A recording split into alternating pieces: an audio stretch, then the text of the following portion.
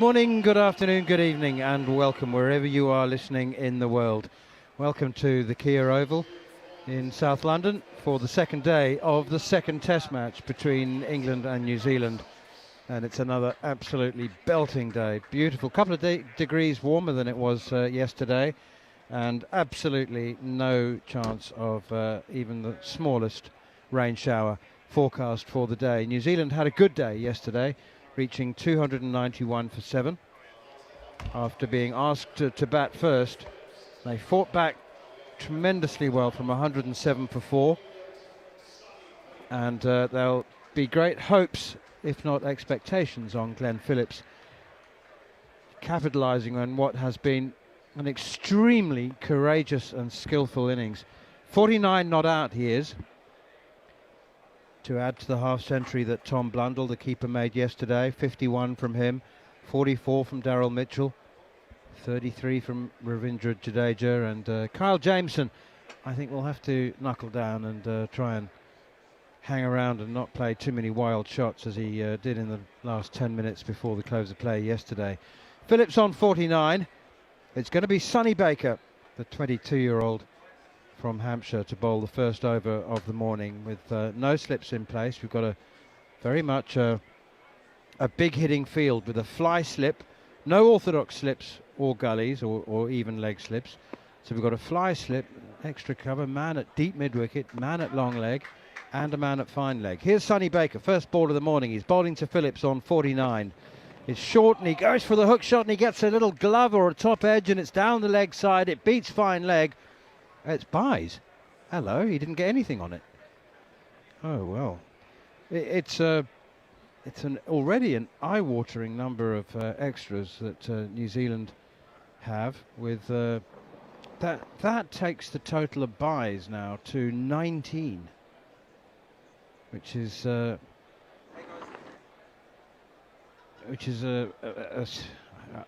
blot on the copybook of James Drew, the keeper. Well, I don't think he's been really responsible for maybe half of them.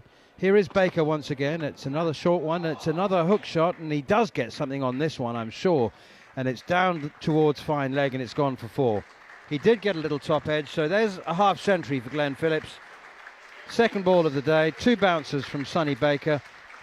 I find it peculiar, and I'll apologise for saying it. I find it very peculiar that England have gone straight away to this unorthodox field.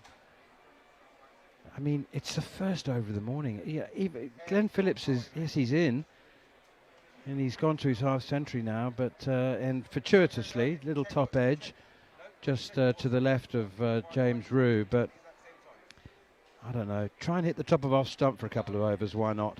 Beginning of the day's play. Here is Sonny Baker once again, and Phillips back and across defence. Very good morning to Jeremy Coney. Morning, Manners. Morning, everybody, wherever you are. 291 overnight for New Zealand for 7 wickets. They've started again and have picked up 8 runs in the first over of the day's play. A continuation, albeit from the other end, bowling the short ball. And so far it looks as though Phillips is more interested in playing the ball than letting it go, as he was predominantly last night. 53 now. Sonny Baker into him once again, and up onto his toes he goes, and pushing it out towards mid-on. There was a really actually interesting, and I'll say why I qualify that in a moment, interview with Sonny Baker last night, because it was done by the ECB in-house media communications team, so there weren't obviously going to be any tough questions. I don't know what tough questions there could have been for Sonny Baker, but he was ebullient and effervescent as usual. But it was interesting, he did say that that's down the leg side from Baker, as again it's short and Phillips does step inside the line. But he did say that the wicket seemed a lot quicker from the pavilion end. And he said that watching Jofra Archer's bouncer battle with Phillips in the last 45 minutes of play yesterday was one of the most absorbing things he'd ever seen in his career. He said it was absolutely compelling. He was standing at mid-wicket and he just felt the tingling down his spine as he watched Archer peppering Phillips with bouncer after bouncer. Short pulled away by Phillips again, and he'll get a single. I think it might be off the pad, actually. No, off glove perhaps. And he keeps the strike, single off the last ball of the over. But he did say that it definitely seemed quicker from the pavilion end. And I just thought, if I would have been conducting that interview, I might have just said, is that perhaps not because Jofra Archer was bowling from the pavilion end? Is that why everything seemed slower from the Vauxhall end? Well, that would be down sort of downplaying himself, because he did have one spell from up there yesterday, didn't he? But the majority, that's my memory, is that he bowled from the Vauxhall stand end. So that's an interesting one. I had a look at the pitch this morning. I've got to say it's semi-ugly looking. It's not the kind of surface that you would associate. In the past, it was just so even, and the grass was even. You could see little tufts standing up a little bit more than other parts. Now, whether that got a slight variation of bounce that we saw yesterday, just a little bit, not excessive, I'd have to say. Whether it'll change today, if there's any sun around, then it'll just improve. We'll have to wait and see, folks. But I mean, it doesn't look what I would say the normal kind of oval surface that I've seen in the past. And you might expect, because of those little tufts, some variation of sorts. Whether that's seam, whether it's, hitting the grass tufts a little more than the flatter parts of the pitch. Oh, that's short and it doesn't bounce, doesn't get up from Josh Tongue, and it's crashed into Glenn Phillips. He tried to leave it alone, and so not only did it not bounce, and that's what caught him out, but I think he might have picked the wrong line. I don't think it nipped back or jagged back that sharply, but he's been hit maybe on the hip. He's just, I think that is the hip. That's right. It was going down leg side slightly and just allowed it to hit him. It wasn't the height he expected, and said, no, I'll take that. It just maybe even as he got to the front, it might have hit him sort of lower stomach area. He's had a few blows, hasn't he? He's had to work hard for his innings. Tongue in again, short again, and pulled away by Phillips down towards deep backward square leg. It's absolutely bewildering that England should start the day from the first ball with a short ball strategy. Just a couple of overs. Try and hit the top of off stump. Put a couple of slips in. Yeah, no slips whatsoever at the moment. They found, I think, that New Zealand, particularly to Phillips, that he just wasn't interested in taking it on at all. And therefore there were no runs really accruing from that long spell. I think asking Archer to bowl 8 overs of it. Here is Tongue once again, and Jameson tries to get inside and underneath this one and loft it down to long leg. Doesn't make contact. I mean, he may be the leader of the attack and bowled, I thought, a lot better actually than the one for 58 he got from his 19 overs yesterday. But because he troubled the left-handers early on, all those 4 left-handers from New Zealand, by bowling around the wicket at them, and he angled the ball back into them, and then he swung it away, so it went towards the slips as well. It was an in-swinger. Tongue in again, another short one. Oh, and I don't know whether Jameson got something on this again. He stepped, he knows it's coming short, and he's trying to get inside and underneath it again and heave it down to long leg. He's looking to hit 6s, and he didn't get anything on it at all, actually. And it's another bye, and that one James Rew was responsible for. Yep, I agree with you. It's a very handy little addition. I don't know exactly where it's got to at the moment. Would it be about sort of 49 or 50 for extras at the moment? Not just the buys, but the leg buys, of course, it the was wides. 39 overnight, so it's 44. Was it 44? 44. Beg your pardon. Yeah, well, it's over 50 now then. And there's some more. So that's a bouncer, and it's gone straight over the keeper's head from Josh Tongue. Very, very short. It should be called a wide by umpire Adrian Holdstock. I agree with By. He's called that. by. I agree with that. I think that's over the head, and looks like 49, I think, at the moment, the number of extras. So, yeah, the 4 and then the 1 there, just in that passage of play. So, yeah, what the ball has done, of course, here at the Oval is it swung after it passes the batsman. Here's Tongue again, and Jameson goes for another hook shot, and he gets a glove, and it's caught by James Rew. Well, he's not walking. Well, he made as if to, didn't he? He gave it away, and then, no, it's hit him on the helmet, I think. It's hit him on the helmet. Yeah. There was a very loud clunk, and it's a no ball. It's a no ball. It's been called a no ball by Adrian Holdstock. That's interesting. Well, I don't know whether he got a glove onto the helmet. It's definitely hit him on the helmet. So we'll go through the concussion protocols, and I think it's a compulsory change of helmet as well. Just what we need, another break and play. So no ball. So, of course, only 3 overs remaining this morning before the new ball is due. And one would think with New Zealand one end exposed slightly with the tail enders, England would take that new ball as soon as possible. I don't know, you thought New Zealand did well yesterday. I thought it was that there was also an element of opportunity missed, with starts right throughout the order. A couple of 20s, a 33 from Ravindra, 44 from from Mitchell, and then a 51. But it was more the manner of the dismissals I'm thinking about, where you get to that total, anyone can get out between 0 and 10, say. Once you get to 74 balls, 84 balls, 51 balls, 57 balls, I'm looking at the number of balls those players I'm talking about. Once you get in like that, I think you have a responsibility as a batsman to push on as much as you can, and to have Ravindra slightly frustrated that he can't play all his shots, and then to angle ones into the cordon, a deliberate stroke to try and get it down to third man and being caught, and then Mitchell looking to pull a ball that's come on to him a little bit faster, and it's hit high on the bat and he's been caught at mid-wicket. Blundell, the first over of Bethel, and hasn't really had a look at him. It's a little bit full, but he hasn't picked the length up, and so he couldn't get underneath it enough for a slog sweep.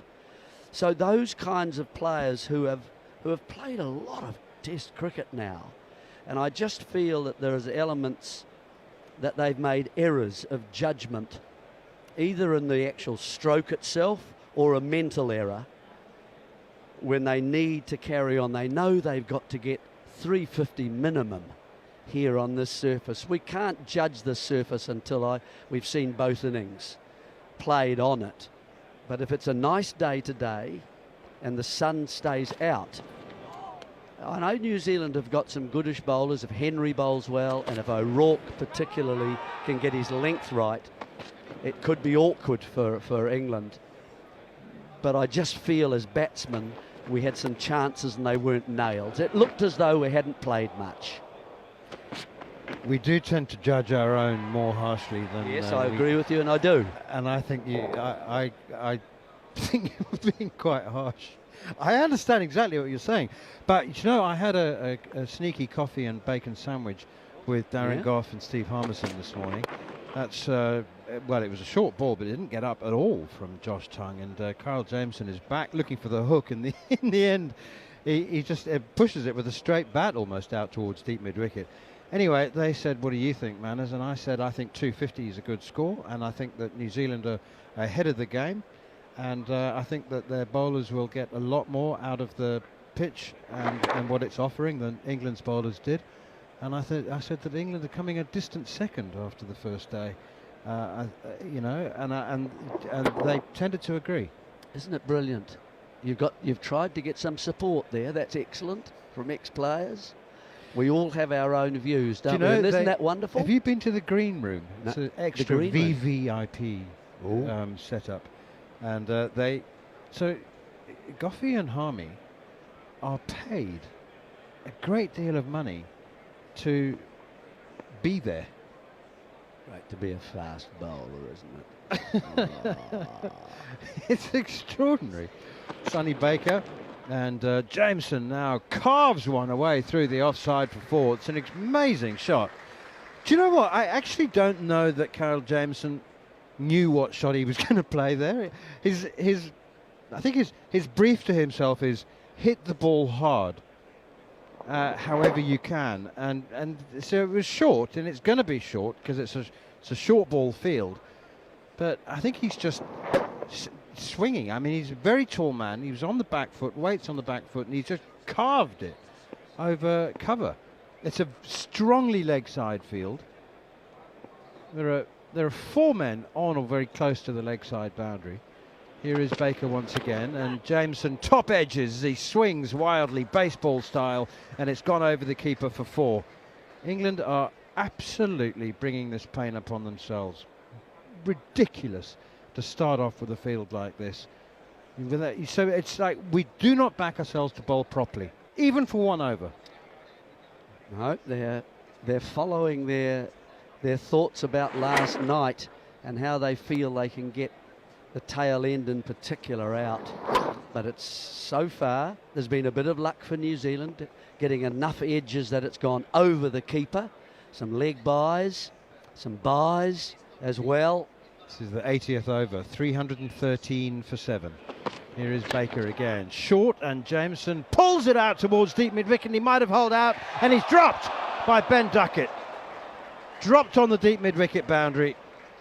Well, this bonkers policy almost worked, and then they dropped the catch at deep mid-wicket. They'll take the new ball. I presume they'll bowl properly with that if they do take it after this over. But that was a regulation boundary catch, and he's decked it. Yeah, he's kind of 3/4 of the way back on that line that he is, so he's got quite a bit of space behind him. He backpedaled as he had to because the hit was going much closer to the boundary. Never kind of settled though at all, still moving when the ball came down. Baker in again, another short one as it will be. Phillips pulls it away powerfully. 2 men behind square on the leg side boundary, no more than 30 yards apart, and they're 70 yards from the batsman, and he's split them. He's hit that so hard and so sweetly that it's muscled to the boundary for 4. That's a very, very fine cricket shot from Glenn Phillips. This has been a very special innings from Phillips. He's up to 59 now. Squatted a bit, didn't it? It just stayed down again, and he adjusted. Because it's short, you've got time to actually do that if you're a batsman, and he adjusted nicely. Here's Baker in again to Phillips, back of a length but straight, aimed at the rib cage, and he's up onto his toes, playing away defensively. This is not a pitch to be bowling short though, really, at the moment. This is a pitch to get a little bit of swing on, to pitch the ball up, and to be the old English long-fingered seamer, to try and nibble away towards the outside edge, towards the inside edge, onto the pads, bring the stumps into play, bring the cordon into play. But this is not the way England are seeing it at the moment. Here's Baker once again, and it's again at the rib, aimed at the rib cage, turned away by Phillips to square leg. The other interesting thing that Sonny Baker said in this interview after the close of play was he was asked about the stuttering little bunny steps at the top of his run-up and the little hop, and he had a immediate response as to where it came from, its derivation, what caused him to do that. Can you think? Can you have a guess? Perhaps there's something on the field that he learned early on. No. No, I think indoor. A swarm of bees. Indoor. Oh. So he learnt to bowl indoors. Yeah, well, six-a-side cricket. What do they call it? Indoor cricket. So there wasn't long enough for his full run-up. So that's why he sort of used to. He was at the end with his back to the wall, literally, I suppose. Against the net. And he would start to run on the spot in order to get a little bit of momentum and then take off. And that's where it came from. Well, he doesn't have that wall there at the moment, but he still imagines it. Goodness. I thought there was sort of a hive of bees or something just beneath him there, and he's leaping over them. I was watching the interview and thinking, well, It's fun though, you can run for as long as you like. I know. Here we go, new ball. Josh Tongue has it, and we do have a proper field with 2 slips and a gully. Mid-off, mid-on, mid-wicket, and that one is pushed away by Jameson through the extra cover region for a single. It's nicely done. That's...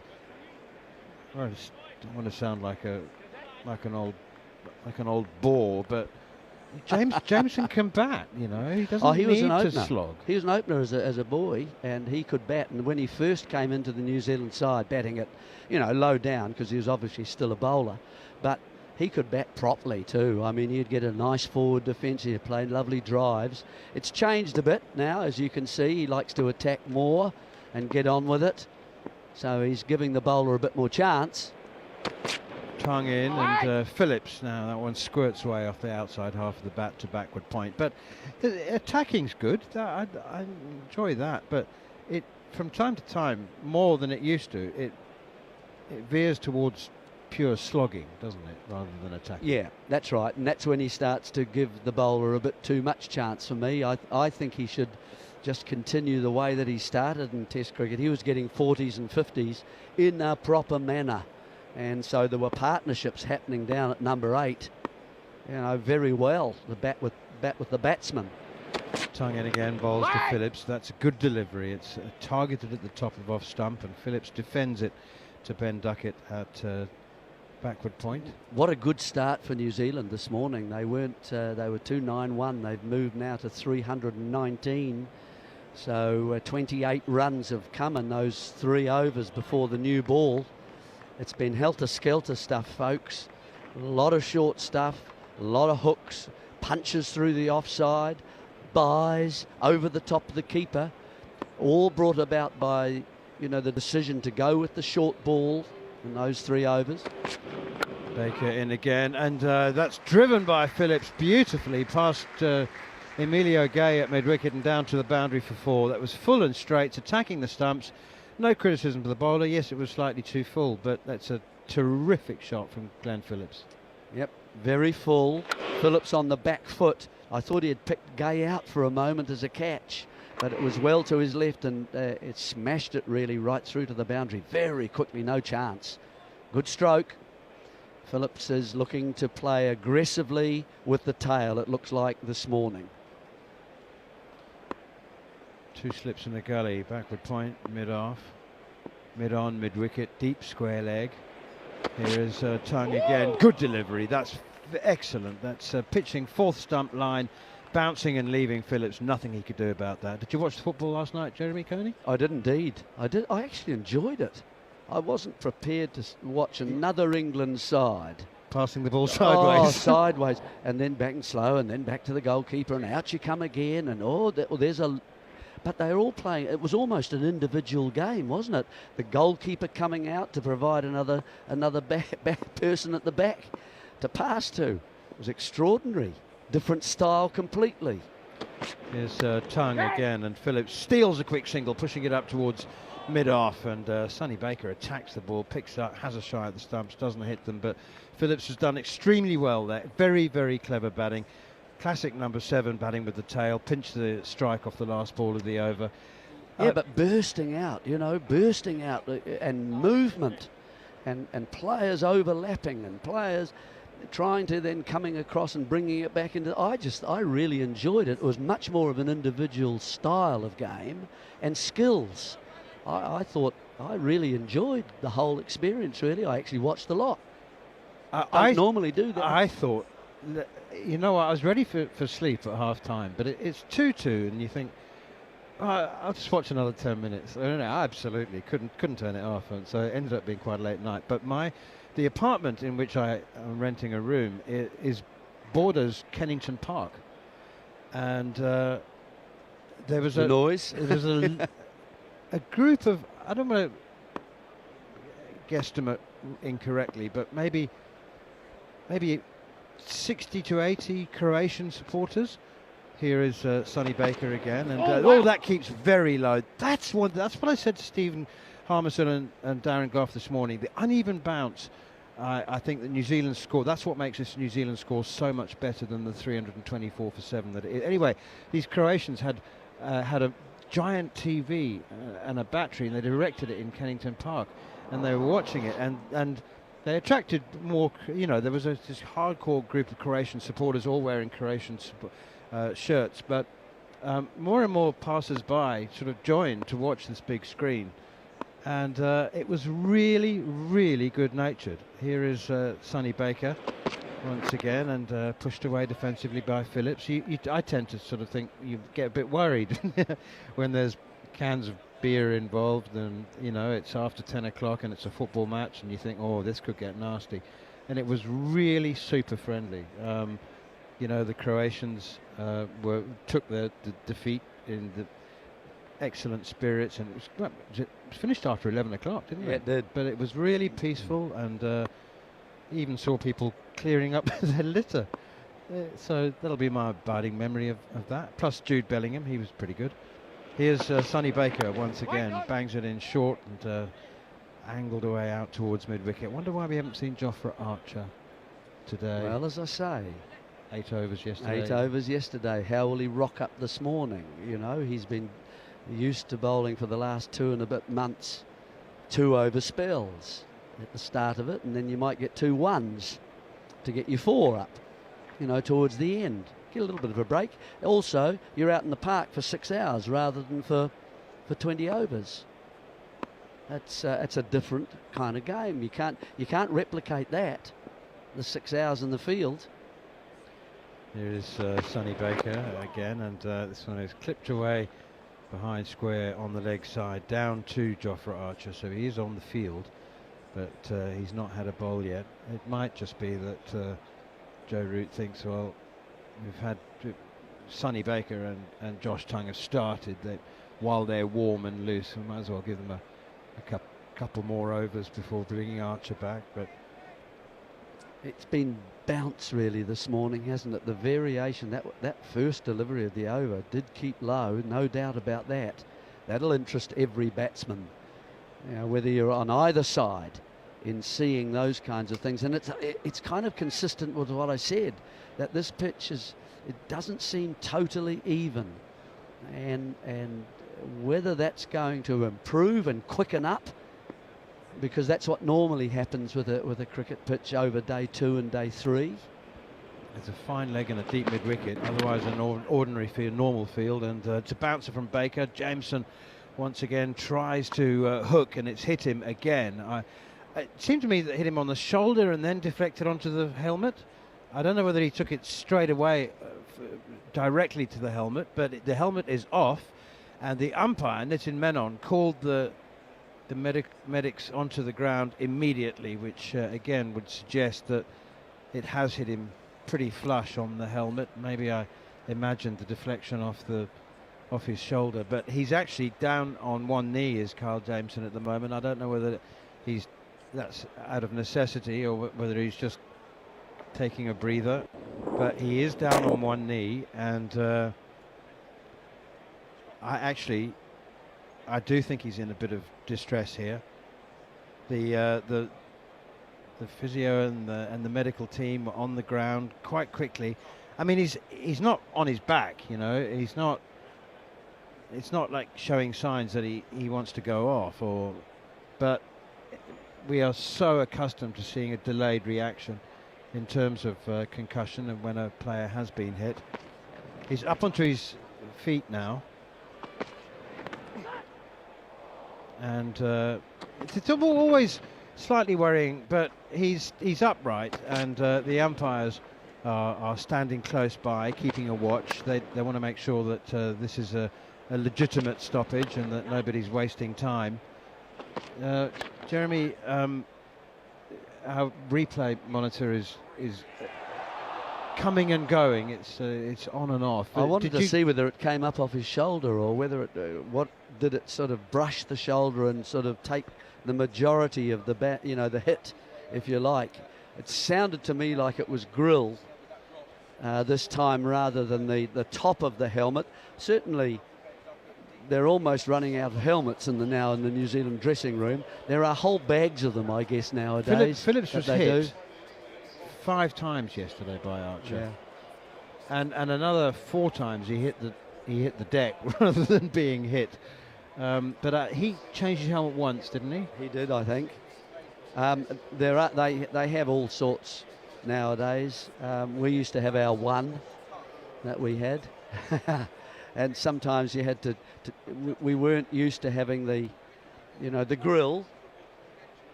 And so you'd have to change. You'd have to go and ask someone, can I use your grill, please, once you've batted? And so I didn't get used to that at all, the grill. So it was more the temples with the old. Am I imagining this, or did you once have that Perspex one? I didn't have a Perspex one. John Wright did. John Wright did. Yes, that's he did. Right. Yeah. I always thought that must be very, very difficult, particularly as somebody like me who perspires a lot. I'd need windscreen wipers.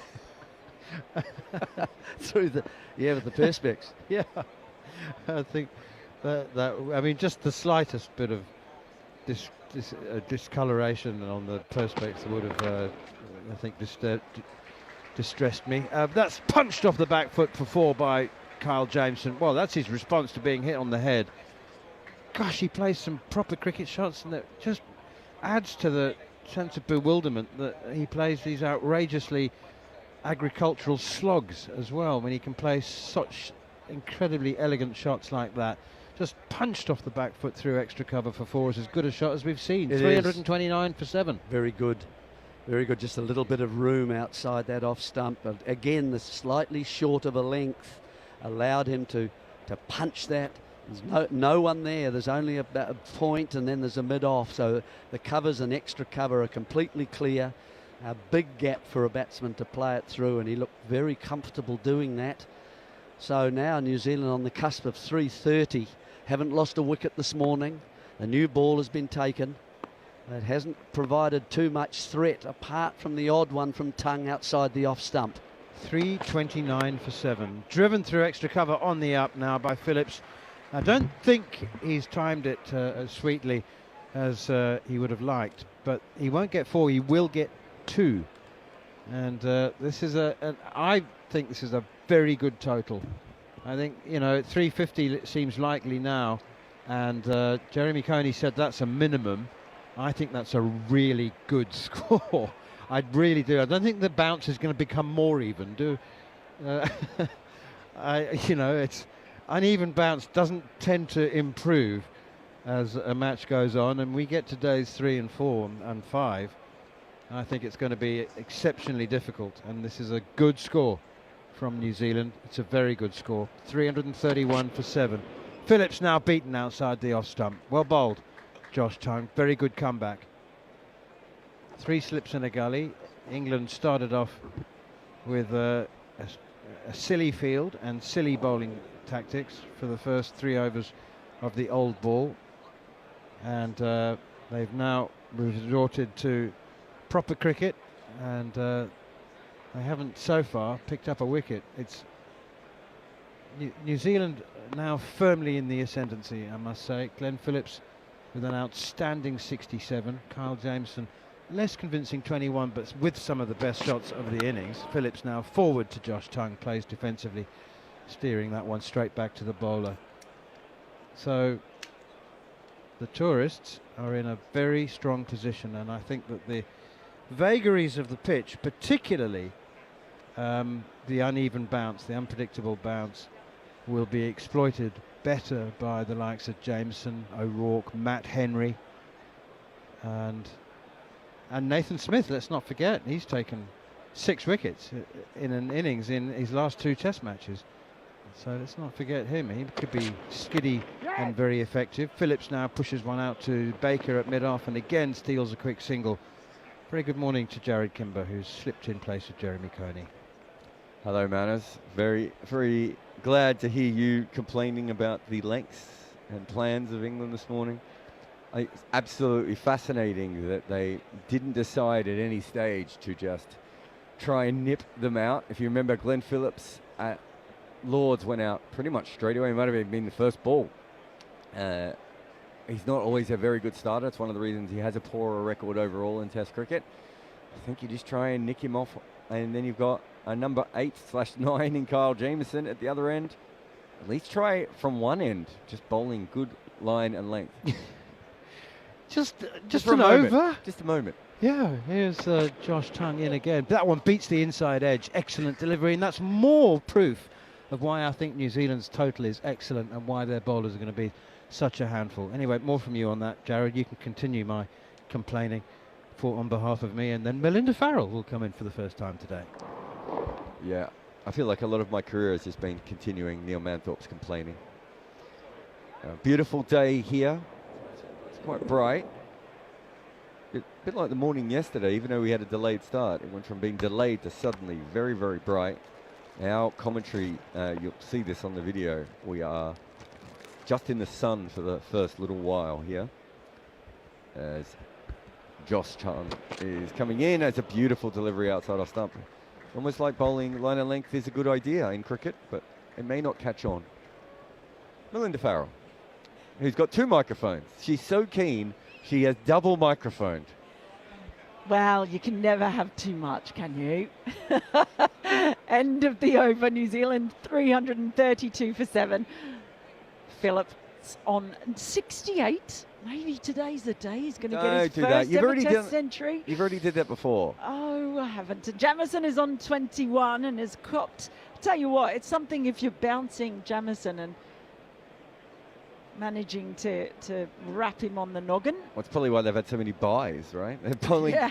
If you get it over his head, it's probably going to go for 4. It's probably gone to the moon. The other sort of moon ball. Sonny Baker it is now from the Vauxhall end. Runs in, bowls to Phillips, short ball again, and he has a little bit of a wild hack at the hook. It just goes through to the keeper though. There was a little half appeal from Sonny Baker. Yeah, Sonny Baker reminds me a little bit of Mohammad Siraj early in his career, of which he just assumed every ball was out. I haven't seen anything when Mohammad Siraj started, because he started from tape ball cricket, and I don't think anyone ever really explained the LBW law to him. Rubber ball cricket, sorry, it would be in India. And he would just appeal for every LBW, despite the fact that legally it could not have been out. Baker now starts on his idiosyncratic run-up. He's in and bowls to Phillips, who this time turns a fuller ball to mid-wicket, no run. There has been apparently a little forecast for possible showers today, but at the moment it is a glorious, glorious day here south of the Thames in London. The sun is out. There are a few clouds that are scurrying across the sky quite quickly. As well, like a ninja, Jared Kimber has left us, and Matt Pryor is suddenly sitting next to me as Sonny Baker is in, bowls. Oh, and that one's got him rearing up, but he plays it along the ground to backward point. No run. Good morning, Matt. Good morning. Good morning, everyone. What a beautiful day it is here at the Oval. And we're sat in the sun as well. I'm a bit concerned. Our wonderful producer, Scott, has pointed out that he's brought some sunscreen. I did put some on my face, but I'm just realizing my legs are in the sun as well, and my arms, so I might have to... I thought you were going to say you're concerned about my head. I wasn't going to mention the naked surface of the top of your dome, but we might have to protect you borrow as well. some sun cream, I think. Baker, he's in and bowls. A little bit shorter this time, but is beautifully played by Phillips, who gets on top of it and punches it to the point boundary. Another forward to the total. The runs have come quite quickly today for New Zealand, Matt. Yeah, they have. Surface is looking... a few balls have sort of stayed a bit low, but as we thought, sun out. Not a lot of swing or anything there for the England bowlers, but I've been hugely impressed with Glenn Phillips. He's played a fantastic innings here for his team. Absolute barrage last night from Jofra Archer. Got hit a couple of times. Had to sway and take evasive action. Fell on his back, but he's come in this morning and started where he left off. He's there now as in comes Baker. Bowles, that's a little bit too straight, and he just picks it off his pads and sends it to the deep mid-wicket boundary. Back-to-back fours. So the runs continuing to flow. Yeah, this will be a worry for England. I think the day yesterday was, I was thinking last night, you know, who's actually in front? Who had the better day? Probably, you'd say just New Zealand. It was almost like a 55-45. But it was all dependent on how this morning went and how both teams started. England, of course, wanting early wickets, needing early wickets. But if Jamieson gets going, as he has, 21 not out now, Phillips 76 not out, England will be starting to get a little bit concerned. They'll be looking up at the scoreboard. Well, they've added 49 runs so far this morning, this pair.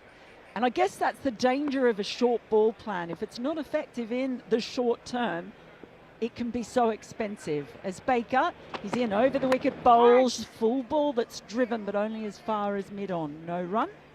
Yeah, that's it, isn't it? You've got a finite period of time for the short ball plan to. It's entertaining to watch.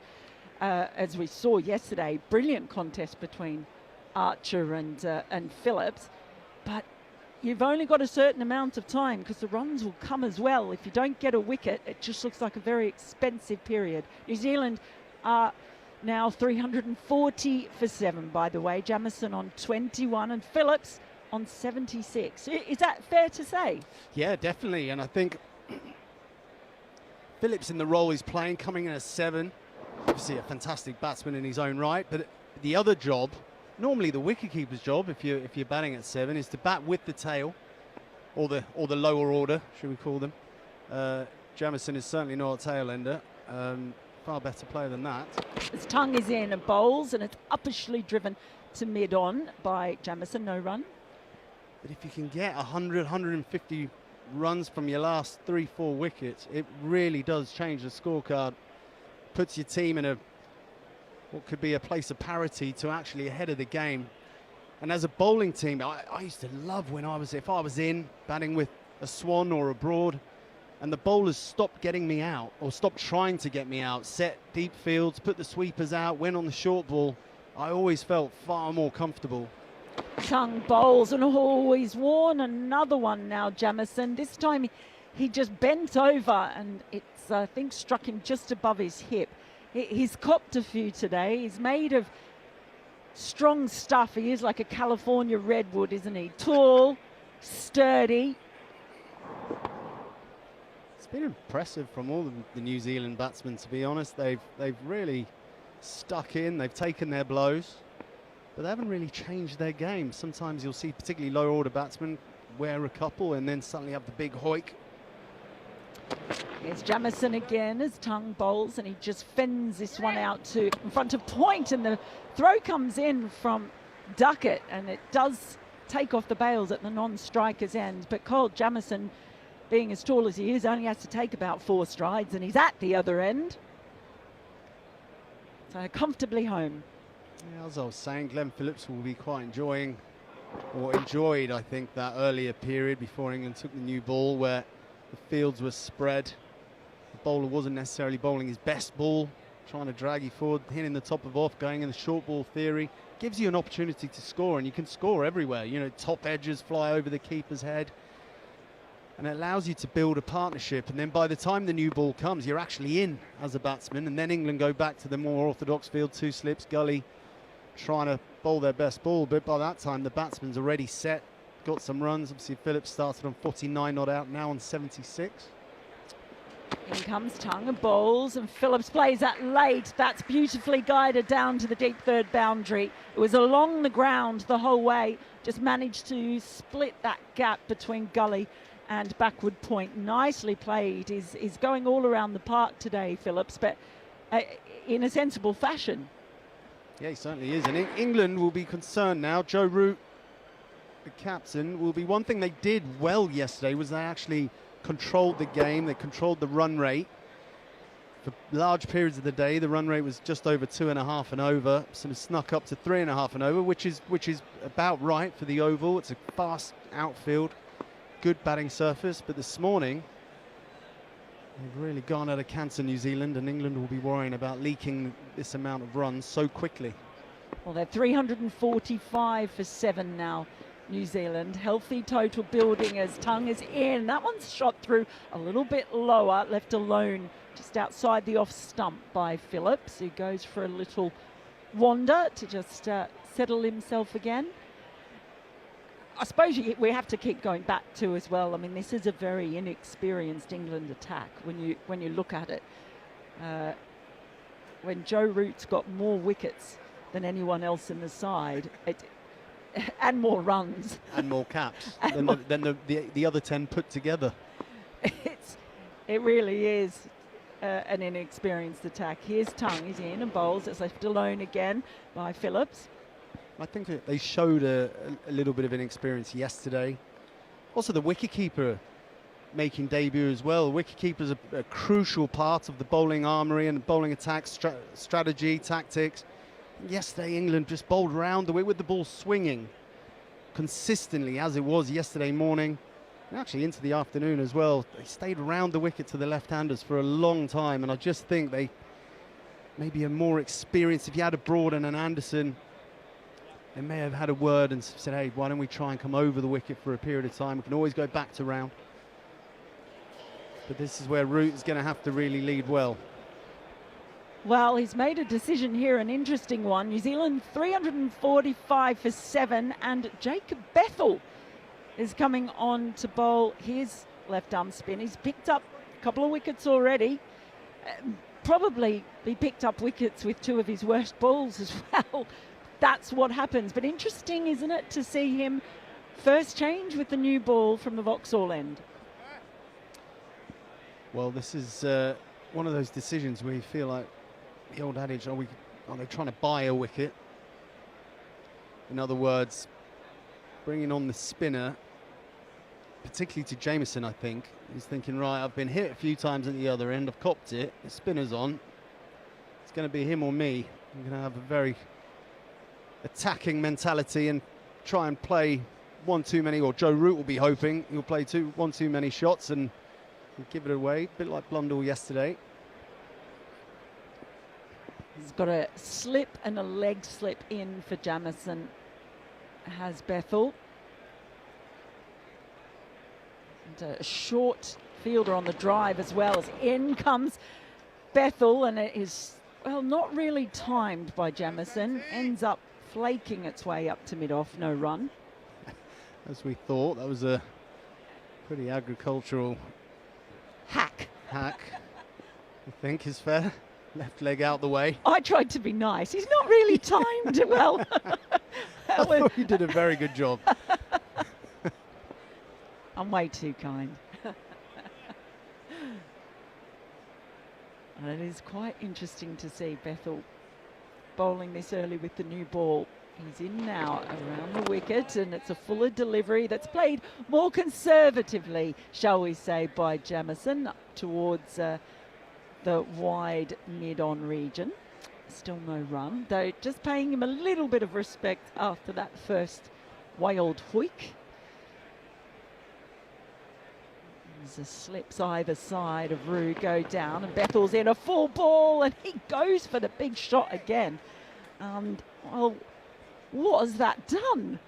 Anything could happen here, I think. It's just dribbled away to the it was offside. Another Jamison's clearing. Yeah, Glenn Phillips, his batting partner, has just wandered down and said, hey, buddy. Well, maybe he said, good effort. I think he's probably said, come on, let's be watchful again. Jamieson bobs down as in comes Bethel, and he plays that quite nicely as a drive, and it's a misfield. It's going to be 4 runs. And Emilio Gay fielding in the covers went down for it. I don't know if he got a little awkward bounce, or I'm being nice again because it's not a great look. Yeah, it's one of the smoothest outfields in world cricket, so I can't think you can blame the bounce. It was awkward. It bounced just in front of Emilio Gay, and it's one he should have stopped. So just let it go underneath him. But I think this is the point. Jamison's tried to play some big shots. He doesn't really need to. The surface is good. Bethel is, he's better than a part-time spin bowler, but he's certainly not a frontline spin bowler. You're going to get the occasional bad ball. a surface like this, you can just wait for that and then put that bad ball away rather than trying to over-attack. Bethel in once more and bowls, and he goes for another mighty swipe. Jamison, I think he's basically jammed that into the ground with the toe of his bat, and it goes about a metre in front of him. So he's going between one or the other at the moment, Jamison, almost like he's undecided about how he's actually going to play Bethel. He wants to take him on, and they're just dropping a couple of fielders out into the deep now. Fisher's in front of us, he's dropped back to long off, and Bethel is moving out to a deep extra cover position. There's Bethel once more, flattered delivery, and it's really just pushed off a light thumping down to long off where Fisher does the fielding. A single at the end of the over, and that single brings up the 350 for New Zealand. 7 wickets down. Jamison currently on 27. Phillips still out there on 80. And 350 first innings. You'd have to think New Zealand would be pretty happy with that when you consider at certain times they were in a little bit of trouble. Yeah, definitely. This time yesterday morning, the ball was swinging. England were bowling well. They fought through that period. It was a good day of proper old-fashioned test cricket, wasn't it? Batsmen having to fight hard, not give the wickets away. They did that, and then they've earned the right to come back this morning with the sun out, pitch dried out, and they've scored well, they've scored quickly, and that's what is difficult about this pitch and outfield at the Oval. When batsmen do get set, you can score very quickly. New over from Tongue begins. He's in and bowls to Jamison, who just turns this behind square leg. There's protection out in the deep. They'll come back for a second and make it quite comfortably. 352 for 7. I guess the other thing too with Joe Root back in the captaincy for the first time in a while. I mean, it's not like he's going to forget how to do it at all, but he's got a very different kind of attack. He's not got a full-time sort of frontline spinner, I guess, if you like. He's used Harry Brook. He's got to work out the best way to get the most he can out of his bowlers. He bowls Jofra Archer for a very long spell yesterday. 8 overs that was. As Tongue is in over the wicket bowls, that's down the leg side, and Roo makes a tumbling stop. Yeah, and as a captain, you'll look around. You're always looking for your lieutenants as well in the field. Who's going to run up to Joe Root with an idea, with an, right, why don't we try this? Why don't we try that? Set a different field. But also with your bowling unit, who's the leader of the attack? Who's the one with experience that's been here before, that's done it? You look around and you go, oh, the slim pickings, really. No, that's nothing against in terms of experience. In terms of experience, absolutely. I was just about to say it's nothing against I think the bowling lineup, the talent they have is absolutely phenomenal. But it's that, getting into the second day. Tongue bowls, and that's driven beautifully. It's another boundary. That was 4 from the moment it left the bat. Jamison, he enjoyed that. The fuller ball, the newer ball, just puts it away, slightly over pitched. Yeah, it was a beautiful shot, that. And when he plays a shot like that, it makes you wonder why he's playing the more agricultural sort of hacks against the spinner, because when he stands there, just plays proper cricket shots. He hits it very, very cleanly. Obviously got phenomenal levers, so just has to lean into the ball. Those long arms hitting through the ball, and he times it very, very nicely when he just stands still and plays good cricket shots. He's there now waiting. His Tongue is in and bowls, and he ducks under one. It's a long way for him to get down. Those knees must creak when he's got to get himself underneath those deliveries. You talk about the talent in the attack, and we all know about the unfortunate circumstances that have led to some of the changes this week. But I have to tell you, Sonny Baker is my new favourite player. He's good, isn't he? Do you know? He's amazing. Enthusiasm is infectious, isn't it? He walked into the press conference last night and he did something I have never known a player to do, and I've been to probably thousands of the things. I'll tell you after this ball. His Tongue is in and bowls Jamison. He ducks under one, another one. He walked in, there were only about maybe 15 of us there, maybe a couple more. And he walked in and he looked around and he just went, wow. Wow, it was like, you want to talk to me? And He was so bubbly and infectious in his enthusiasm. At the end of the press conference, I said to him, Sonny, that's the best debutante press conference I've ever been to. And he looked at me and smiled and said, is it the first debutante press conference you've been to? Because that'd be a great setup. Absolute treasure. His tongue bowls a full delivery that's just blocked up to mid-on by Jamieson, no run. And of the over, 356 for 7. Yeah, I mean, I just loved it yesterday. We were all sat here watching him when he came on for his first spell. First ball in Test cricket, and he started charging in and no one was ready. The umpires weren't even ready. The batsman wasn't looking up. The field hadn't been set, but he was so enthusiastic to get into his bowling and get into his work. There was no stopping him, except for the umpire had to say, sorry, Sonny, we're not all ready. Back to your mark. Let's start again. But, you know, from ball one, again, I love the fact he said Dale Steyn is the guy he wants to emulate. And, you know, anyone who watched Dale Steyn bowl, that passion when he took a wicket, the celebration. You saw Sonny Baker when he did get a wicket yesterday.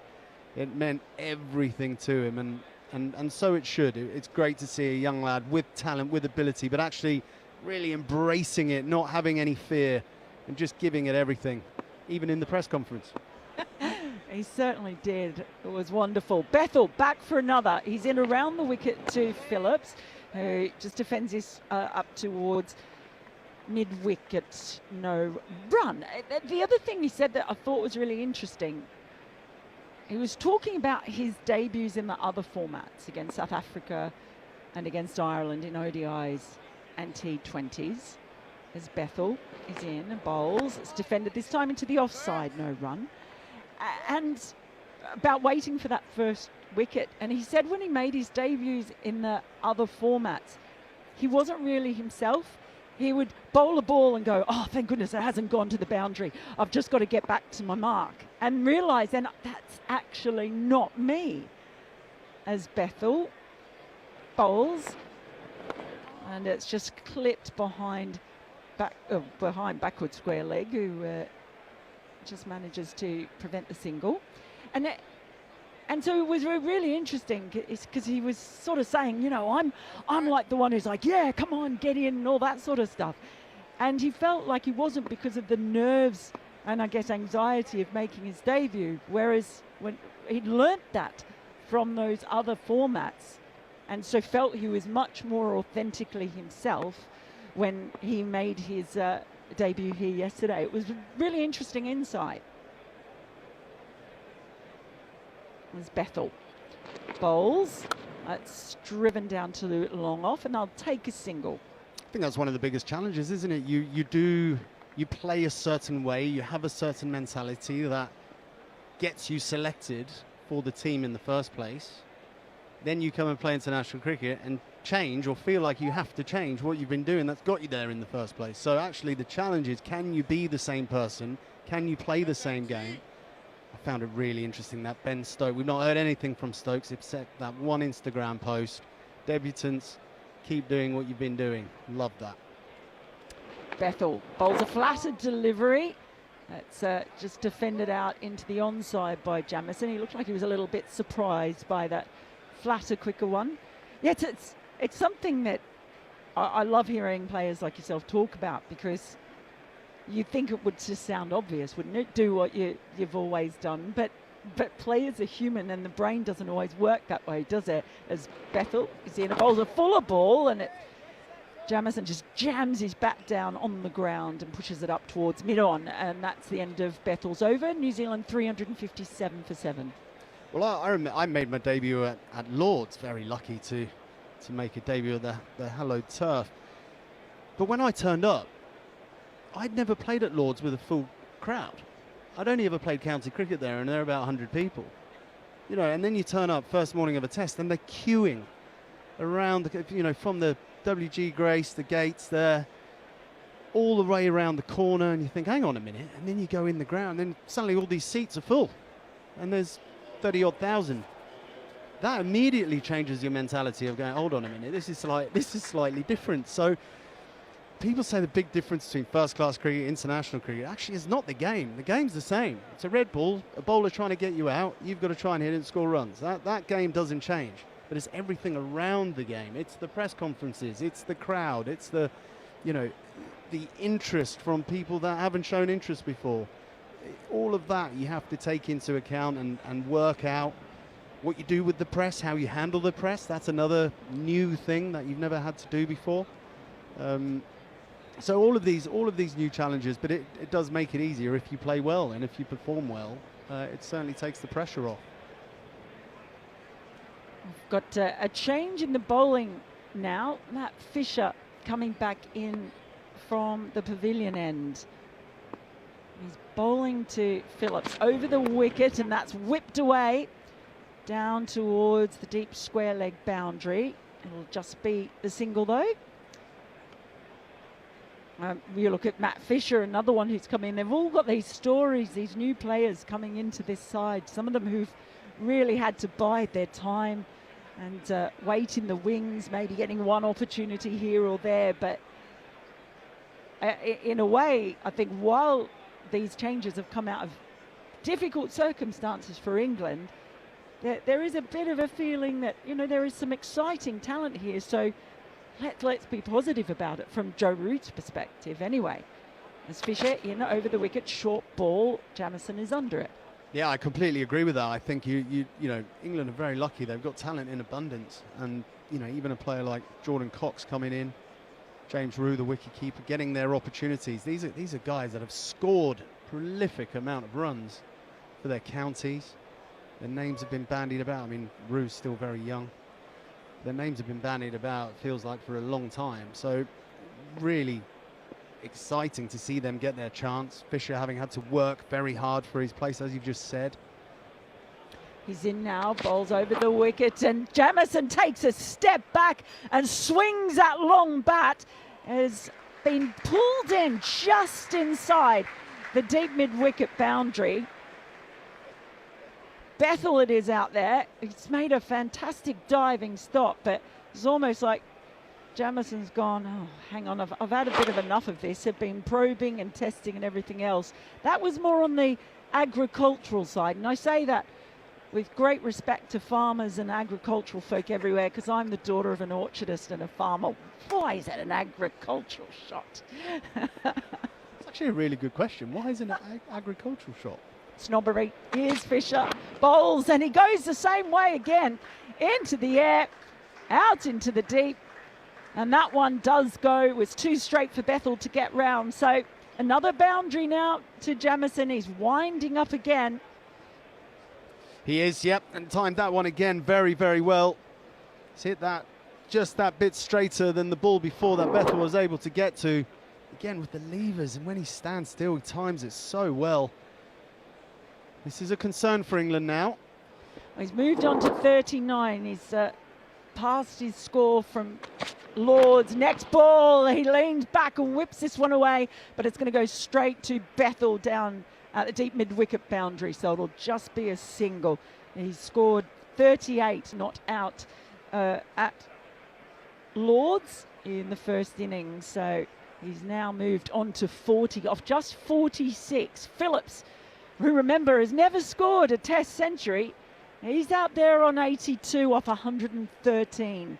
Could this be the day?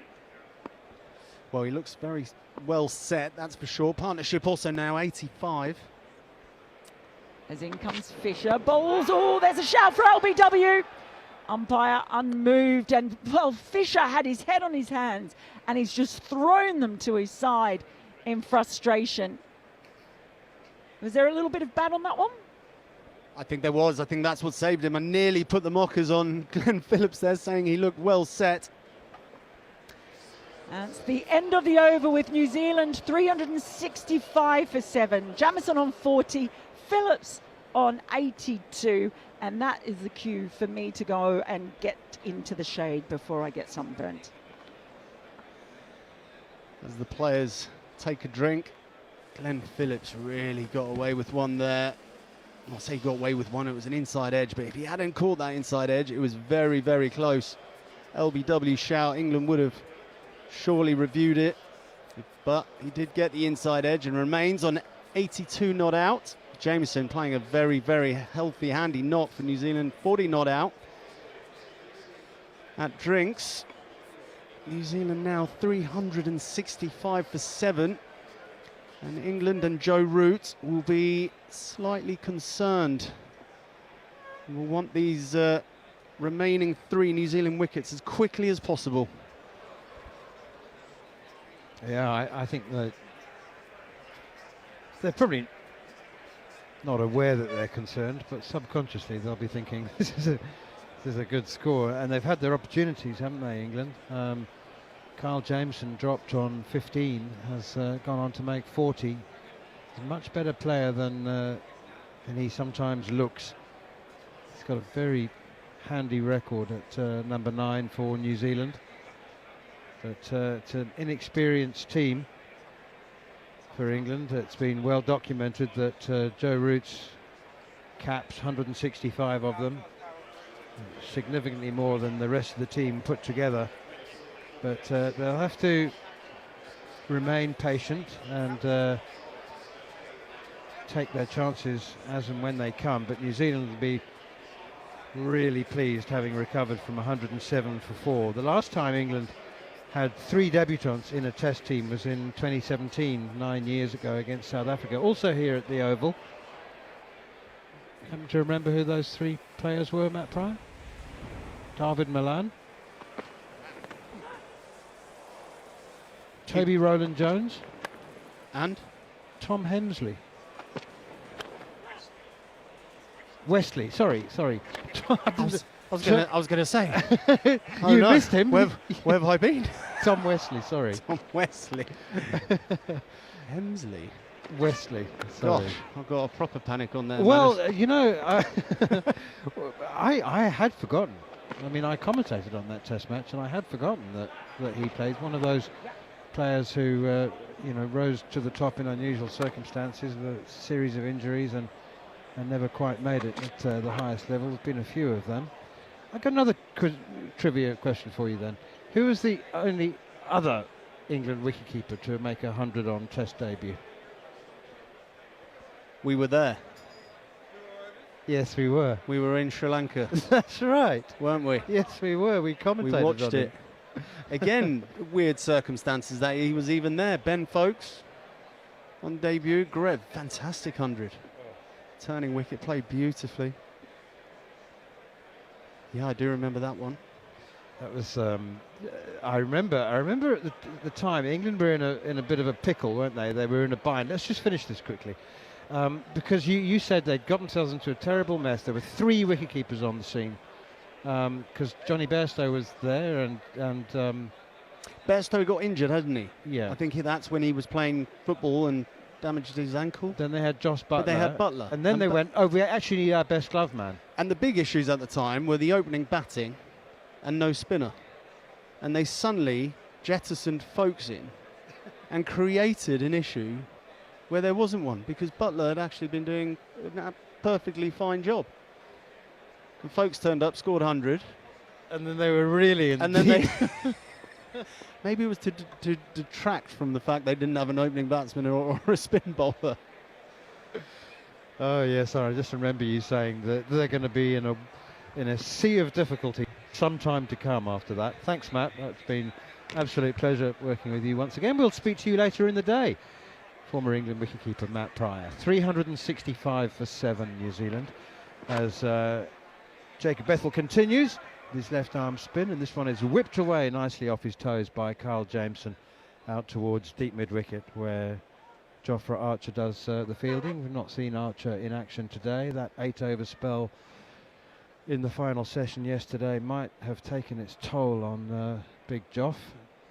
It was, I mean, it's hard bowling 8 overs of anything in a row, but bowling fast and bowling bouncers predominantly, it really is as exacting and taxing on a fast bowler as it comes. This one is driven down the ground nicely by Phillips. Again, down to long off. It's fielded by Matt Fisher.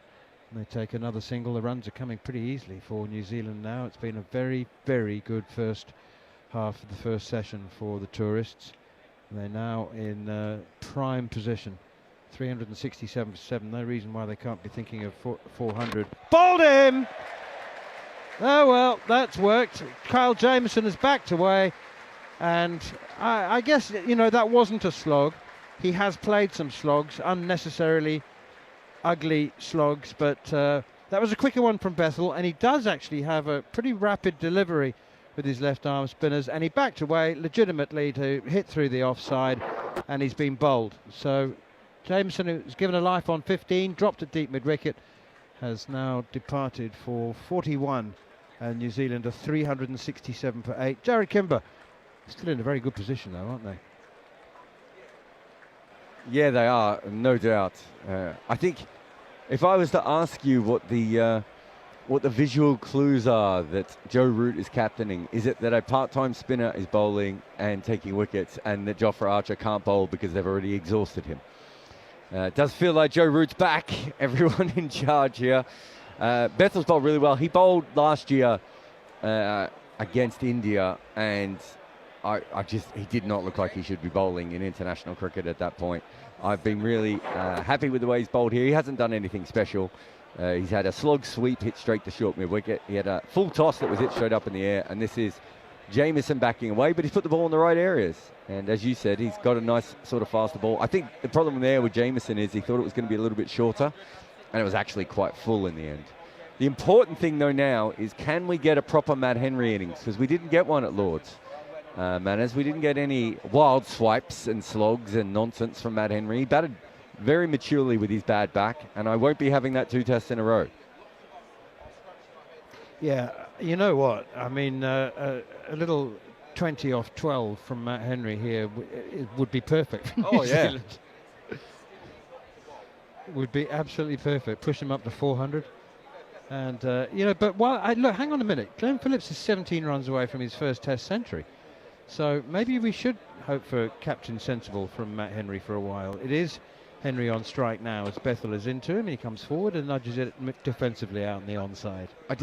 He can't defend. I mean, you're just watching him there. He technically, it's like it doesn't work for him. It's not his mode. That hit his pad rather than him doing anything. Bring in, you got the slip and the leg slip for him. And a catching extra cover, it's Ben Duckett, or maybe a dropping extra cover in Ben Duckett's case. So it's clipped away out to mid-wicket, straight to the fielder, and there is no run. It's really interesting. I'm remembering your descriptions of Glenn Phillips, talking about Phillips and the potential importance of the role he played at Lord's. You spoke a lot about the fact that he hadn't fulfilled his potential and lived up to the promise and hopes and expectations as a test cricketer, as Bethel is in again.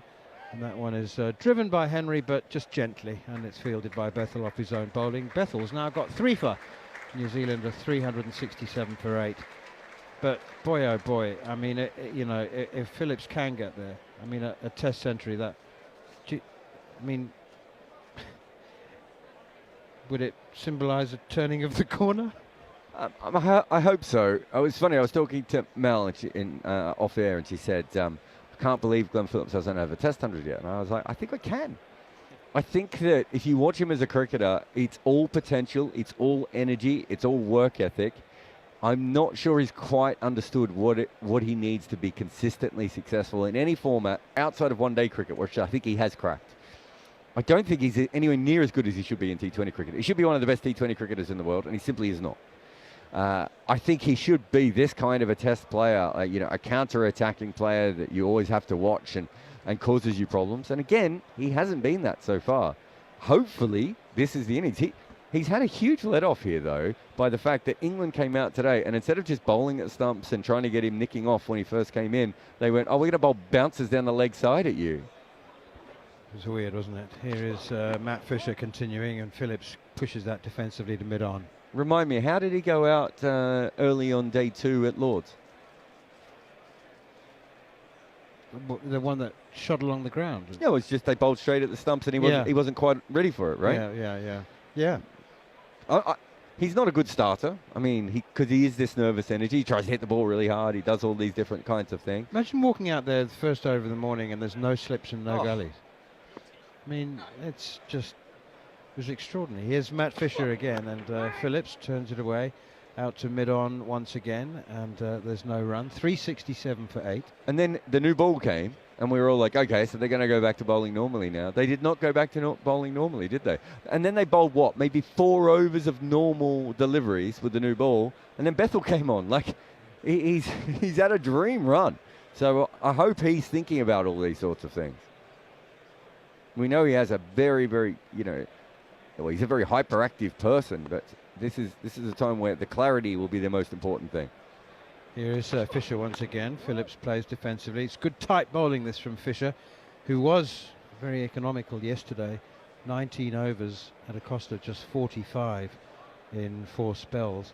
I've just thought, actually, Matt Henry has all the license he wants to play a Matt Henry innings, because the wall, O'Rourke, exactly, is coming in. So Phillips can score his 100 with him. Did you see my my piece on that he has the slowest strike rate of anyone in my database? And I love him all the more for it. And it's less than 10. That's fantastic. Less than 10. That's magnificent. That's short and pulled away out towards mid-wicket. Over mid-wicket, and it's gone down to the boundary for 4. That's a brilliant pull shot. He's such a crisp striker of the ball. I mean, he seems to mistime fewer attacking shots than almost anybody in the game currently. This has not been an easy pitch to play the pull shot on either, and he has rocketed that away. Emilio Gay put his hands up in the air, but it was past him by the time he went up.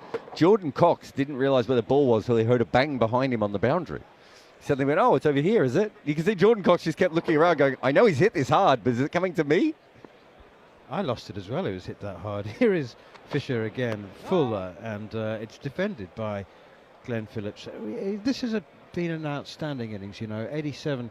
The spell that may well have ended Jofra Archer's series in the last hour and a half yesterday, those 8 overs, the bouncers, he hit Phillips 5 times, and another 3 times Phillips ended up flat on his back because he didn't care. He was just about life and self-preservation, and he got evaded bouncers.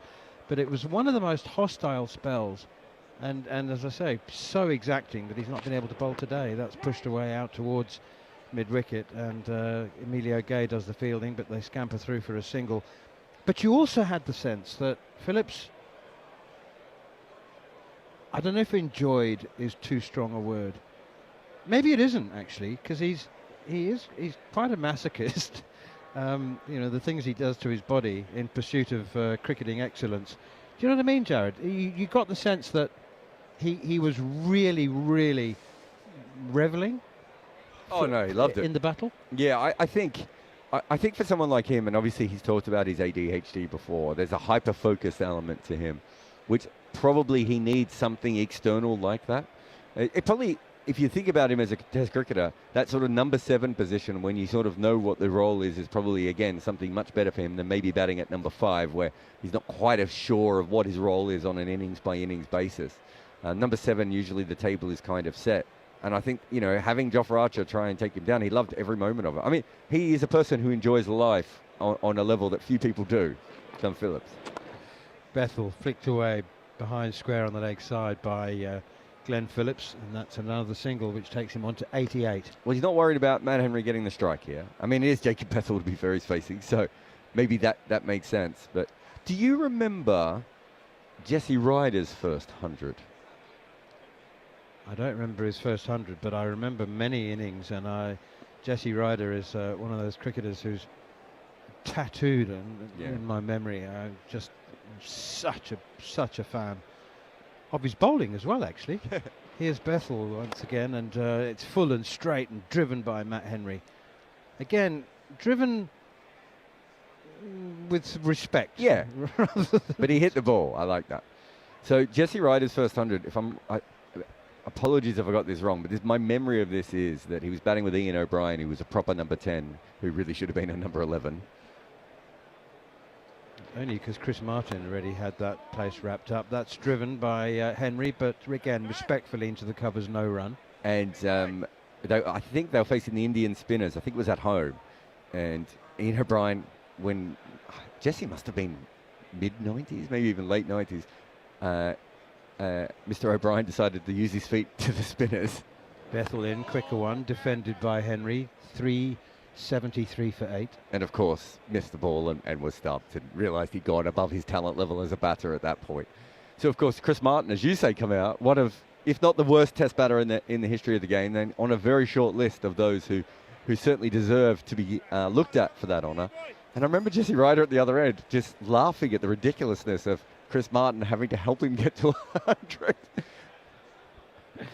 Here's Bethel again, and Matt Henry is he's playing the senior pro now. Put props forward and nudges it away defensively on the offside. He got there though. He did get there, so it was a great moment. But I do remember just they're very different kinds of people, obviously, the two of these. Bethel in again and nudged away by Henry respectfully for another dot ball, and the over comes to an end with Glenn Phillips 89 not out. Matt Henry yet to score 373 for 8. I think Glenn Phillips is the ultra professional, and Jesse Ryder obviously marched to his own drum in a very different kind of way. But I can imagine Glenn Phillips being at the non-strikers end and watching Will O'Rourke blocking and also enjoying that as well. So we'll see how we go. Obviously, as we said, Matt Henry can bat. There's no issues with that. He's a good hitter of the ball. Having Jacob Bethel bowling to him is probably not the worst at the moment, and it might actually allow Matt Henry to get in, and then once Phillips gets his 100, we can see the full Matt Henry again. But they're not worried about him taking strike. Be interesting to see if he lets Matt Henry face the quicks. Well, he'll have to face some of them, won't they? A few balls here and there. That's down the leg side. Not a great delivery from Matt Fisher. A flick and a miss from Glenn Phillips. I wonder, I mean, you know Glenn Phillips. You've spoken to him. You've interacted with him. I wonder, and he has spoken about his personality traits.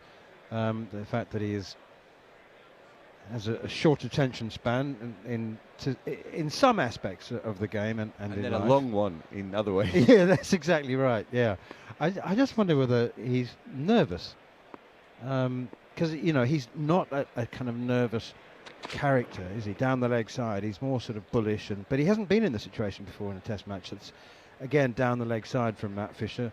There's a lot of leg side deliveries from Fisher and from Baker in this Test innings as it's progressed. Maybe nervous isn't the right word. I mean, it is uncharted territory for him. Once he's into the 90s, he's got 190, hasn't he, in Test matches? I mean, you and I have covered a lot of cricket manners. I think Chris Rogers is a player I remember. Greg Blewett was another one. Actually, this is his highest score. Top edge hook over the keeper's head, down to the boundary for 4, and he's into the 90s for the first time. His previous highest score was 87. That was a Test match against Bangladesh, I recall. And but he's into the 90s. Now he is in really uncharted territory. He's never been here before. 93 not out. He's had some luck, hasn't he? But you can't deny him. That's how he plays so well, as well, isn't it? He hits the ball hard and everything. I've got no problem with that. Look, he could not look more relaxed at the moment. He looks like he's focused on the job rather than the 100. That might switch sometimes it switches when you get past 95. You suddenly see a player play a big shot. I was just saying, I remember Chris Rogers getting really nervous was it Durham was his first 100? Greg Blewett's another one. I've seen, lots of players really struggle for that first one. Fisher in again to Phillips, comes forward to a good length delivery on off stump and pushes it to duck it at extra cover. 377 for 8. He just looks to me at the moment like he is more focused on the role definition part of his innings than he is on the 100. Well, you don't want to get to, Matt Pry's not here, so we don't have the body language doctor, but he doesn't look like someone at the moment who is particularly worried about any sort of milestones at all. He doesn't play like someone who plays for milestones. No, exactly. And he has been asked about, this span that he's played without 100 in Test cricket, and he said, as long as we're winning, I don't care. That's down the leg side again from Matt Fisher, and Phillips steps inside the line of it. Is this intentional? I was about to ask you the question. Because they moved Bethel into leg slip. Yeah, I was going to ask you that. But he wasn't there for the first two deliveries down the leg side. But he's bowling too many leg side deliveries for it just to be poor bowling. Feels intentional, but I don't really know. I can't. It can't be. There's a man at deep mid-wicket and a man at wide long leg. Henry in with a bouncer and a good straight one this time, and Phillips ducks underneath it, leaves the bat sticking up in the air like a periscope, and it was the last ball of the over, so Fisher wanted to keep Phillips off strike, and well, it's going to be Jacob Bethell having a go at Matt Henry, and I don't think Matt Henry's going to be bowled out by Bethell unless he starts to play a few shots, in which case he might get himself out. 377 for 8 New Zealand. Very, very good score indeed. Just the one man out this morning, Kyle Jameson, for 41, having been dropped on the deep mid-wicket boundary by Ben Duckett off Sonny Baker on 15, and he went on to make 41. Can you come up with any reasons or excuses for Duckett's drop on the mid-wicket boundary? He had his sunglasses on his hat, didn't he? And he was looking into the sun. Am I right in remembering it that way? Yeah. I actually think he missed 2 chances. Short and wide and cut by Matt Henry for 4. That was a poor delivery. Bethell knows it. And I don't often say this, but you and I would have hit that for 4. We at least would have missed it for 2, I think. You know, that was a poor one. It looked like he just... Sometimes with Bethell, he gets a little robotic. Sometimes with part-time finger spinners, they don't have that sort of flow because they don't bowl as many overs, and it just felt like he got a bit stuck there. And it didn't quite come out of his hand the way he wanted. But yeah, Matt Henry did the right thing there. Nice way to get off the mark with the boundary as Bethell is in again. That's given a tiny bit more air. It's straighter, and it's defended respectfully by Henry. 381 for 8. What were you talking about before that boundary? Phillips? No, something else. Anyway, moments passed. Sure, it was great. Oh, Duckett. Oh, yes. Fielding with his sunglasses on his hat. So there was another one that Jamieson spooned up in the air on this side, of the on the gasometer side of the ground. I didn't think it reached Duckett. That's defended by Henry out to mid-wicket, no run. Because he didn't run in. He didn't pick it up in the air. It was really. I happened to pick him up quite quickly because when I saw it go up, I thought it was going to him. And he didn't pick it up, and he ended up being well short of him. I'm not saying he would have necessarily caught it, but he definitely could have made it into a chance. 2 catching covers now as Henry, rather than driving in the offside, steps back and across and clips it off his pads very nicely for a single to deep backward square leg. 382 for 8. So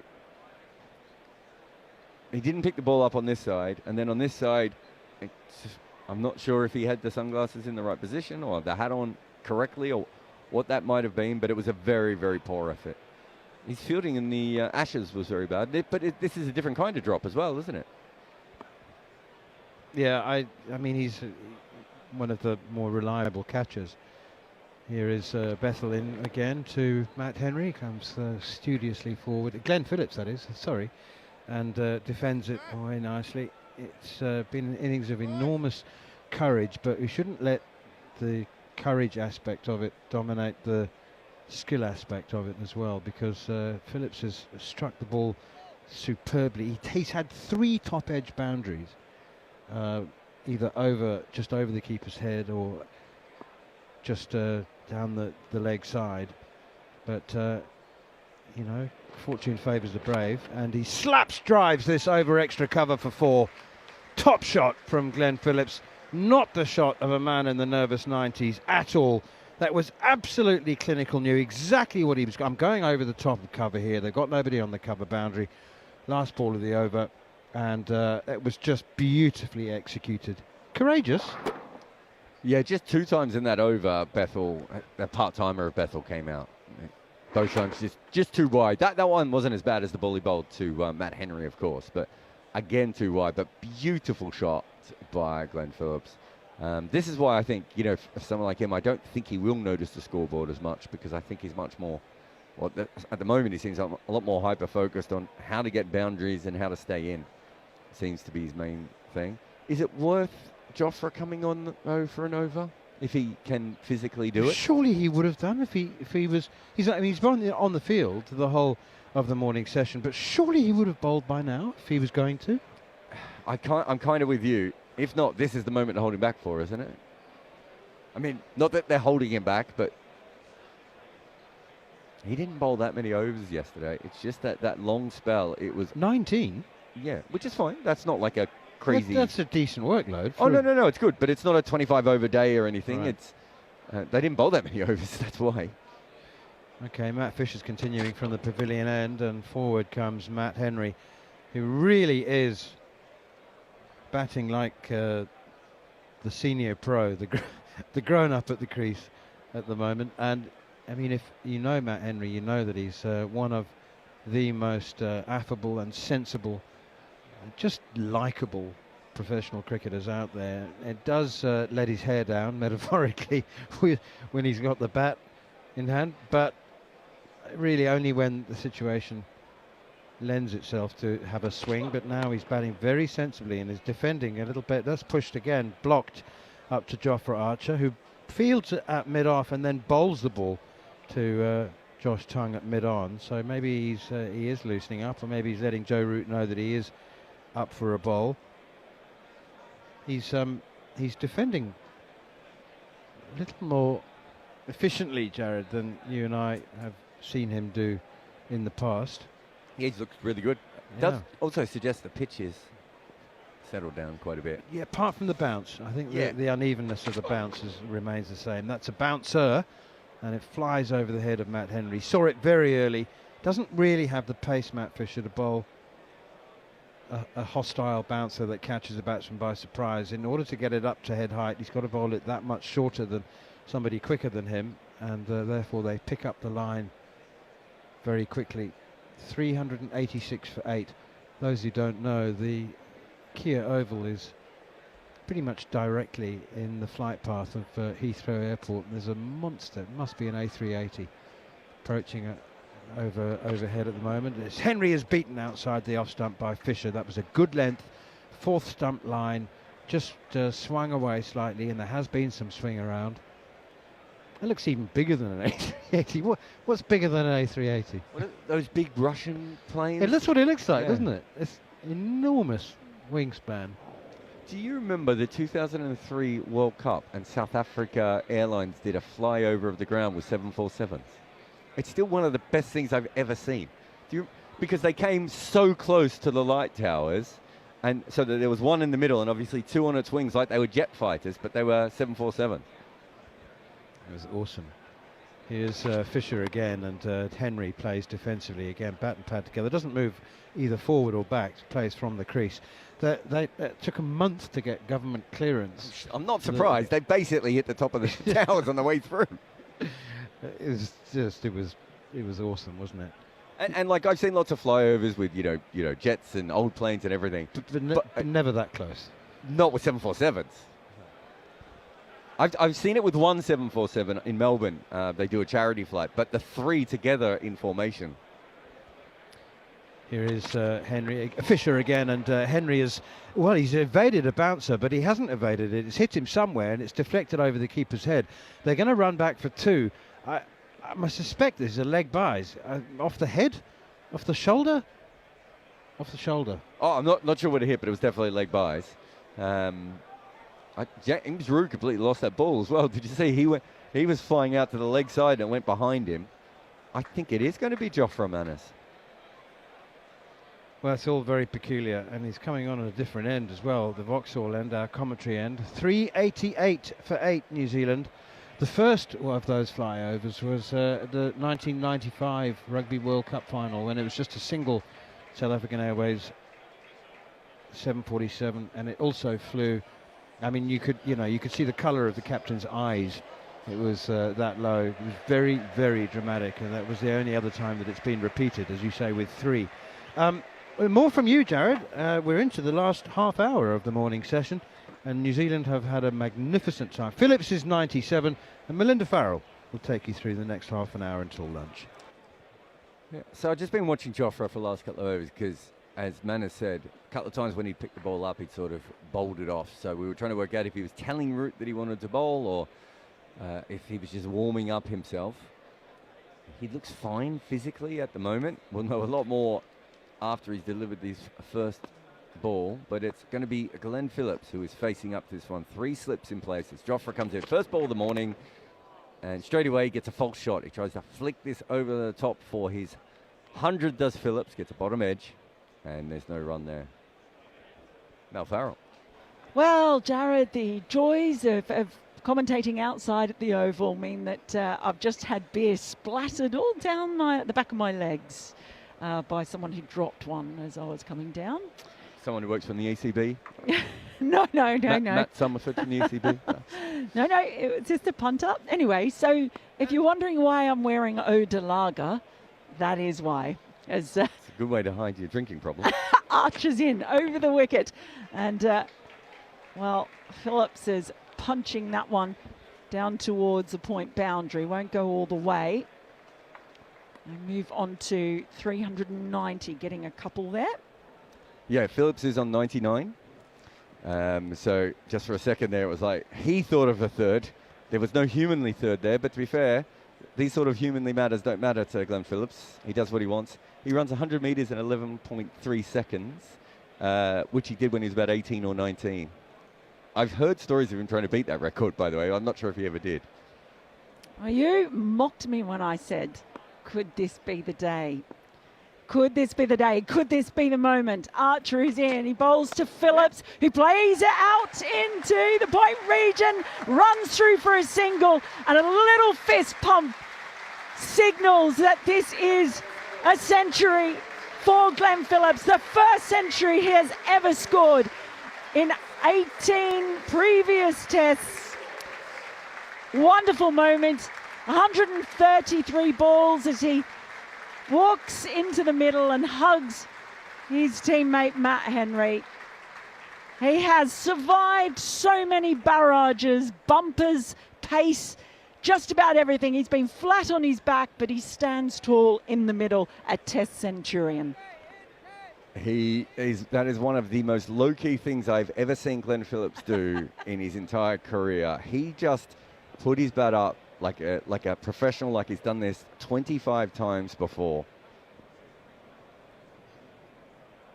Henry now on strike as Archer is in, and Henry goes for a wild hack, goes straight up in the air and straight into the hands of the fielder in the covers.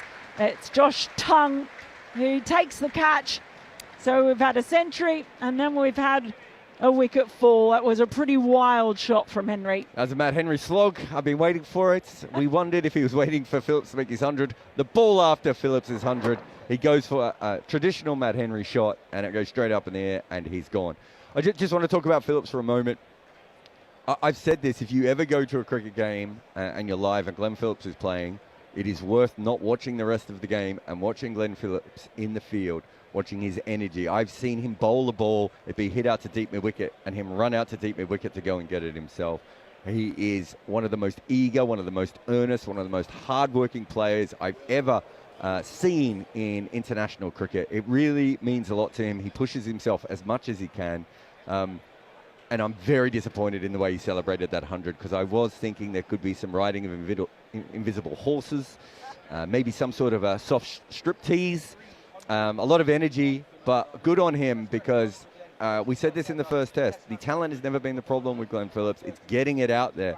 You know, he's really channeling himself and making himself the kind of player that he wants to be. This is the kind of innings that Glenn Phillips was born to play. Absolutely brilliant effort there. And now we get to see, I think, two of the most entertaining cricketers in the world, or three of the most. We've got Jofra Archer bowling. We've got Glenn Phillips at the non-strikers end, Mel. And we have the new wall, Will O'Rourke, the man with the slowest strike rate in my database of Test cricketers, a man who has never knowingly played a shot. So, you know, don't go, oh, they're going to just go out quickly here. The big man could be blocking. We've got the silly point in for him, because that's about the only place he hits the ball. He's on strike now as in comes Archer and bowls, and it's left alone outside the off stump. The wall is unmoved. I think Royal Driver would be okay if we moved it on. Wall O'Rourke? Wall O'Rourke. It's definitely Wall O'Rourke. Oh, dear. They've got plenty of fielders around the bat, as you can imagine, with Archer flinging it at a tail ender. There's 2 slips and a gully, and they've got a silly point as well as a short leg, and also a leg gully as well.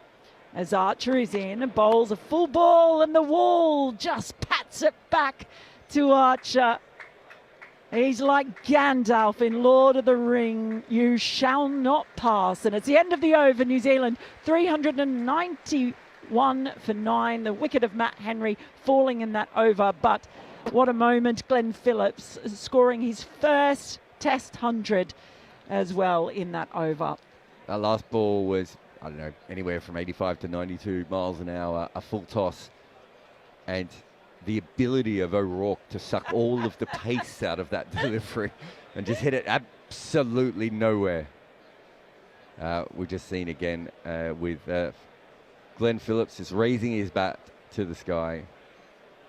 So 100 off 133, a fantastic innings. We said when he came in yesterday, even him scoring a quick 20 could have turned this game around, but he went well beyond that. Yeah, he certainly did. It's been a wonderful morning, you'd have to say, for New Zealand. Just a reminder that they resumed play on 291 for 7. So they've scored 100 runs this morning so far in this session and lost 2 wickets. You would definitely say it has been New Zealand's morning. As Matt Fisher prepares to bowl another over, and it is Phillips on strike. He's in over the wicket, it's down the leg side, and it's a very good morning to someone who I'm sure has enjoyed play so far today, and that is Jeremy Coney. He's got his mandarin all ready to eat. I have, but you've interrupted that. No chance from me. That yeah, it has been a good morning for New Zealand. I wouldn't have expected them to get to almost on the cusp of 400 here. A bit of a shambles from England, actually. They've started with the short pitch policy. As Fisher is in and bowls, and that is pulled into the leg side. It's going to be taken. It is. The final wicket falls. Phillip falls on 100 after a magnificent century, Glenn Phillips, and he just went for 1 shot too many, pulling Fisher into the deep. And that is the 10th wicket to fall. So New Zealand all out for 391. Phillips, the last one to fall, but they have added 100 runs so far today. And I guess that wicket has interrupted you there in your flow of thoughts, Jeremy. Yeah. But you're right. Good time to sum up the morning then. Yeah, it is. Yes. Let's focus first of all on New Zealand, because they've pushed hard here this morning and got some success, particularly from Phillips, who thought he might have had some more barrage perhaps from Jofra Archer, but the 8 overs that he bowled yesterday at the end of the day, Archer, was costly because the physio from England has come to him and said, you are in what they call, in inverted commas, the red zone, and so you are not allowed to bowl.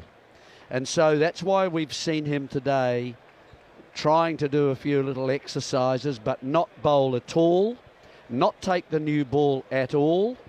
And so that's been quite costly. Now, whether Joe Root knew about that last night or not, I don't know, but he certainly kept him going for those 8 overs of short pitch bowling at the New Zealanders last night, and he's not appeared really until just 1 over a moment or 2 ago and took a wicket with his 4th ball.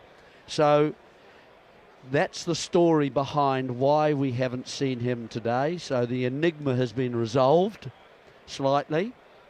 Whether physiotherapists should control the bowling analysis and who should bowl and who shouldn't, that seems to have become nowadays part of the game. Now, so New Zealand prospered right from the word go in those 3 overs. I think something like 28 to 30 runs coming from them, over the top of the keeper, byes over the keeper, top edges over the keeper, and so on for boundaries. And then I think probably Jamieson got some confidence from the fact that he could handle this short pitch wasn't threatening him too much, and he started to play some semi-batsman-like strokes, some good drives, punches off the back foot. Bethel got a wicket and finally dismissed him for 40-odd, 41. You'll be able to tell us in a moment. Mel, what was it? 41. Yep, off about 48 deliveries. So he scored them quite quickly. And at the same time, Phillips just prospered. Came in at 5 down. Yesterday would have been, what would have been the total at 5 down? It was 188 So for New Zealand 5. were sort of threatening to be dismissed for just the early 200s at that point. But they've been, they've pushed beyond that almost on, as I say, near 400, 391 runs. So the other wickets fell quickly once Phillips got to his 100. Well done him. He was able to withstand a really interesting encounter last night where he decided he wasn't going to play the ball. We don't see that much nowadays in the modern day cricket. We see lots of sixes being hit and so on, and batsmen dominating. Here was a batsman trying not to hit the ball and to get out of the way. And it was exceedingly interesting, I thought, the way that he was approaching that. Everyone was slightly confused. I thought Blundell was more interested in it, who was his batting partner, but he therefore encouraged Root to keep the short pitch bowling going, I think, because he was prepared to have a crack at it, but not Phillips. And once Blundell was dismissed, playing a slog sweep off Bethel very early on, and picked out Root himself at mid-wicket, and so he left the ground, and then Archer kept on bowling, and we saw some he was hit a few times. He got underneath the ball mostly, quite cleverly, I thought, but it was a different way of approaching short-pitched bowling. Well, I wondered too how you think this, or what you think this might mean for Glenn Phillips, because when Jared was on, we were talking about the fact that talent has never been a question with Phillips. He's playing in his 19th test now, and he's such an exciting player. I guess it's been more about application rather than talent, maybe also where he bats in the order, but I almost couldn't believe that he didn't have a test century. When I was going through and checking, I was scratching my head thinking, has he really not got a test century? And I was surprised by that. But we have seen him do a few different things, and I think he absolutely did magnificently. That was one heck of a contest that we watched between Jofra Archer and Glenn Phillips in particular. Quite a subdued celebration for someone's first ton as well. He just, a little bat raise, but it was definitely quite muted. It wasn't over the top at all, was it? Doesn't need to be, does it? I mean, that depends on the personality. You would have thought perhaps the way he races round the boundary and so on, you might see something a bit more open, but no. I just thought he's controlled the lower half of the innings, and that's really what you want. Your number 7 in the list. What you were suggesting there, and Jared perhaps, was that maybe he could bat a little higher, and that's a possibility. He might go to 6 and might take more responsibility. I thought yesterday New Zealand let themselves down a little bit, and there was a missed opportunity there, and perhaps pushing on, batsmen getting 50, 60, 70 deliveries, batting out there for some time and getting 33 or 44 or, and 20s, and working hard but not going on and making a mistake, guiding it to slip, or slog sweeping it to mid-wicket, or clothing it to a very close mid-wicket. Those kinds of mistakes were costly for New Zealand yesterday. Today, luckily, they were able to show that they could get away and get a few more runs, and certainly 400 gives them a chance. We'll see what this pitch does. If the sun stays out today, it could be good batting conditions. Let's wait and see. You never judge a wicket until both teams have had a crack. Well, they've got the heavy roller out there in the middle. I noticed this morning that New Zealand had elected for the light roller before play. So just to take you through some of those scores then for New Zealand. It was very much about the starts. Latham 27 and of 75 balls, and I think that's significant too, because he and Devon Conway and Henry Nichols, who made 24 off 57, they were finding it a little bit tough going. It was very conservative early on. Things maybe started to speed up a little bit when Rachin Ravindra came out. He made 33 and Daryl Mitchell 44. Blundell managed to get a half century before he was out, and then Glenn Phillips, it was really that partnership with Kyle Jamieson. Two came together at 280 for 7. So it was an 87-run partnership before Jamieson was out for 41. And then Phillips was there. It's the other wickets fell around him, bringing up his 100 of 135 balls. So all out for a total of 391. Jacob Bethel, would you believe it, took the most wickets for England. Finished with figures of 3 for 26 of his 10 overs. 2 wickets apiece for Archer and for Fisher and for Sonny Baker.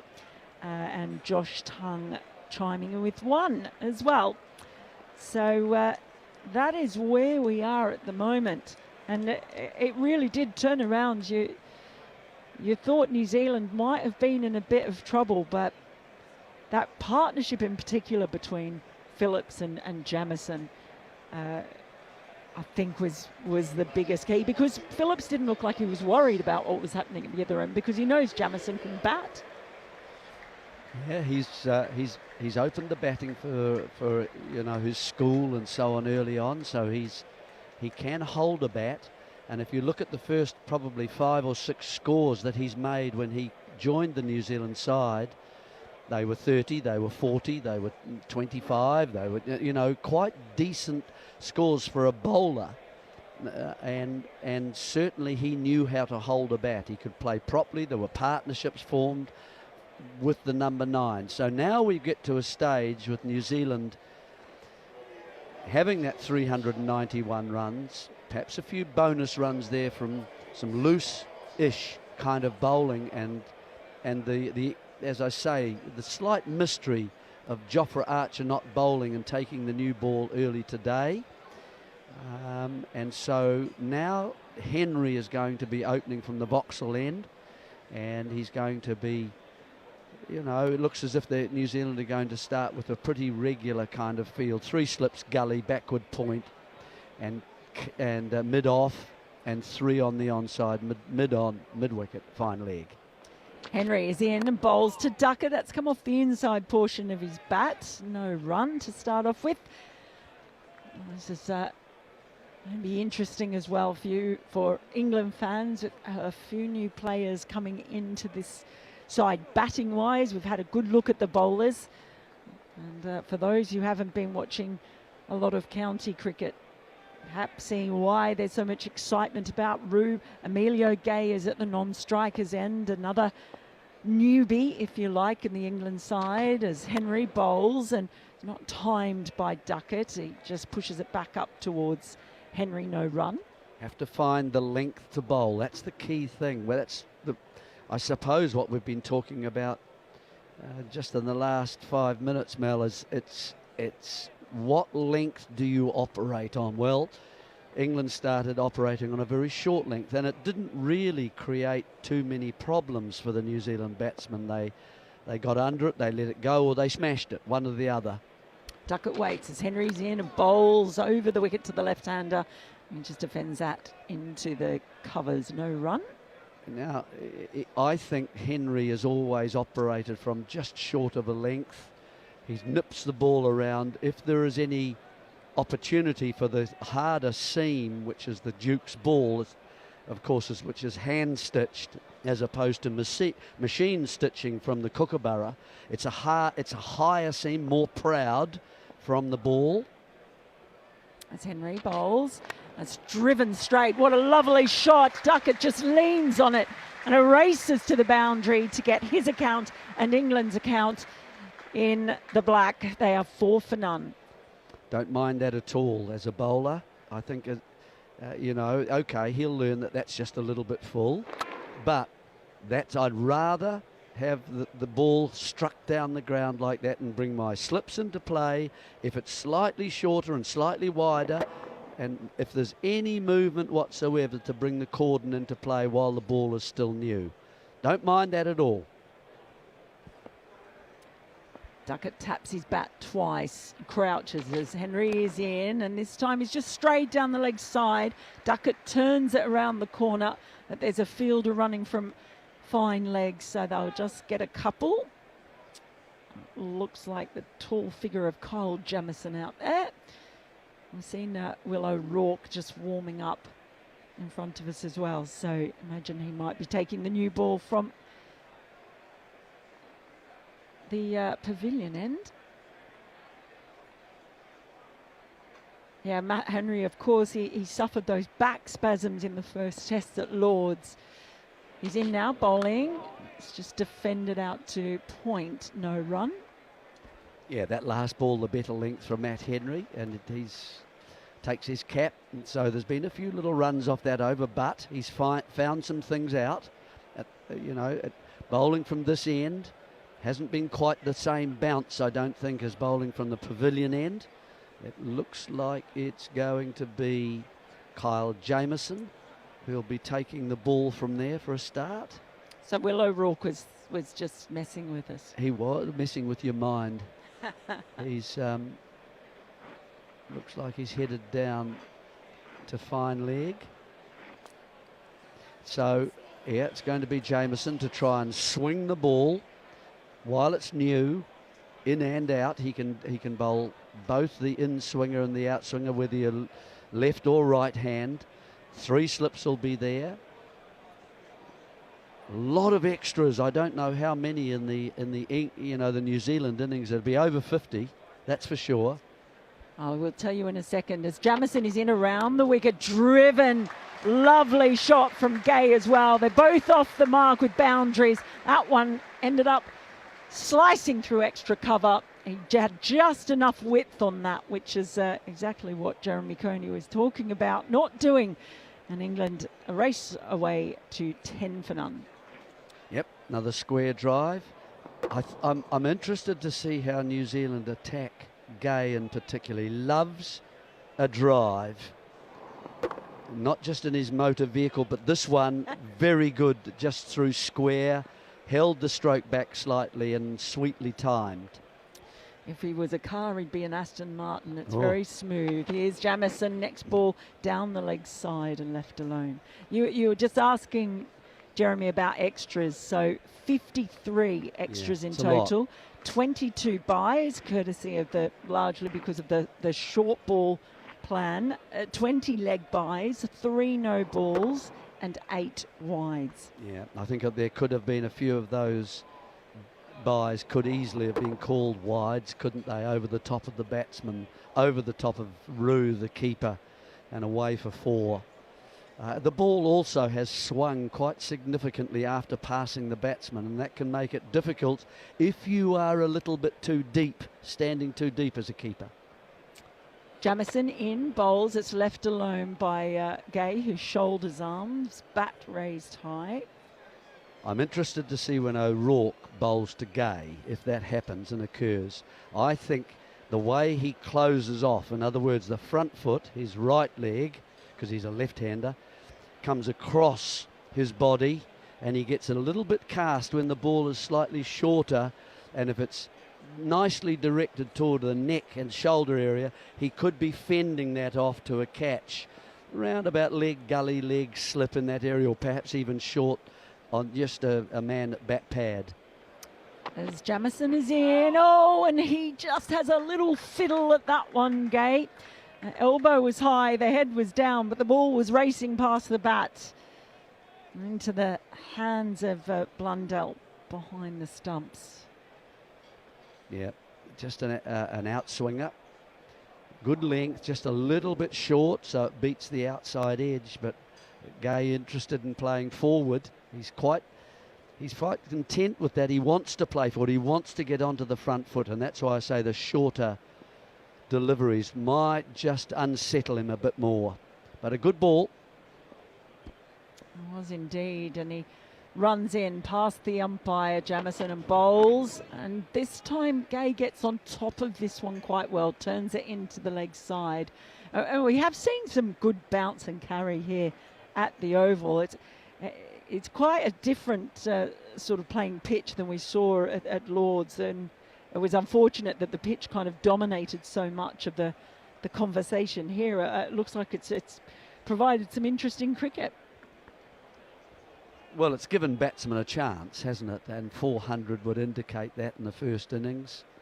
I think it's a much better equation between the bat and the ball, which is what you want to see. As Jamison bowls, it's left alone by Gay. Yeah, nice little start for Kyle Jamison. Hung one out a little bit early on and went for 4. But the rest of the over was much more on target. He's generally coming from around the wicket, so angling it back in towards Gay. And Duckett, of course, they're both left-handers, and then moving the ball away from him towards the slips and trying to get an outside edge. If it's fuller, it might bring the stumps into play. He might start it at that sort of middle stump and then get it to move from there and bring that edge, that outside edge into play. Henry now to Duckett. Duckett has driven him once and tucked him away, but he's bowled a couple on the line of off. England 10 for none as Henry is in, and that's a little outside edge, and a dive in the gully just landed a little bit short. Yeah, Phillips there, he's lively, he likes it in that area. No Kane Williamson, of course, who was round. He was an exceptional gully as well as a younger player. Took some terrific catches, but that's where Phillips likes to sort of peruse the game. Next ball is just pushed into the offside. There's a tight single. Direct hit might have been very, very, very interesting. Nathan Smith was herring in, fired the ball at the stumps at the striker's end, but they managed to get through. A bit of a chancy single, that. It was, and Smith's very quick and athletic across the surface, and he's got to it into his right hand. It's very close, and I've got to say, the batsman Gay well short when it passed the stumps. If it had struck, it was all over. I don't think there was time for the keeper. Blundell, don't be lazy, Blundell. You've got to be moving towards those stumps just in case someone falls over. Something happens. They've got in the habit, some of the keepers, of not running up to the stumps. Well, he was gone for all money looking at that replay. And it's Gay on strike as in comes Henry, and it's just pushed out to Nathan Smith again, who has a bit more of a leisurely time being able to field that ball. He's a good fielder, Nathan Smith. He gets to it, he's low slung, he hasn't got far to go down, and certainly he leapt when he saw the throw was going to be close, and in the end it was a bit disappointing for him. Almost won the triple jump there. The next ball from Henry is just defended by Gay, back up the pitch towards the bowler, no run. Do you know, it's funny, he's a good all-round cricketer, isn't he, Nathan Smith? I first really started watching him when he was at Worcestershire a couple of years ago. Before he opened the bowling there, didn't he? He did, yeah. And I asked him. We were chatting, and I asked him, you know, how close do you think you are to the New Zealand side? And he said, yeah, I think I'm reasonably close. As in comes Henry, and that's driven. Nathan Smith has got no chance of getting this one, and straight, and a lovely shot from Gay. Brings another boundary, 15 for none. Gay moves on to 8, straighter than his first drive. Yep. Duckett the first one. This one's Gay, and Gay's comfortably onto the front foot. There early. He's waiting for that ball, and that's okay. Again, as I can live with that if there is a bit of movement. I'm not sure whether there's much movement from the seam for Henry at the moment.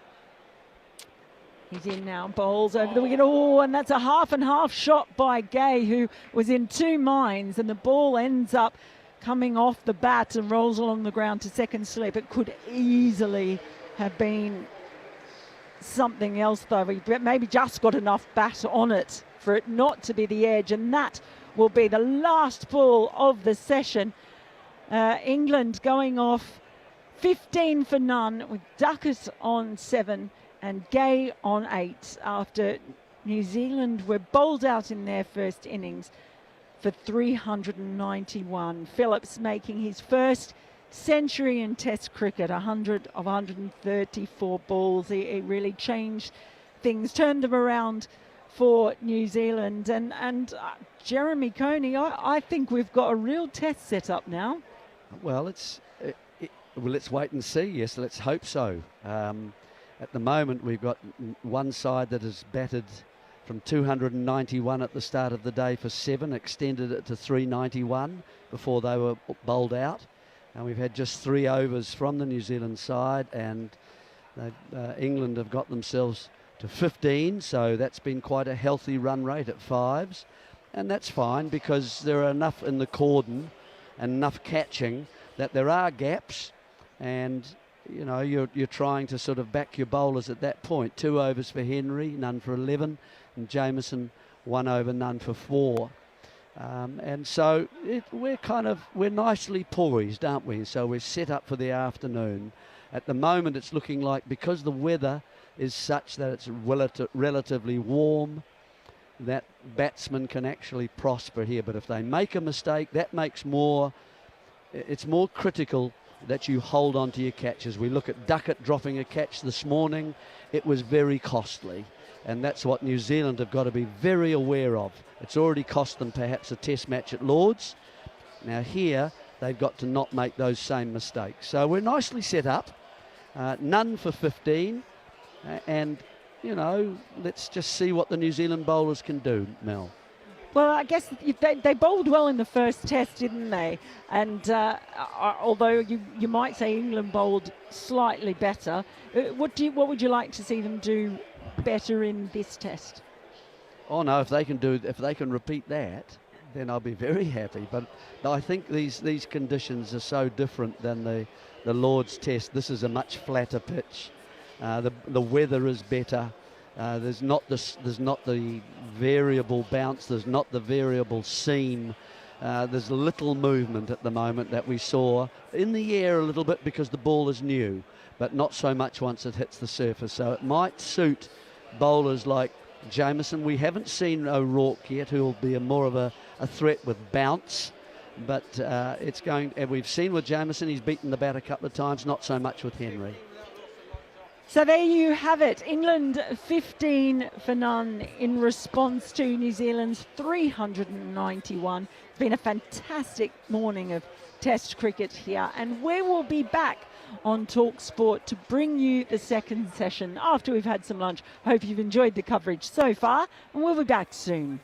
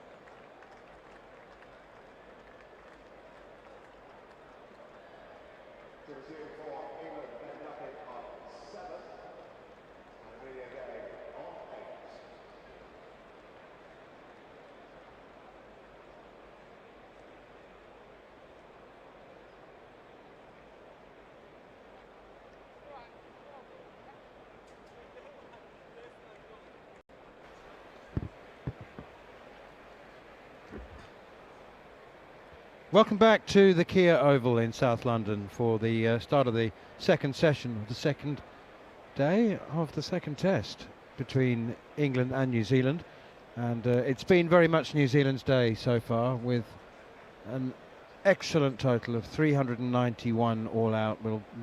Remains to be seen just how excellent it is, with England's reply currently on 15 without loss after just 3 overs. I think they're going to have to bat very well. I think that this New Zealand total is above par, but for a far more analytical opinion, Jared Kimber, well, I don't know, it's statistically analytical and your opinion, your gut feel. Let's go with that. I think there is some inconsistent bounce. I don't think it's going to play a big part in the game for the next day, day and a half at least. Matt Pryor doesn't think it will for a couple of days. I think this morning the pitch looked pretty flat. Now, how much of that was England making it look flat, Manners, is the real question we have here. I don't think New Zealand bowled particularly well in the first couple of overs. Maybe Matt Henry just getting it right. But if this is a new ball wicket, they've got about 40 minutes here to make a lot of mess. Carl Jameson with the first over. Forward comes Ben Duckett, pushing it past mid-off. There's a desperate diving scramble by Nathan Smith, I think it is, at mid-off. And he just manages to dive over the ball, I think. Who is that at mid-off? It's not Nathan Smith, is it? It's we could have a substitute on the field already. We've got Daryl Mitchell at first slip, Tom Latham the skipper at second, Henry Nicholls at third, Glenn Phillips in the gully. Backward point is actually Nathan Smith. Is that not Conway? Devon Conway at mid-off is in. I thought. No, is it not Conway at backward point? Here is Jameson again. We know that's him, and it's steered away off a thick outside edge by Duckett into the gully and fielded by Phillips. Yes, Conway is at backward point. Must be Matt Henry then at mid-off. No, Matt Henry's at mid-on. Ratcher Ravindra is at Willow square Rourke leg. at mid-on, isn't it? Where's Willow Rourke then? He must have been down at long leg No, then. it's Smith. You were right the first time. You've worked all your way around this, and it was just you kept Smith. correcting me, and I'm just deferring to you. I didn't correct you at all, except for the Conway one. That was the one where I knew you were wrong. 17 without loss now. Ben Duckett 9. Emilio Gay has 8. Here is Jameson around the wicket to the left-handed Duckett to the crease now. Bowls, and Duckett chops it in the air, and it's down to the boundary for 4. But I don't believe that he was in control of that shot. He's not averse to hitting the ball in the air. Quite likes it. Enjoys uppercutting, but on that occasion I think it went to catchable height, and it wasn't very far away from Glenn Phillips in the gully, and Devon Conway at backward point. It's Conway who does the chasing and retrieving. Excellent crowd in today. I must say, I had a little unscheduled preview of the VIP hospitality area this morning, Jared, as I arrived at the same time as our dear friends and sometime colleagues Steve Harmison and Darren Goff. Here's Jameson again. That one is flicked away through square leg down towards long leg. It's big Willow Rourke comes gallivanting around the boundary's edge to do the fielding. His throw's a bit enthusiastic, almost goes over Tom Blundell, but they are being employed, if that's the right word, at a generous allowance to be hosts in the green room, which is 2 stories up from our commentary position in the JM Finn stand, and they're basically a generous allowance to be hosts, co-hosts, along with a few other former players. Pushed away defensively by Duckett now up towards mid-on, and they were required to do a couple of Q&As on stage, but Harmy said, "Come for a bacon sandwich, Manners." So it was actually a burger, a breakfast burger with an egg, but the buckets of champagne and the other alcoholic beverages being consumed and offered to host to guests as they arrived. It took my breath away at 20 past 10 this morning. Here is Jameson again around the wicket, and it's flicked away through square leg by Ben Duckett. They'll come back for 2. It's nicely timed actually, but Willow Rourke I think they could have pushed for 3 there and probably would have got them as well. The throw on the arm from Will O'Rourke, but they're happy to settle for 2. So my point is that... Do you not get buckets of champagne in Pal? Boylan Park. Wine? Yeah. East not London? That's a champagne capital of the world, isn't it? I'm talking about the South African East London here. Yeah, with Méthode Classique. We can't call it champagne. But Pal, yeah, definitely, yeah. Franschhoek Valley, absolutely. But it's just that, you know, there's the bar on top of the Galadari Suite. What they do at the Oval is it's not an ordinary experience for the humble punter. And they're not particularly humble, are they? I mean, they have tickets for 120 quid, aren't they? For a general entrance seat. But those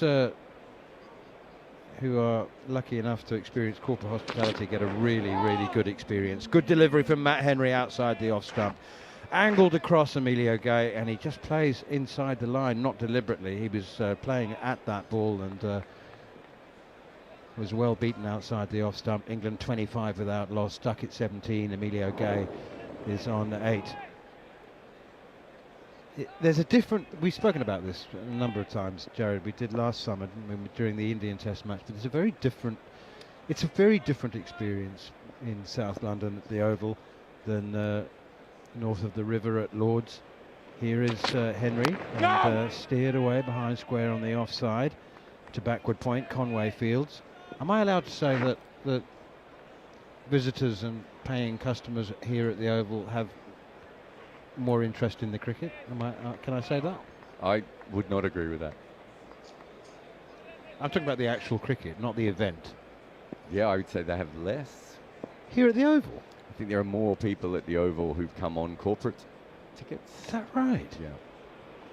Henry in, bouncer outside the off stump, and left alone by Emilio Gay. I didn't expect you to say that. I've had this argument with John Norman, because this used to be the ground of the people, right?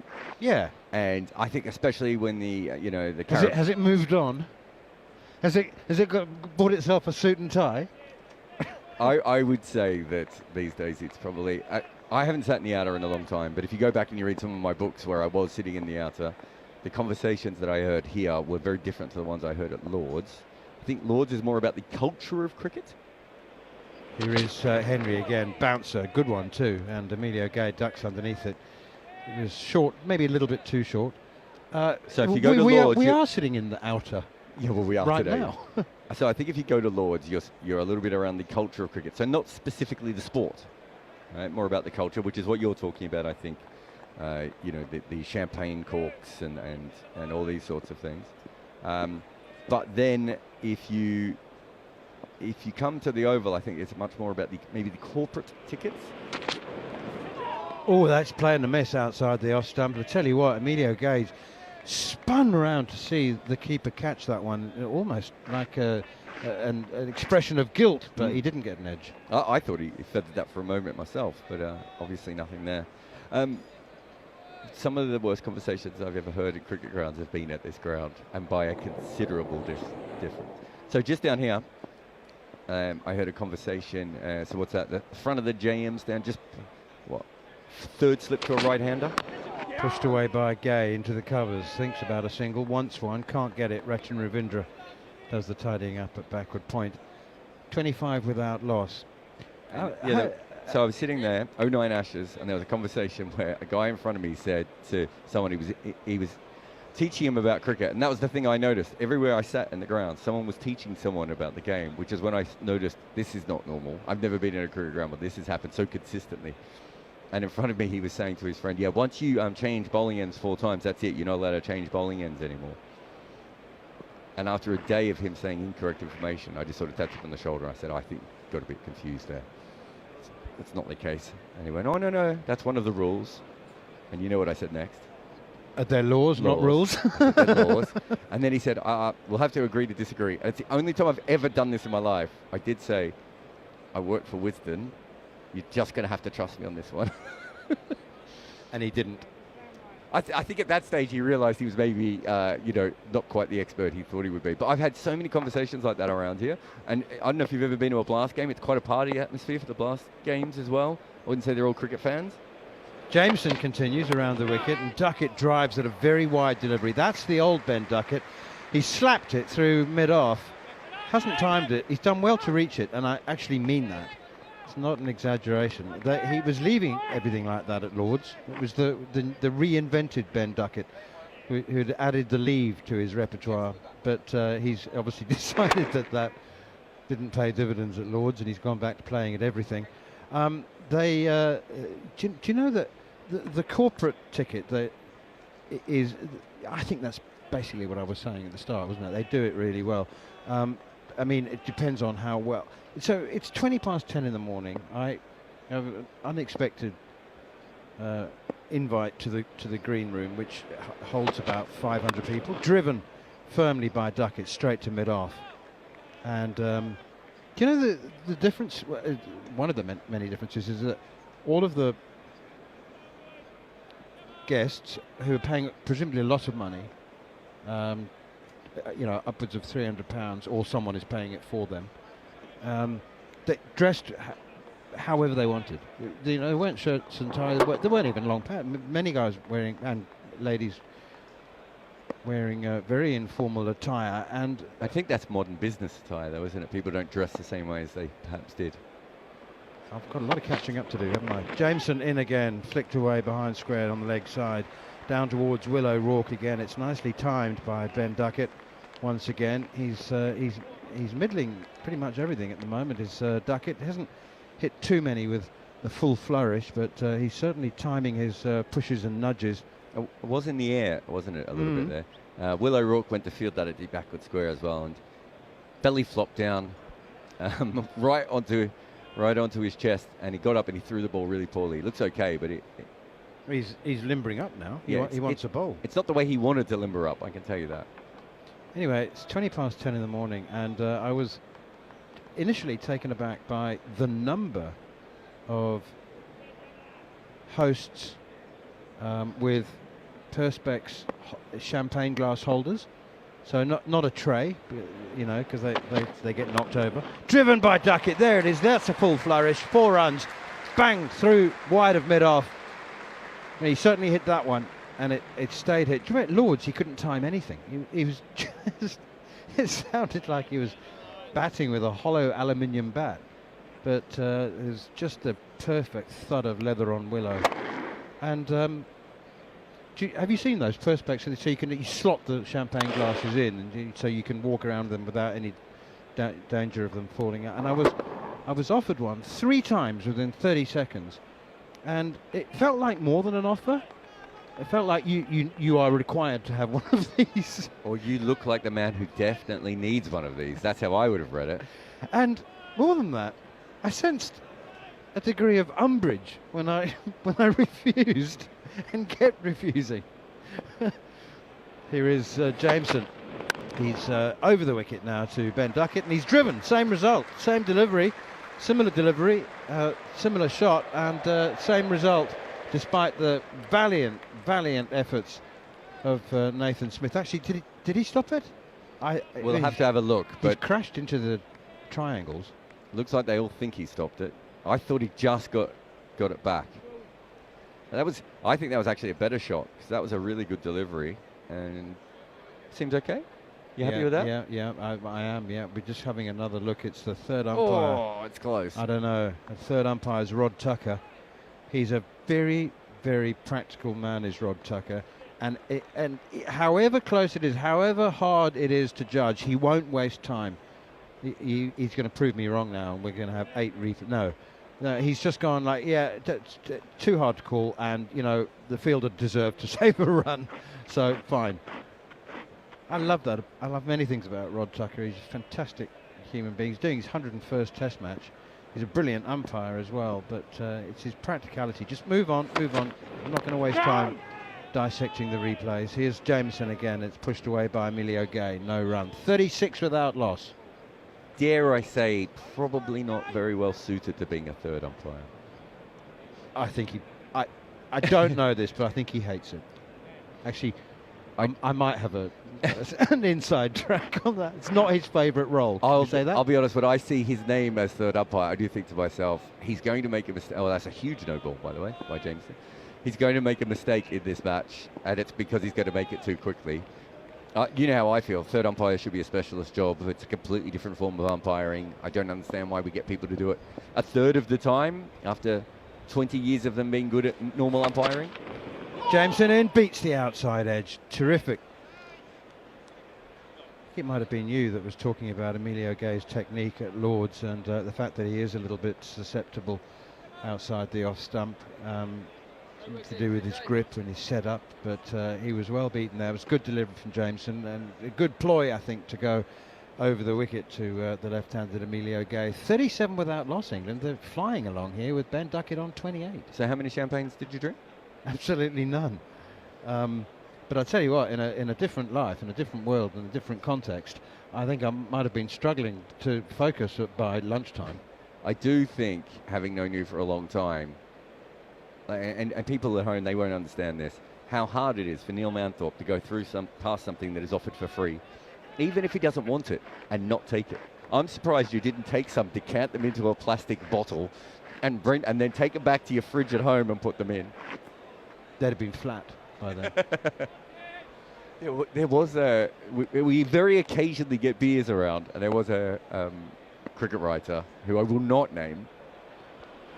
Here is Matt Henry continuing to Ben Duckett, pushes it to Smith at mid-off, no run. Yeah, so it doesn't happen as much now, but you remember sometimes, once or twice a test, whichever board was running it would bring in a bunch of beers. Different countries would do it occasionally. Maybe they had something from hospitality left over or whatever. There was one particular cricket writer who would always wait till the very end, make sure that everyone had got their drinks, and then he'd take his bag over, and take the beers and put them in his bag, put it up, head straight out. I mean, I've got to respect the hustle at that point and the consistency at which he did it. Here's Matt Henry, short, pulled, smashed by Duckett. Goodness me, he's made that look like a long hop with a tennis ball. Ben Duckett so quickly onto that. Well, this is a flying start from Ben Duckett. This is the Ben Duckett that we've known for the last 3 or 4 years and become accustomed to. It's not the same journalist who was once found asleep in the Lord's press box, was it, overnight? No. I know who you're thinking about. He might have done similar things, but I don't know if he did that as consistently. But the reason I hesitated is because it is another press person who quite often falls asleep. Here's Henry again, and Duckett back and across, clips it out towards Ravindra at square leg, and there's no run. There's a whole section in the Galadari stand. Probably, I'm going 120 seats. Yeah, is that next to the butcher room? All empty. Is that the butcher room there? Is there? I don't know. One of them is the butcher room, isn't it? And I always get confused, and Butcher's told me about it 4 times. He must be giving a speech then. Is that Mark Butcher? Mark and Alan, I suppose. I assume it's for the family, the name, isn't it? Yeah, well, I would think so. Alan was a legend here, wasn't he? He played over a dozen years for Surrey, and his benefit year here, before finishing his career at Glamorgan. That's pushed away by Ben Duckett as Matt Henry bowls on a line of off stump, no run. Well, they had players and they had coaches, right, in the family. So, yeah, I haven't really spent a lot of time. A couple of my friends go up on the top quite a bit. They've told me to come over on occasions, but I haven't had a chance to go over and have a look at it yet. So I haven't spent that much time up there. We have the cricket writers in one of those rooms, don't we? Pushed away defensively by Duckett again up towards mid-off, and what an event that is. That's the lower one that we have the cricket writers on, isn't it? Yeah. You like your cricket writers? Huge. Do you remember the corporate? Do you remember the Australian cricket writers dinners? Of course I do. Yeah. They don't exist anymore. Do they not? Well, I mean, I haven't been back for a while, but I think they're much more informal these days. It's just a gathering for drinks and snacks, I think. Used to go over to the rugby club at the SCG, the rugby stadium. Here is Matt Henry again, over-pitched on the pads of Duckett, and his timing is immaculate as he clips it away through mid-wicket, just in front of square for 4 runs. Yes, it was running across all of the old wickets, and therefore the ball runs very, very quickly over the short grass and hard, compact pitches, but nonetheless it was magnificently timed. England are 45 without loss. They were 15 without loss at lunch, so they've scored 30 in 4 overs. How many of those has Emilio Gay scored? None. The timing that we've seen None. from Duckett here has been sensational. There was the short ball, there was an overpitched ball. Some of these have just been good deliveries, and he's just absolutely hammering the ball. I mean, we saw Glenn Phillips do a similar thing, and in some ways, you know, similar kind of plays. They both like the bat on the ball. They both time it and hit it very hard. Jameson continuing over the wicket to the left-handed Emilio Gay, and again he's happy, very happy, just to be there, play second fiddle, watch Ben Duckett go about his work, pushing that one defensively straight back up the wicket. It's a little bit overcast at the moment. Actually, it's hazy rather than overcast. There is cloud, there's not much blue sky, but no rain forecast whatsoever for today and the next 2 days. It's absolutely perfect cricket weather, I believe. Low chance of sunburn, just a nice cooling breeze, 24 degrees, absolutely ideal. 3 slips and a gully, very orthodox field. Cover, mid-off, mid-on, mid-wicket. Edge! Didn't carry to Nicholls at third slip. Just bounced ahead of him, in front of him. I mean, I'm assuming that it was off the bat. Possibly not. It could have been off the pad. That's why it didn't carry. I thought he hit it. It just looked I like did as well. Shoulder to the bat, wasn't it? Yeah. Oh, he actually dropped that. That might have carried. Sort of on the half volley. I was going to say whether it would have been an actual legal take. No, I think he dropped that. That's a drop. Upgrade it. Put it in your notes. Put it in your notes. No, I agree. Actually, I mean, it would have been a really good catch. But did he hit it? Maybe not. Thigh pad. I think it was thigh pad. Here is Jameson again outside the off stump, left alone by Emilio Gay. Very, very happy to absorb long periods of inactivity and scorelessness is Emilio Gay. He's been done a bit there, hasn't he, Nicholls, by the sky? Because if they showed that the other direction, they showed it wasn't an edge first, we all would have gone, oh, well, that's fine. It was off the thigh pad, and he knew that. Just tried to make sure it didn't go for 4. Good job. We're like, he's dropped it, but he didn't hit it. That large section of the 120 seats, 100 and maybe 150 seats in the Galladari stand, which is empty, is bothering me. It's distracting my eye. No. Full and straight from Jameson, an attempted drive from Emilio Gay. It's almost too full to drive. Comes right off the toe end of the bat and is fielded by Nathan Smith at mid-off. Yeah, they haven't really found a consistently good length here, I think. Line hasn't been terrible, but they've either slightly overpitched or slightly underpitched. It's been easier to Emilio Gay because he isn't just smacking balls everywhere. But you could see it to Duckett. They just have to find, and these 2 bowls are 2 of the best in the world at finding a length and sticking to it. And neither of them have managed to do that at the moment. They're not far away of getting Gay here. Really think he is struggling. Jameson bowling beautifully at the moment from the pavilion end is in again, and Emilio Gay needs to get down the other end and does so. There's a direct hit. Nathan Smith, he might have got Ben Duckett. Duckett was struggling. I think he was coasting actually, and I think he knows he's gone. That was brilliant from Nathan Smith, and the pressure, Jared, the wicket didn't come about the way you anticipated, but you knew that Emilio Gay was struggling. That's why he tried to steal a quick single to get down the other end, and I think it's cost Ben Duckett his wicket. Duckett, 36, looking absolutely $1 million from 25 balls, and Nathan Smith has pounced from mid-off. Direct hit, superb piece of work. Duckett's coasting, or is he just given up? It wouldn't have mattered. It wouldn't have mattered. What Emilio Gay was nervous. He pushed that into the offside. He knew it was in the gap, but unfortunately for him, he hit it a little bit too straight. And so Smith came around, and it was to the right hand. There was never a run there. The minute that came off the bat, I was thinking the best case scenario was that Smith just misses. I thought Duckett would get a little bit closer, but as you said, he might have just given up because he was nowhere near it. Duckett has looked in incredible form, but the pressure on Emilio Gay has caused that wicket. And I can tell you, I looked at the other end, and he knew 100% that he not just had he sold his partner out, but he knew that it was his desperation to get off strike that did that. So that opens up an end, and let's be honest, Emilio Gay has not been batting very well. He's put a lot more pressure on himself here, especially early on in his career. Jacob Bethel comes out. This allows New Zealand to reset. And we've seen Nathan Smith dive at mid-off manners and miss one, get up and sprint after it. We've seen him save that 3 before. Nathan Smith has been diving everywhere in the field, been doing great work. I'm glad that he's been rewarded for how alert he has been, because that is the 3rd great piece of fielding I've seen him do in the last, 20 minutes? How long have we been back on air? 27 minutes? And just a brilliant pick up and throw, but there's no doubt that Emilio Gay is the reason that has happened. Hopefully Jacob Bethel, who's a young player himself, is experienced enough to just come out and go, it's happened, now you got to make some runs. Yeah, I used to hate it when people say, put it out of your mind. Because the more they said, put it out of your mind, the more it stayed in your mind. But yes, Emilio Gay, he did the right thing by trying to get off strike, because he was struggling against Jamieson, but he's ended up running out Ben Duckett. I think he thought he hit it a bit squarer, and he hesitates in his run. He's desperate to get off strike, but Duckett reacts to the fact that Emilio is coming forward, and then it's over.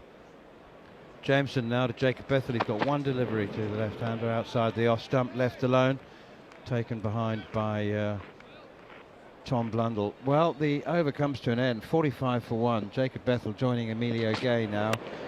And New Zealand made 391, resuming this morning on 291 for 7. They added another 100 runs. But, Duckett, I think, had given up in the last 3 or 4 yards, primarily because he did coast the first half of that run. He wasn't sprinting. I don't think he was ever going to outrun the throw. It was hit a bit too firmly, but it was actually, I thought it was a little bit more in the gap, and Smith had to come around. It was kind of at his right hand. He should be run out. They just showed there was another one there that Nathan Smith almost had a run out earlier as well. So there's 4 great bits of fielding from Nathan Smith. Matt Henry continues, clipped nicely off his pads by Emilio Gay. That's a nice piece of timing. It's a beautiful piece of timing, actually. And Will O'Rourke has a long chase of about 35 yards before, just right at the very end, this man who stands 6'8" in his stocking feet he's run 35 yards around the boundary's edge, and then it's too much effort to actually bend down, so he just falls. Flicks it back. I think it was Jamieson. It was O'Rourke that threw it back in. But it is funny that the 2 fast bowlers had to run about, 120 metres combined there? And you are right. I mean, Jamieson basically flicked it and had nothing left. I just seeing the run out here. The minute that run out happens, Kyle Jamieson sees the ball hits the stumps. Henry in again to Jacob Bethel, punches it to cover, no run. Sees the ball hit the stumps, turns around to Emilio Gay and claps at him. So didn't even celebrate the wicket, Jamieson. Just instantly was thinking about putting pressure back on Emilio Gay. That's mean. That's Test cricket. Did you see Kyle Jamieson dismiss Vaibhav Suryavanshi with his Yorker and give him a serve? It's like, are you about to retire? You've got to bowl to this guy for the next 5 years. 5? Well, I'm assuming Jamieson will retire. Pushed away behind square on the offside to backward point, and there's no run. I'm just saying, Jamieson can get a little bit caught up in the heat of moments, I think it's probably fair to say. It wasn't like he did it aggressively or anything, but he wanted Emilio Gay to instantly know it was his fault. Not that I think Emilio Gay needed that extra bit. We might just see it here. Yeah, look at that. He's not even he's basically half appealed and turned around and let Emilio know. He's gone. Thanks for the wicket, Emilio. Yeah. Thanks for running your partner out. That's pushed away straight back to Matt Henry. It's actually, I meant it's mean, but it's really clever. It's the kind of meanness that you can't help admiring. that was not like the sort of mean people who are trying to force champagne on you. Against your better judgment. Jared, really, it was not a difficult no, I promise you. Here comes Matt Henry to Jacob Bethel, punched off the back foot, beats backward point, beats, well, it's actually Devon Conway at backward point, diving away to his left, his right rather, couldn't get a hand to it. Nicely timed actually by Jacob Bethel, beautiful piece of timing. He's off the mark with those 4 runs, and the 50 is on the board for England, 52 for 1. Pretty much from the time that Ravindra came in yesterday, we've had Ravindra, Jamieson, obviously Phillips, Duckett, and now Bethel. The ball does seem to be coming on at a much more reasonable pace because everyone is timing it brilliantly now. That wasn't the case yesterday morning, so I think that might have been just a bit of tackiness on the surface, and the ball does seem to be coming on good. Here's Henry again over the wicket to Jacob Bethel, beaten outside the off stump, I think, and it is taken behind the stumps by Tom Blundell. Right, double change coming up in the commentary box. Matt Pryor is taking over from Jared Kimber, and Melinda Farrell will be taking over from me. I'm going to be listening behind Matt. I don't know whether you saw Kyle Jameson's reaction to when he applauded Emilio Gay. Did you see that? So I didn't, but I wish I had. He didn't even bother celebrating the run out. He just turned straight to Emilio Gay and applauded him like this for running out his partner, for trying to get down the other end. Which is a kind of that's gold, isn't it? It's delicious kind of mean. I love that. It's brilliant. I mean, we were just talking about Emilio Gay and how he was struggling and he wanted to get down the other end, and that was the right thing to do. Running out Duckett on that occasion wasn't the right thing to do, and Jameson just absolutely rubbed it in. I'll do one more ball and then Melinda Farrell will take over from me. Jameson it is. It's a half volley and it's driven magnificently by Emilio Gay, so there's a little bit tiny smidgen of revenge for Emilio Gay. He's got 4 through the offside. 56-1, more from Matt Pryor, and it'll be Melinda. Yeah, it's actually off there at the back of the comms box talking about batting on this surface, and the one thing you do not want to do is get run out because it is looking like an absolute belter for batting. England really haven't played a shot in anger, going at 6 runs and over. No need for any risk, and sure enough, Emilio Gay going for the quick single, which, well, it just wasn't one there really, and barbecuing his mate Ben Duckett. Next ball from Jamieson. It's a little play and miss from Gay after playing that really rather lovely drive. Yes, so normally I would say as an Australian I love a good barbecue, but that was honestly, it was very frustrating to see that. It just seemed so unnecessary, and just the absolute flyer that Duckett had got off to as well. He looked untroubled. And the other thing that really annoyed me about this Matt Pryor, they know how quick Nathan Smith is because he'd almost, before lunch, he'd almost got the run out with the quick collect and throw. So Gay now, maybe some responsibility on him as Jamieson is in and bowls, and that's driven. He's picked out a little gap, but not got too much behind it through the covers. They will get 2 runs though. Yeah, I think that's a very good point. As a batsman, you're not just looking at the bowlers and what the bowler's trying to do. You know the fielders. You study the fielders. You know which fielders are right-handed, left-handed, who the guy's got a reputation for direct hits. And you would de-risk your batting by knowing exactly that. You wouldn't take your quick singles to certain players. Maybe a bit of inexperience from Gay. He doesn't know these guys. He hasn't played second test match. But completely unnecessary. What will be interesting is watching him now, how he goes about it. Does it affect him? The worst thing he could do is it affect his batting. He plays a rash shot and England are suddenly 2 down. He's on strike now as Jamieson is in, and he turns this one into mid-wicket, no run. Well, that's it, isn't it? How much it rattles you, only playing in your second test match, and you sort of see the flyer that your partner's got off to, and how difficult is it to just turn off the part of your mind? Well, he'll feel terrible. He'll feel terrible. He's just barbecued his mate. Duckett was going beautifully as well. You've not just let the team down. You've let Duckett down, but you've got to put it to one side. It's gone. It's done. But that, I think, is another reason why Jamieson would have, turned to the young Emilio Gay and not celebrated the wicket, but just clapped in his face to say, thank you very much, mate. That one's on you, to try and get into his bubble as well.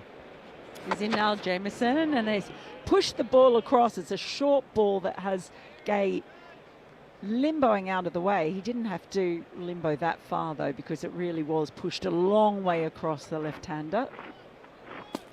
There's one thing about Emilio Gay's batting picked up on in the first test match. As much as he plays a beautiful cover drive, we can see that he defends really well straight, like how he does that. He obviously done a lot of work of playing straight back up the ground. He really emphasizes that. But actually, that's all technical stuff. How he went about it, the mentality, the composure, and the belief that I think he has in himself, and the belief that he has in the fact that he should be here, not just to survive, but to actually succeed. We'll see how he goes today. Next ball short, and he sort of pulls out of the pull, if you like. Went to pull it, ended up kind of spooning it onto the ground. Maybe a good job too, because it ended up bouncing once before it reached mid-wicket. End of the over, England 58 for 1. Duckett, the man to fall, as we've been fuming about, just me from a cricket perspective rather than a supporter perspective. But Bethel is out there now on 4, Gay on 17. And look, we were talking before lunch about how refreshing Sonny Baker was. I must actually say, at Lord's, when we had Emilio Gay come in, I've also found him similarly refreshing, just his excitement coming into the lineup. As Henry starts another over, he's in over the wicket. It's expansively driven, but only to backward point by Bethel, no run. And he's the one I've spoken to a lot more, because I've spent quite a bit of time up at Durham during the county championship and at Northampton as well, when he was playing for Northamptonshire in the 2nd division before making that move to Durham. And he is someone who's a very, very positive character, and he's brought a freshness with him too. Henry bowls. It's defended into the offside by Bethel. And I do think there is this feeling of just a little bit of freshness coming into the England lineup that's epitomised by someone like Gay as well. Yeah, and I think it's been led a little bit by Bethel as well. You know, when he first came, it's obviously a huge talent, but again, the way he's gone about it, the way he's taken to international cricket, obviously got that phenomenal 100 in Australia, in Sydney. Henry bowls. It's left alone by Bethel. And these guys would have grown up together. They would have played England schoolboy cricket together. They would have played England Lions cricket together. And you watch your mate do it. It kind of gives you confidence as well. And you're like, okay, all right, he's led the way. And here we go. Now we get our turn. And it kind of happened to us as well way back when. There was Swan and Anderson and Broad and Cook, Bresnan, Pryor. We were all based at Loughborough for England Lions. We'd spent a lot of time together. So actually when we came into the team... As Henry bowls to Bethel, who plays and misses that one, whistles past the outside edge. When we were selected for the main team, you're still playing with your mate. And actually it does make a big difference. We spoke a bit earlier, didn't we, about making your debut and being able to be the same person and do the same things that's actually got you selected in the first place. And if you look around the team and you do see some, recognise some faces, it does make life much easier, particularly if with the success of Bethel and how he's led the way. He's there now as Henry is in and bowls, and he drives once more, but it only gets as far as Smith, who's hovering at extra cover. No run. This has been a good over from Henry, who he's gone back and forth a bit on his lengths a bit, Henry, and a couple of times he dropped it short and was dispatched by Duckett, probably because he's just not bowling at the pace where if it's going to be short, it's got to be exactly on the money, isn't it? He's running in again now from the Vauxhall end. He's in, bowls, and that one's defended, goes chopped straight into the ground by Gay and out towards point, and that's the end of the over. England 58 for 1. I think England showed there's not a great deal in it for short pitch bowling, and it does look a very good wicket now. Even that last delivery, good line, good length, trying to get seam up, trying to get as much swing as you possibly can, and Bethel really has easily sort of taken one step forward, and it's hit right in the middle of the bat. I think of course the short ball is always an option, but it should be an option something that you go to as a surprise delivery on a wicket like this, and ultimately you've got to just keep bowling your best ball, dragging the batsman forward, hitting the top of off stump. There's still a little bit of movement. The ball has gone past the bat occasionally. But I'm always a big believer in just trying to hold, build intensity, hold as long as possible. Don't try and get too funky. Don't give the batsman opportunities to get that boundary and release the pressure. Well, we have a change in the bowling. It is Will O'Rourke bowling for the first time in this test match. In from the members' end, and he just turns the first ball, which is quite short, into the leg side where there is a fielder hovering underneath the lid. That is Gay on strike. Will O'Rourke, he has taken 4 wickets in the series so far. He took 2 for 25 in the first innings at Lord's and 2 for 46.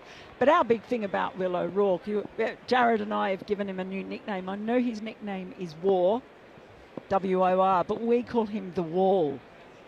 He is the wall when he's batting, and he's now in bowling around the wicket. Is well defended by Gay, who gets right in behind that ball. Yeah, he's he hardly ever plays a shot. He seems to absorb all the energy from the ball and just plops in front of him, and he'll just stay out there for as long as you like. He's the new Wall.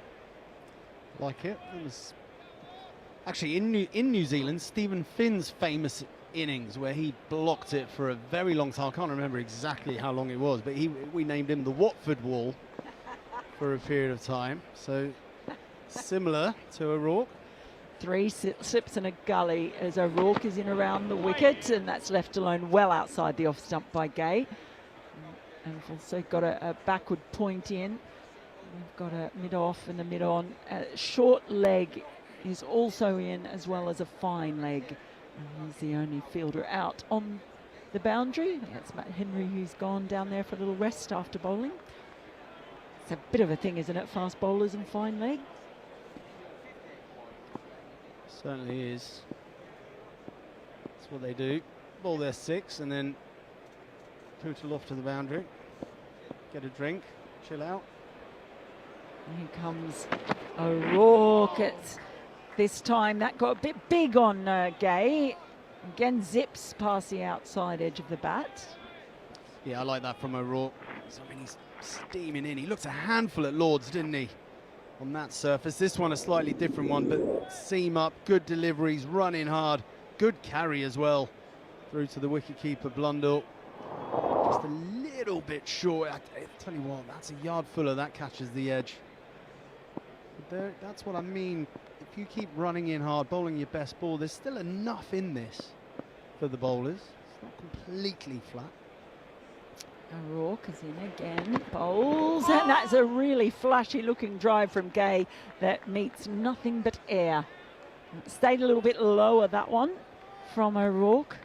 Ever since he came in, we saw the sort of real transition in New Zealand with the retirements of Trent Boult and Tim Southey, and then Matt Henry has kind of blossomed in so many ways since their retirement, as far as taking on the real strike bowler. But I really think since O'Rourke came in, it's given a different dimension to the New Zealand bowling attack, and an exciting one as well.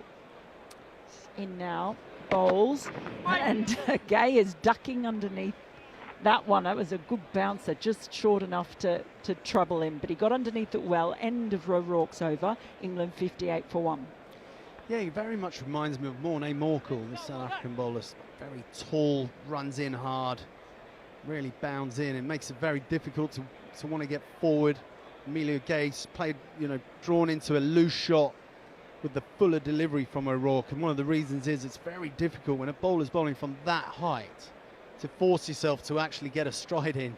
You're always sort of hanging back a little bit. You know that the bounce of the ball is going to be something that you're going to have to counteract. But he has been impressive so far. I like how he's also aggressive, isn't he? Sort of without saying anything, you feel like he's at the batsman the whole time. Yeah, it's the ball do the talking. But it's Henry now from the Vauxhall end. He's in over the wicket, and that's driven nicely through the gap. Bethel just unfurling the crispest of drives and takes him to 8 and England to 62 for 1. The beauty of this shot for me is just how simple he made it look. That is not an easy shot to play, and yet Bethel gets in a fantastic position, good stride forward. The head position is absolutely spot on. Doesn't try and hit it too hard, times it through the covers for 4 runs.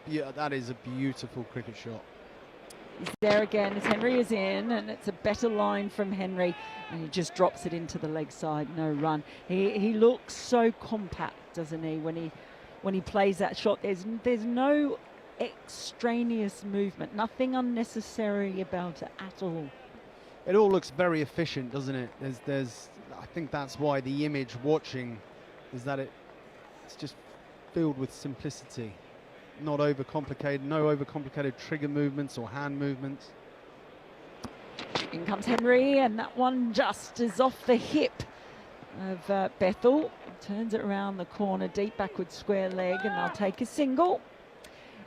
Interesting the pace at which England score, and I say this because there was so much talk about so-called Bazball, so-called refined Bazball 2.0, how they were going to respond after the debacle that was the Ashes in the end. And so for me, it was almost like you couldn't really take anything out of Lord's because the pitch was so extreme. It was very hard to tell anything about the approach as Henry is in and bowls and Gay ducks under it.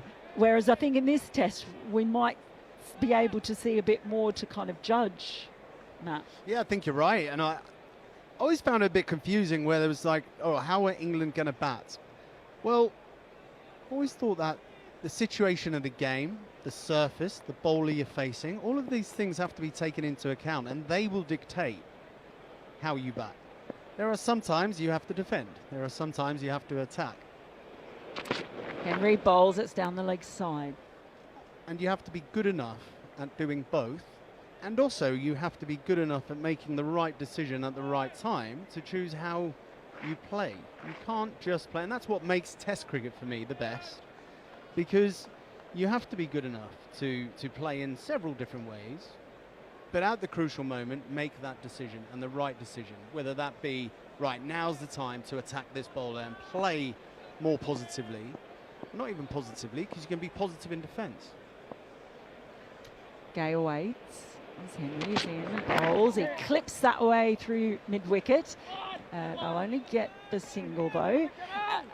I guess though, Matt, that the criticism, or that is the end of the over by the way, England 64 for 1, Bethel on 9 and Gay on 18. I guess that's been the criticism, hasn't it, that England haven't always made the right decisions at the right time, whether or not you disagree with that criticism. Certainly in the series they've lost, that's been where some have lost patience with them. So they come into this series under an enormous amount of scrutiny. We know that, and there's been a lot of pressure on I think Brendan McCullum and Rob Key, and in particular, and now Ben Stokes. So that's why for me it is just really interesting to see how their batting does kind of unfurl over this, and how they do approach it. As Gay waits as O'Rourke is in. First ball just squares him up a little bit, but it drops on the offside, no run. Well, England's batting team became a one-trick pony. That it was so obvious how they were going to bat. And if you think about it from an opposition perspective, okay, there's the initial, oh wow, this is how they're going to play. There was a bit of a shock element to that, and they had some success. But when you keep playing that way, teams can adapt and go, well, hold on a minute. They can't keep trying to slog our best delivery. So if we just keep holding in, they're going to get themselves out sooner or later. And I think teams adapted to that very well. And that's what sort of paved the way for the sort of death of Bazball. O'Rourke around the wicket, it squirts off the outside part of Gay's bat, and Bethel wanted a single, but it's picked up by Glenn Phillips and he prevents the run. It's interesting you say that, because that's what I always say. It was like, if you call it Bazball, it had what you normally consider in sport to be second-year syndrome. You know, the first year that a rookie player comes in and they do really well, and then the second year people have figured them out and they often have that struggling year. That's kind of what it felt like a bit. Would you agree? Yeah, I agree entirely. And when they got found out, they didn't make a change. I think that's what was frustrating for everyone watching on. O'Rourke in, bowls left alone by Gay. And I guess, well, it's also got to be about selection of certain players, right? Because certain players play their natural game that they always talk about. Some are more aggressive than others. And there was a general kind of consensus that you were only going to get in this England team if you batted a certain way. But you've got certain players coming in now, like, say, James Roux. He's not known as someone who has an especially high strike rate. Yeah, I think it's on the ability of the player, as I said earlier, to make the right decision at any given time of how they want to play. Next ball's defended up towards mid-off, no run. And we've mentioned, you know, these guys have come into this, they've earned their selection through volume of runs. And they've worked out how best they score their runs. At the end of the day, every batsman, you're adding to the team element by playing the best way you play, or by giving yourself the best opportunity to score runs. That's what your job is. If you turned up into the dressing room and then were told suddenly you have to play a completely different way, I think that would negate the natural ability of the guys.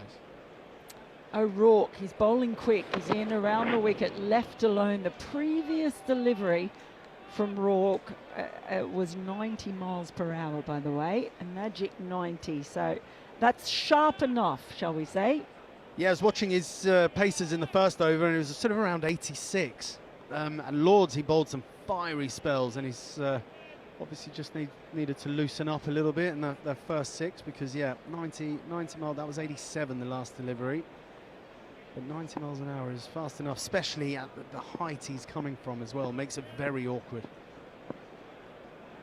I've got a question for you after this ball, Matt Pryor. It's O'Rourke is in, fired from around the wicket. That's really squared up Gay this time. He gets a leading edge, but it's along the ground. It squirts off into the covers, and that'll finish off a pretty testing over from O'Rourke. England 64 for 1 with Bethel on 9 and Gay on 18. What difference does it make? I mean, I'm actually used to dealing in kilometres per hour, having grown up in Australia, so I have to do this calibration in my head. But when you're talking about a few miles per hour, when you talk, is there a real difference between, say, 87 and 90? Obviously, there's 3 miles an hour difference, I know that. But for a batter, those 3 extra miles, did they really make a difference? They do, actually, yeah. You'd always look at, so 85 miles an hour, you really, as a batsman, are thinking, right, front foot, I want to be attacking this ball. We're talking on a wicket like this. If it's swinging and seaming and everything, you might adjust yourself. But 85 miles an hour should feel very comfortable. You're looking to get forward. If they go short, you're going to take it on, no doubt, and it's about dominating the bowler.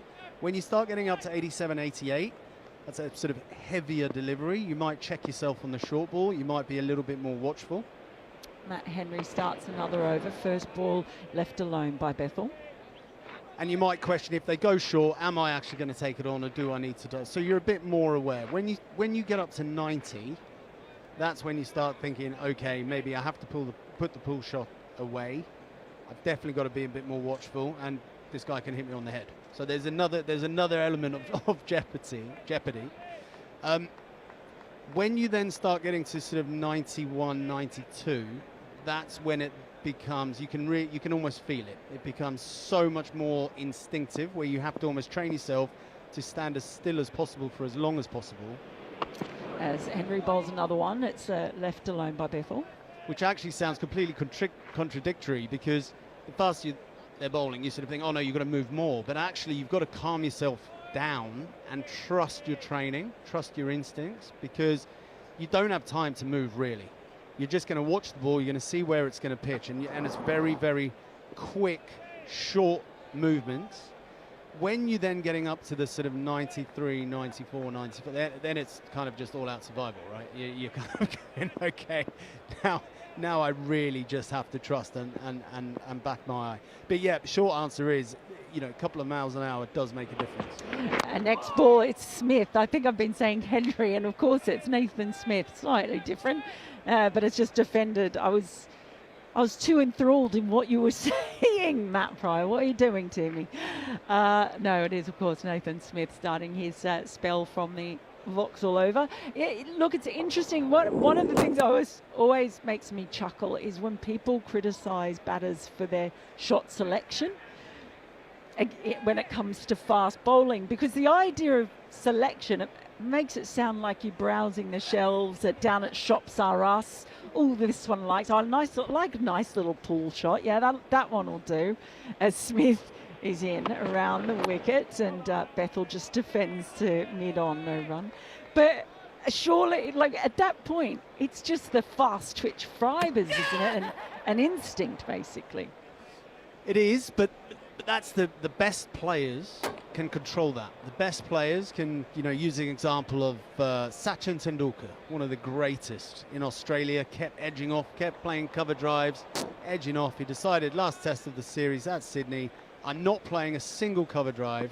He's good enough not to do it, scores 220 or whatever it was. Here's Smith, and Bethel leaves that one alone. A little late movement there from Smith angling the ball in. And what I think the best players can do is they have all the shots. And actually, if my son is listening, he will have heard this many times. As I say to him, you got to have all the shots, but then you can't play all of them to one ball. You've got to then select maybe 3 or 4 for any given surface, for a different bowler. And you've got to put some shots away. As I say, with the ball, if a bowler's bowling sort of 92, 93 miles an hour, they've set the field for it and they're going to bowl short. It's actually a really good feature of Glenn Phillips' batting. And Bethel waits, Smith in, and it's defended back out into the offside, no run. We know Glenn Phillips is a really attacking batsman. We know he likes to take the pull shot on. But when Archer came really hard at him, a lot of short balls, he just didn't play one because he made a decision that was a shot that was going to get him into trouble. The field was set for a mistake. So he just didn't play it, and he ducked and swayed and fell on the ground and everything else. But he just refused to play it. That is the skill and craft of batting. It doesn't mean he can't play the shot. He's making a decision not to.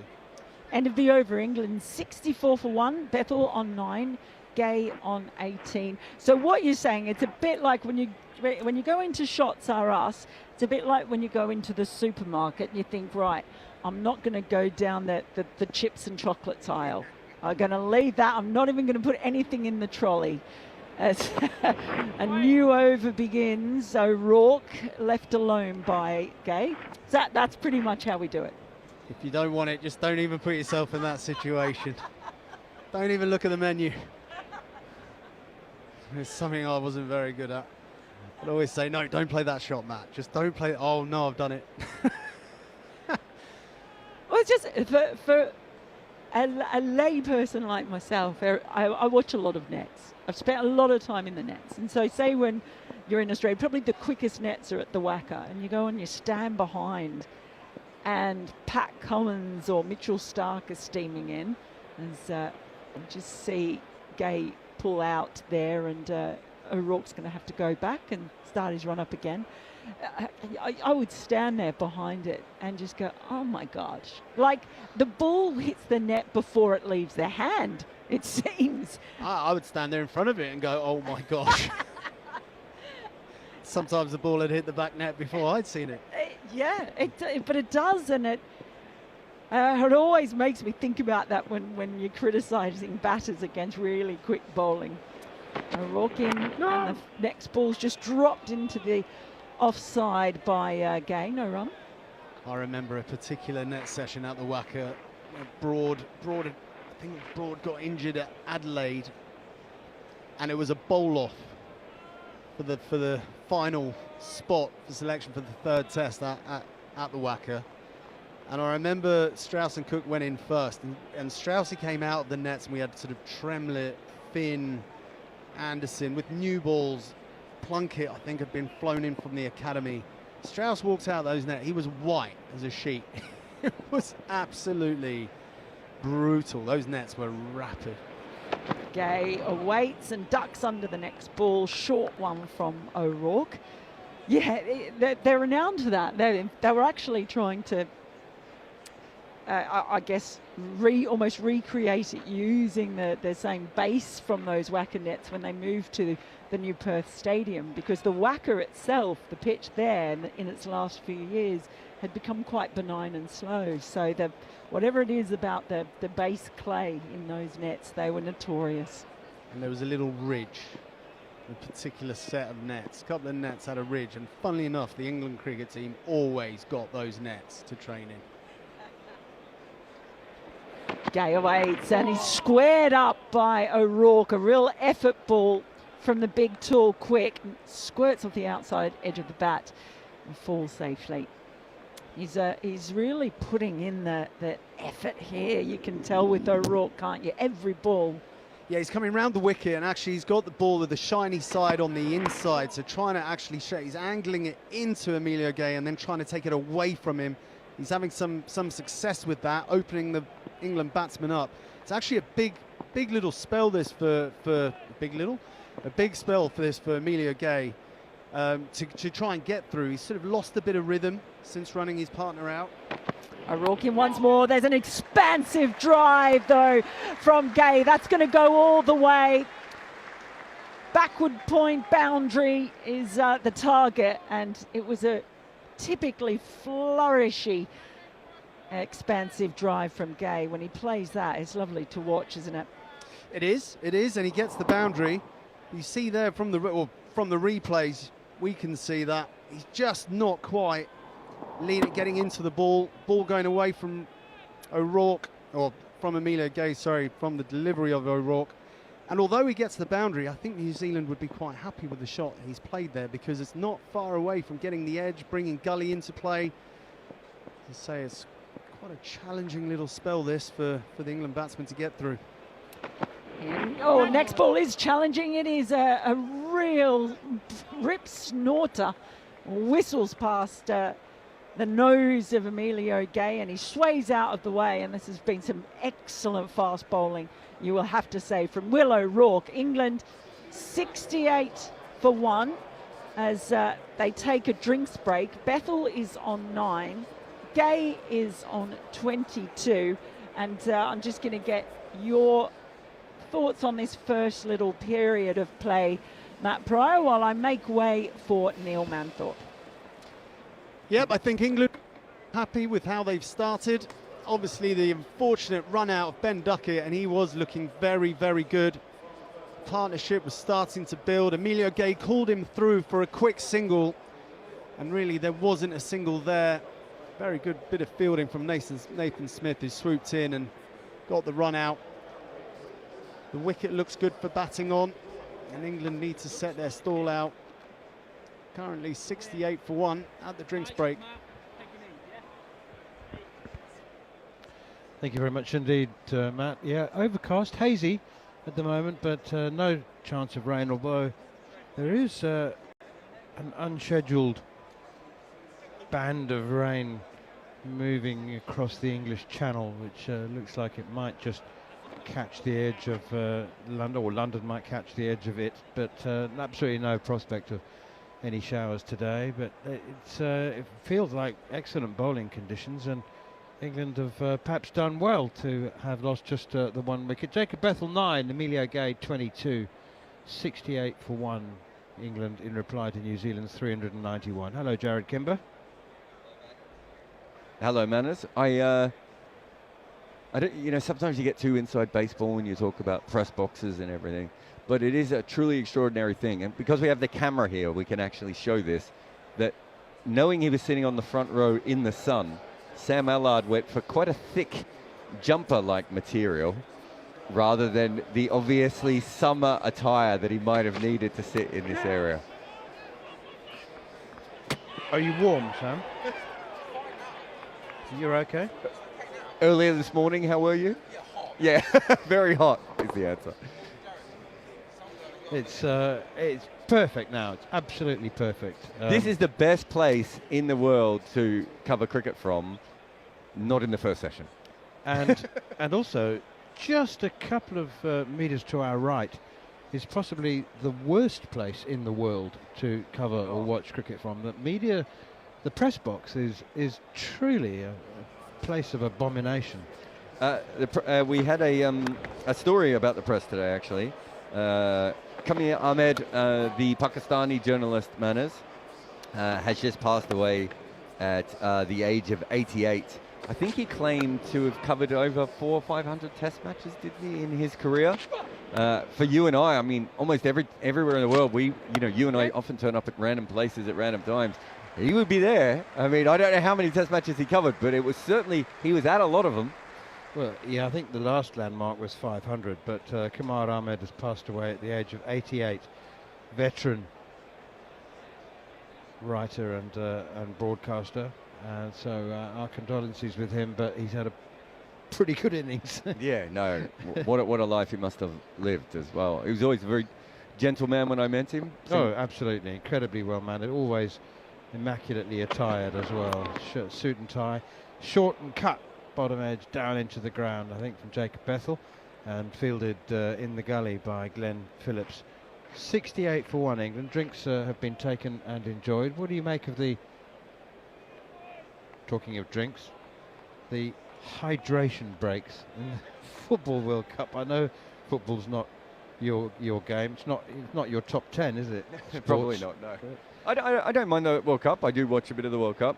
I really struggle. There's Women's World Cup in cricket. There's the Men's World Cup, and we're covering this. So I'll be honest, I'm not watching as much of it as I should be.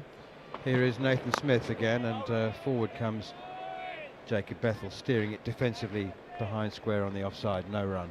I think the hydration breaks is a little bit like the tactical timeouts in the IPL. It's a lovely little way to make sure that you can make more money from sponsorship. Commercial break, exactly right. So the Why argument... didn't they call it drinks break? Why hydration? Because the outdoor stadiums in America at this time of the year, particularly in the southern states, are very, very hot temperatures. In the so you need a drink. So you need a drink. So high 30s. So why call it hydration? Why not call it drinks break?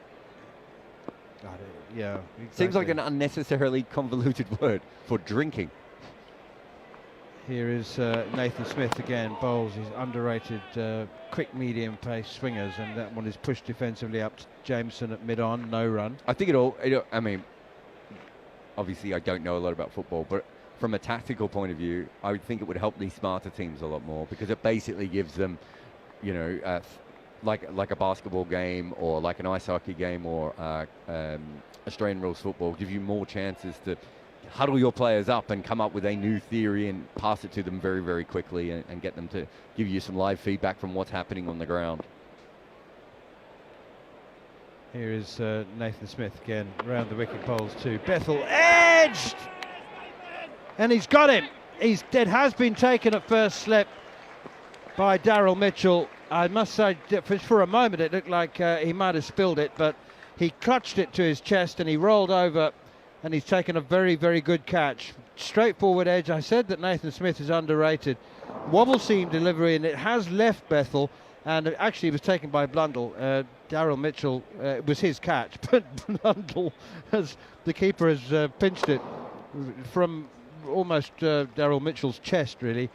Straightforward catch from Blundell. Mitchell did go tumbling, which sent me on a dummy run, but Bethel has gone, caught Blundell, bowled Smith for 9, and England is 68 for 2. Geez, Nathan Smith's taken 6 wickets in an innings in both of his last 2 test matches, and I think you probably, well, you are better equipped to discuss what makes him so dangerous. I mean, he is quite accurate, and I think he's probably put on about half a yard in the last year and a half. But he just nibbles it around. We know that he might have trouble on flatter pitches, but anything with any sort of inconsistency in the surface, I think he's quite good. But he's quite strong, Manners. He's quite muscular across the chest, and I think he just rushes people a little bit with that. Even though he's not rushing them with extra pace, it's just coming onto the bat, maybe skidding on a little bit quicker. But good bowling again. Did you hear? I don't know who it was, but as the catch was taken, I just heard someone scream, "Yes, Nathan!" Which was a lovely little audio one. I'm sure if you were listening into talkSPORT, you would have picked it up. But a beautiful little moment there, and a very important wicket. And out comes Joe Root. Are we going to get Bazball batting Joe Root or old Root captaincy Root? Well, he's been the old Joe for over a year now, hasn't he? I mean, he just bats the way that he bats now. He did his thing. He fitted into Bazball. Never forget him uppercutting and pulling sixes in the first half an hour of the morning on the second day of the Test match in Mount Maunganui, when quick runs were the order of the day. But Nathan Smith then into Joe Root. First delivery is a half volley outside the off stump. What a gift! And Root just steers it away past the gully, off the mark with the first ball boundary. Yeah, big mistake from Smith there, because he's the kind of bowler that skids on, as we just said, and sort of floating that up. I think even Root probably hesitated for a minute and just went, look, there's runs there, I'm going to take that. It was fascinating before that ball. I don't know if you picked that up, Manners. Nathan Smith seemed to be in a conversation with Matt Henry, except for the fact Matt Henry never turned around and looked at him at all. Then suddenly he was in a big conversation with leg slip. Is it Latham in at leg slip? Can you see? I think it's Mitchell. I mean Phillips. Is Phillips not a gully? Here is Smith again, and a little bit of width outside the off stump. This time Root drives off the back foot, more of a steer drive than a hit drive. And it's Devon Conway who chases from backward point, hauls the ball in front of the Galadari stand. They have gone through for a couple, and England are 74 for 2, with Joe Root moving up to 6. Emilio Gay has 22. Yeah, I think it is. I think it was Latham. So he's having a big conversation with is it? I'm waiting for him to turn around now. Either Nichols or Latham. No, so it might have been Henry Nichols. He had a big conversation with Henry Nichols where he pointed him about 4 different directions, and then Henry Nichols moved an inch and a half to his right, and Nathan Smith went, that's perfect. So it was so much talking, and for the smallest move I've ever seen. So I don't know what the theory was there. And then he got his leg slip in the exact spot he wanted and bowled 2 balls outside off stump that went for runs. 3 slips of gully and a short leg in now for Emilio Gay, as Will O'Rourke continues his attack outside the off stump from the pavilion end, and it's left alone. So Mitchell first slip, Latham second, Nichols third, Phillips in the gully. Big shout out again for Glenn Phillips in case you missed it today. Maiden Test century in his 20th Test match. Did you see 22nd? 23rd. Okay, somewhere around there. Did you see what he did at the lunch break? Phillips, no. Practiced his off spin on his own for about 20 minutes. Was that him? Then he picked up the stumps and started walking them off before a coach went, you don't actually have to do everything. Took the stumps off him. Then he ran across the field because he realised he wasn't with his teammates. Here is O'Rourke around the wicket, bowls to Emilio Gay, plays defensively. It's Rachin Ravindra under the helmet at short leg. Nathan Smith down at long leg. Kyle Jameson and Matt Henry, the 2 fast bowlers at mid-off and mid-on respectively. So New Zealand as conventional as England were unconventional in their field positions and their lines of attack and their methods and modus operandi and their efforts to take wickets. New Zealand sticking with what's worked by and large pretty well for the last 140 years. Here is O'Rourke again around the wicket, bowls bouncer to Gay, who ducks underneath it. Both teams have kind of wasted the new ball though. I think New Zealand has pulled it back now, but they are 74 for 2 at this point, and a lot of that is because of how they bowled early to duck it. This spell to Emilio Gay's been really good, and obviously they worked over Bethel as well, but neither team has really taken advantage of the new ball in this game. Your sense yesterday, though, was that England deliberately bowled wide. Doesn't make it right. No, exactly. It's still a waste, whether it's by choice or by mistake. 74 for 2 at the moment, England, in reply to New Zealand's 391. O'Rourke in again. And Emilio Gay steers this one past Phillips in the gully. Conway chases from backward point, but only to retrieve the ball. That was a steer. It was in the air, but you know, and he's one of those shots, Jared, that wouldn't have looked good if he'd edged it to the gully, because it was playing away from his body, but you know, with not lavish seam movement, he was confident just to steer it. No, the O'Rourke pace bounce angle is definitely causing him some issues, and he's pushed that away. He was fine, but as you said, easily could have ended up with Henry Nicholls taking a catch at third slip. I wonder if this isn't a two-gully type of pitch, just because it feels like a lot of balls have been steered in and around the gully region in this game. Here is Will O'Rourke again, and Emilio Gay plays defensively, pushing it up towards mid-on. As we look from the Vauxhall end, the bowling from the pavilion end, we are looking directly at the batsmen over the heads of the slip cordon, and they look very, very narrow to me. They're overlapping, really. I mean, we saw Tom Blundell take the catch, like you know, in front of Daryl Mitchell's chest at first slip. And second slip and third slip are covering as little ground as you will ever see in a first-class match. I think they could all take half a step to their left, cover a bit more ground. Phillips in the gully. O'Rourke in again. Emilio Gay turns it nicely off his hip, tuck their way down towards long leg where Smith does the fielding. England in reply to New Zealand's excellent 391. They added exactly 100 today.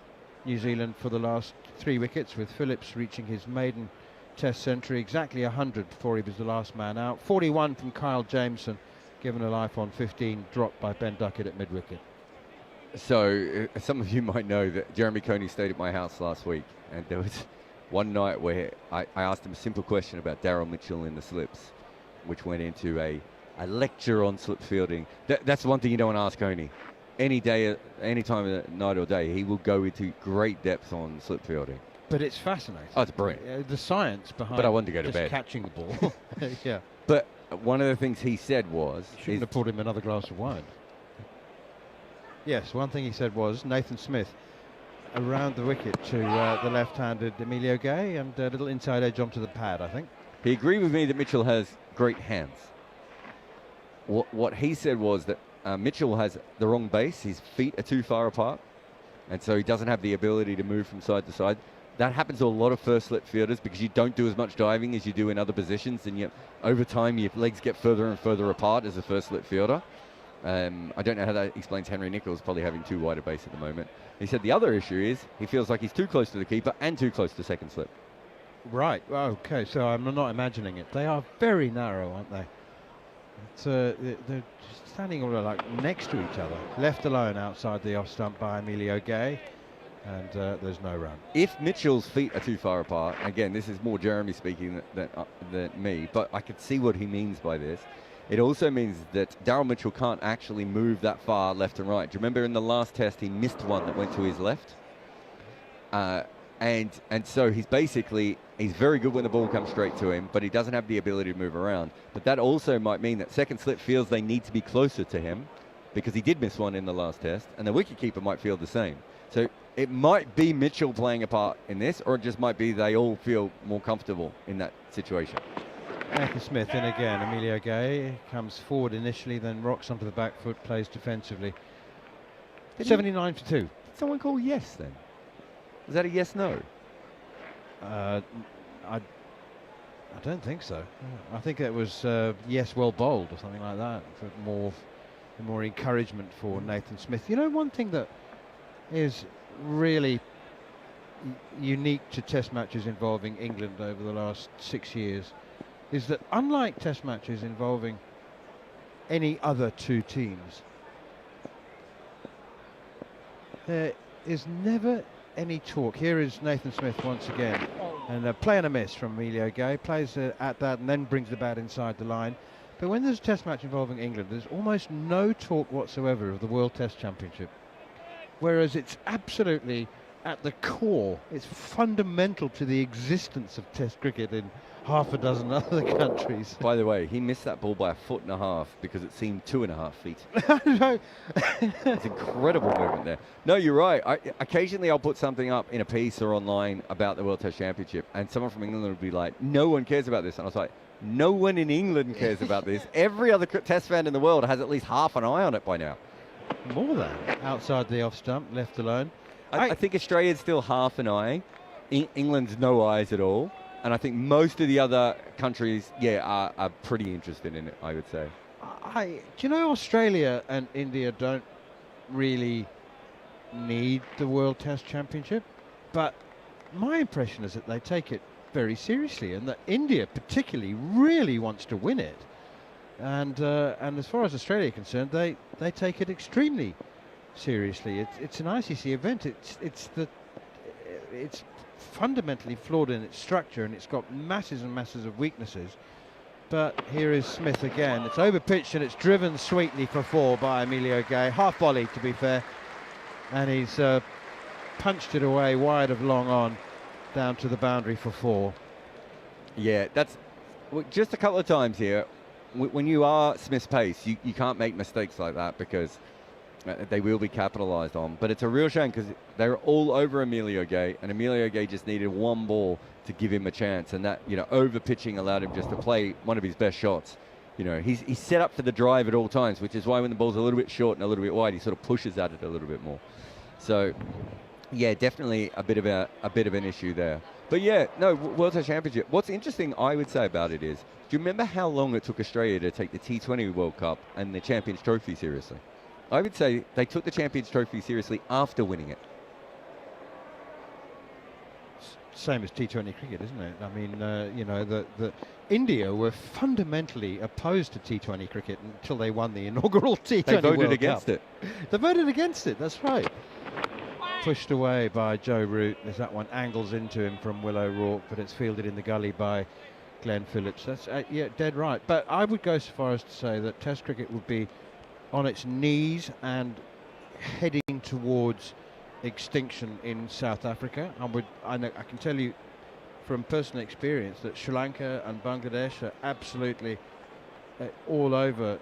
They're planning a campaign to try and qualify for the World Test Championship final. The West Indies not so much, because they're just hanging on, trying to keep playing it. They're just showing the footage of Morne Morkel. Down the leg side, glanced by Joe Root for 4. Did it come off his pad? Yes, Yeah, it did. leg buys. Leg buys, but they've got a leg slip in, and it's not much space between the keeper blundle and the leg slip, and it's bisected the two fielders absolutely perfectly. Yeah, they're just showing that famous footage of Morne Morkel coming off the field at the Oval and accidentally going to the groundsman's hut and then going. If you look at the footage, they just showed it. What I was pointing at is you could see me. It was one of the last times I ever bought a ticket to a game. And I was in the middle where where the dugouts are now. You used to be able to sit there. That's where I was sitting. So I was one of the first people on the ground to realize he was going in the wrong direction, because he was going to my left and he should have been going to my right. Here's Will O'Rourke again down the leg side this time. That's deliberate. I mean, he didn't bowl it down the leg side deliberately, but he's bowling it in at the body deliberately, and that's why they've got a leg slip in place. Yeah, that Test match was in 2008, end of 2008. Was it 2008? Was the previous tour? Was it? Yeah, it was 2008, because I hadn't got international accreditation until 2009. That's why I couldn't get in. Yeah, he walked right up to the groundsman's hut before. What was funny is they shoot him away. He had his head down, so he didn't realise till he got there that there was no gate to walk through. They had to move everything for him. Here's O'Rourke again. Root flicks this one firmly off his pads down towards long leg. Nicely fielded by Nathan Smith, who I must say is you've made the point already that he is a proper athlete. There's no sort of element of fast bowler with him in the field. He's as good as anybody. Very quick across the ground, really good hands, powerful throw, counted for Ben Duckett with a direct hit earlier to pick up the first wicket. And he's a player right on top of his game with the ball and in the field. Hasn't quite done himself justice with the bat in this series, but he's a fine all-round cricketer. Hey, 2 gullies, just you called it. 2 gullies, 3 slips now as O'Rourke is in again to Emilio Gay, left alone outside the off stump. So where have they taken that man from? Because they've got mid-on and mid-off and a backward point. So they had short leg, didn't they? So I would assume they've moved. Yeah, Ratchan has come over to point, and Devon Conway. No, Will Young is on the field. So Devon Conway's off the field at the moment. But anyway, Ratchan has gone where Devon Conway was, and Devon Conway, who is Will Young, has gone to the second gully. Does that make sense? It does. He's number 32, Will Young. Did you know that? I did. It's written there. 3 slips, 2 gullies, backward point, mid-off, mid-on, and a long leg as O'Rourke comes thundering in from the pavilion end and left alone outside the off stump. And there's no run once again. England are 88 for 2 in reply to New Zealand's excellent total of 391. I still think it's an excellent total. I know that, you know, Ben Duckett made batting look very easy, but I don't think it is. Is it easier than it was on the first day? Yeah, I think it's certainly easier against the new ball than it was on the first day. I think that's the big change that we've seen so far. That new ball was not quite doing as much. We are now seeing, of course, with Smith and O'Rourke are getting a bit more movement. So maybe as the lacquer has come off, we're seeing it around a little bit. But I still think it's much easier to bat today than it was early yesterday. But late yesterday and early today, it's been pretty good for batters so far. Nathan Smith in again, and this is pushed into a gap at cover. Kyle Jameson and Will Young converge on it. Young gets there from backward point. Back to the World Test Championship. So honestly, the Test format was losing at a huge pace relevance in South Africa, and you know the fact that the structure of the competition is so flawed. They only had to play 12 tests, 6 away, 6 at home in 6 different series in order to reach the final. They then beat Australia, but you know, as I said, Sri Lanka, Bangladesh, it's Pakistan. It's a big motivating factor. It's Smith is in once again, pushed away by Emilio Gay once more into the covers, into the offside. New Zealand, when they became World Test champions, they became the first team that I can recall, Jared, who added a Test match to the following. Do you remember they had 2 scheduled against the West Indies, and because Test cricket had this surge of popularity, unprecedented in New Zealand, they added a Test. You know, we used to seeing Test matches being knocked off itineraries, but short and pulled away by Emilio Gay. Hasn't quite timed it, hasn't got hold of all of it, but there should be enough on it for at least to come back for 2, which they do. Rachin Ravindra does the fielding, and you know, there's all sorts of flaws. You can say, well, you know, how can you have a competition with 9 teams in it, 2 of whom will never play each other? So yeah, that's a problem. And you know, you've got 3 teams who only play 5 Test series against each other. You don't want to get into the problems, do you? Of this? No, not really. I would say about once a week I get like a very earnest cricket fan sending me a way of fixing it. I was like, no one doesn't think it should be fixed. They just don't want to do anything about it. Here is Smith again, and it's clipped away through square leg by Emilio Gay. There'll just be a single in it as Ravindra comes in from the deep square leg boundary. And for all its flaws and ugliness, for all of its imperfections, it is the ugly duckling that has laid the golden egg. Honestly. As you said all that, Sam Ellard sort of came around, and I just sort of for a minute thought you were talking about him. I forgot it was a World Test Championship. No, I think you're right. I think I wouldn't be surprised if, with the popularity that we have seen of having 2 divisions and also having a best of 3 World Test Championship final. And I wouldn't have thought either of those things were possible 3 years ago. Here is Nathan Smith again, and this is punched away behind square to backward point, straight to the field, and no run. 92 for 2. Now there's talk about bringing in the 3 smallest Test nations, Afghanistan, Zimbabwe and Ireland, and including them, and having one-off Test matches count towards this already almost absurdly imperfect tournament. And I just think that you've got so many 2 Test series, that they're not series, by the way, they're 2 matches. So Series Z? I think you can't discredit the tournament anymore by including one-off Test matches against the 3 smallest nations. Here is Nathan Smith again, and it's pushed away towards cover. Nathan Smith does his own fielding. No ball, actually, signalled by umpire Nitin Menon, so they'll have to bowl that one again. Jared, you know, You're not going to see Ireland, Afghanistan and Zimbabwe qualifying for the World Test Championship final. Not this year. So if they play 6 one-off Test matches and they count towards it, fine, it's okay. Let it be. There's only 5 teams at the moment, maybe 4, with a chance of qualifying for the final anyway. Yeah, I just think in the future, they made a mistake when they didn't just have 7 teams in Division 1 and 7 teams in Division 2. And the last 2 teams could, in Division 2 could fight for the right to be a Test nation. If people still care about that, I don't. I think anyone should be able to play Test cricket. Pushed away defensively by Joe Root, nicely, solidly behind the line of this one. So which are teams 13 and 14 then? We'd probably have, at the moment, it would be between Namibia, the Dutch, Scotland. Who else would you have up there? UAE, Oman, before all the Omani players stopped playing for them recently. You'd have to have a look. I don't know who's playing the best first-class cricket. USA might be in there as well. The lights are on. Yeah. That's interesting. I didn't think it was that dark. Anyway, carry on with that thought briefly, because Melinda Farrell will take you through the tea. I suppose my theory is that we came up with a terrible system of deciding that someone had to be a test-playing nation. No one at the ICC has ever shown me any document that has proven how you can actually get test match status. As O'Rourke is coming around to Emilio Gay here. It's way too short. Noticeably, though, we haven't had as many byes, so they're not bowling quite as wayward as England did.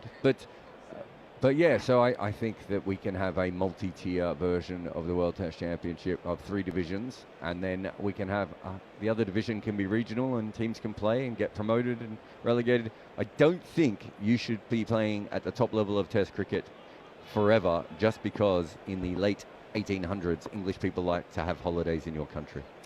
Jared Kimber, that sounds far too much like a system of merit. You fool! It's not really cricket, is it? No. Next ball is a lovely little away swinger by O'Rourke. Gets a movement away from Gay. Plays inside it. Yeah, it's an interesting one. I know, look, what I find hard, I went to Andy Zoltzman once, or I went to a bunch of people who were statisticians and know an awful lot about how these things work, and I was trying to find out who had to win what, and he couldn't tell me, and he said the only way he does it is to go to Wikipedia and to try and work out the percentage points. It's very hard to follow. Have you never found the World Test Championship predictor website? As O'Rourke is in, it's left alone by Gay, swings his hips out of the way. No. Oh, yeah, someone put it up on Reddit a couple of years ago. I'm hoping it's up this time. I usually only start to go into it. I must have used it because I use it for my predictions to see who's the most likely to make the finals. You can go and you can predict every team. You can even put in net run rate issues, not net run rate, over rate penalties if you want to into the system. It's absolutely brilliant. I don't know who the person is who came up with it. I think it's called World Test Predictor or something. But it's not always, obviously because things change, but it's pretty accurate for what is an amateur site. O'Rourke around the wicket, bowls. It's nicely punched through the covers, finds the gap, does Gay. And now come back for at least 2, and they thought about 3, but there was a big shout of wait. And not surprising either, seeing as Emilio Gay's already been involved in one inopportune run out. Not that any are opportune. For the batting side, takes England to 95 for 2, and Gay moves on to 36. Yeah, it's you're going to have to send me a link for that. I'm going to have to remember where it is, but I'm sure we've used it quite a lot. It's it really does help you work out like what a team's schedule is, and you can also put in the results. In comes Rourke, left alone by Gay. So it works the way. Now, what used to do this? It works the way that the ICC used to have something on their site that you could look at future tests and then put results in, and it would give you what the rankings of the teams would be, which was a great thing. And then, of course, the ICC stopped doing that because why would you want to help the fans understand things? And it basically works the same way. And so you can go through it and you can be like, okay, so I think in this one, South Africa is going to go on a tear. Or you think, actually, India's rebuilding, but I think they'll be good by the second half. And you can change it And so you can come up with multiple different plans, you know, depending on, especially for the bigger series. It's hard to make predictions on the bigger series. O'Rourke in, bowls. It's just defended into the offside by Gay. No run, and that finishes off the over. Really enjoyed this spell from O'Rourke. I think he's been excellent. England 95 for 2 with Root on 8 and Gay on 36. He's bowled some brilliant spells in this series, Will O'Rourke, that have been wicketless in the end, which is just unfortunate for him. But there's no issue with his bowling. I think, you know, the minute he came on today, he looked very good. I kind of expect a wicket to fall now in the next little while, less to do with the bowling, but just because it is a bit dark now. And so there is a chance of just a mistake. Batters don't pick the ball up as well when the clouds come in. And so there is a bit of an issue there. So this is a very important time. Doesn't look like the clouds are about to go away though either, does it? Now they're quite high at the moment, but getting a bit darker, hence the lights. As Smith starts a new over the wicket to Root, who just clips that one behind square leg. It's a fielder in the deep. It'll just be the single. See a plane slowly coming across that grey sky. They give a bit of an optical illusion, these new fancy LED lights at some of the grounds, including here at the Oval. It looks like they're only half on, but it's because they're actually all facing slightly different angles, each of the panels, and so you only see the light from the panel that's pointing directly at you. So it's an odd effect, isn't it? I don't get it. Can you draw it for me? Well, it does. It just looks like some of them. It looks like they're half on, but they're not. As Smith is in and bowls, and that is flashed at by Gay. He leant back and tried to almost uppercut that one over backward point, but it dropped short in the end. So the original lights were not for cricket. So they were Aussie rules lights, rugby league lights, I think even might have been harness racing, right? And so the original lights just kept getting copied and copied, but actually weren't really specifically made for cricket. And it's only been the last 7 or 8 years that we sort of started to now understand exactly how lighting should be. It's still, you know, we can't replicate the sun in many ways, Mel. We could try. Gay waits as in comes Smith and squirts that one out to backward point, no run. I do like these new ones because they are represent in the shape of the 3 feathers, which are the symbol for Surrey, of course. Was Edgbaston and E the first ones that were just not a traditional shape? Well, I don't know if they were the first one, but they're distinctive. The most first ones I remember, embarrassing one for me was the first time I went to Yorkshire. And I was talking to Jason Gillespie because he was the coach there at the time. And I was looking at these sort of flowery looking lights. And I said to him, why have they got their lights in the shape of a shamrock? And of course it's the white rose. As Nathan Smith is in and bowls left alone by Gay. But I thought they looked like a shamrock, a clover, like a little lucky... The luck of the Irish in Yorkshire. If Cricket Island are listening, I know they're building a new stadium. Mel is available for any sort of consultancy that you need. It's actually a real shame if you do get a chance to visit a game in Malahide before they stop using Malahide. I cannot, any cricket fan from anywhere in the world could not be any higher on the fact that you have to go to Malahide and watch a game. I've heard the new stadium won't be quite the same kind of atmosphere. It certainly won't be in Malahide. Smith runs in, bowls to Gay, who flicks this fine, and that's 4 runs. Just got enough on it, helped it on its way. The pace did the rest, and that brings up the 100 for England. Gay moves on to 40, and warm applause around as England reach triple figures. Well, we were in Malahide together for Ireland's first ever test against Pakistan, and we had a great time. That's still one of my favourite tests ever to cover. Oh, definitely. Yeah, I've been to Malahide I think 2 or 3 times. I just absolutely loved it every time. So that was a risky shot from Gay. He's taken that was swinging back in, and he took that from off stump. He's probably out if he misses that. Waits again as Smith is in, and this time he shoulders arms and lets it pass harmlessly outside off stump.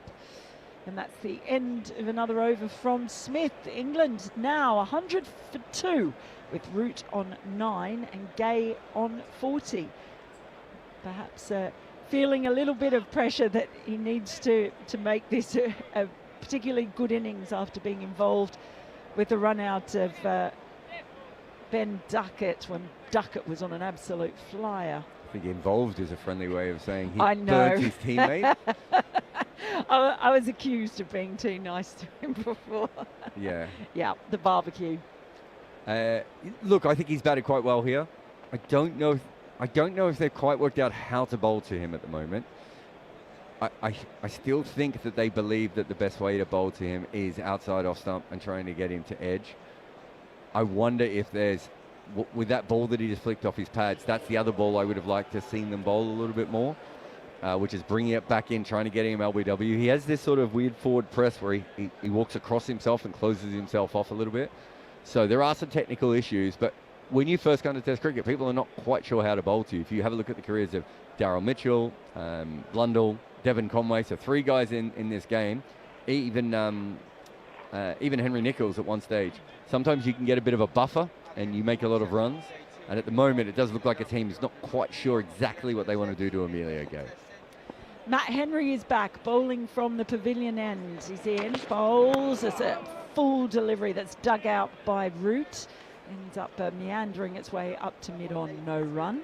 Matt Henry, none for 32 of his 7 overs so far. The fact that he was so expensive is indicative of just how quickly Ben Duckett was scoring early on. Matt Henry, of course, was opening the bowling. He's swung around to the other end. He bowled earlier from the Vauxhall end. But he's switched around now. The breeze is stiffening up, as evidenced by the flags opposite. The 3 flags, a Union Jack above the Cross of St George and the New Zealand flag as Henry is in and bowls to Root, just squares him up a touch, but the ball is pushed along the ground up to wide mid-off, no run. And Jared Kimber has left me, but if you're going to be left by Jared Kimber, then Who better? who better to come and visit? One leaves, one comes to visit, and it's Jeremy Coney. Hello, Mel. Lights on, everybody. Perhaps anticipating a shower, do you think? Coming soon, it's supposed to. Next ball Oh. from Henry on. It's flicked fine by Root. It goes for 4, but boy, just got enough on it and just in time. Just to the left of Henry, I think. Let's just have a look and see. Yes, Henry Nicholls there. Sorry, I called him Henry, just referred to him as if I know him. Oh, well, Sorry, yeah, I know. Yeah. your My mate Henry. Henry, I know. He buys all the beers. Well, Henry is bowling of the Matthew variety, and he's in now over the wicket, and it's just dropped on the offside by Root for a little single. Get through easily, 105 for 2, and that's the 2 balls to go. But well, of course, we're swapping around for left hand, right hand. Yes, I was talking about the optical illusion of these lights. It only ever looks like they're half on, Jeremy. It's quite discombobulating because of the different way that the different panels face. So it never quite looks like they're all on. But it might be a little bit of rain around, a little shower. It might juice things up for New Zealand.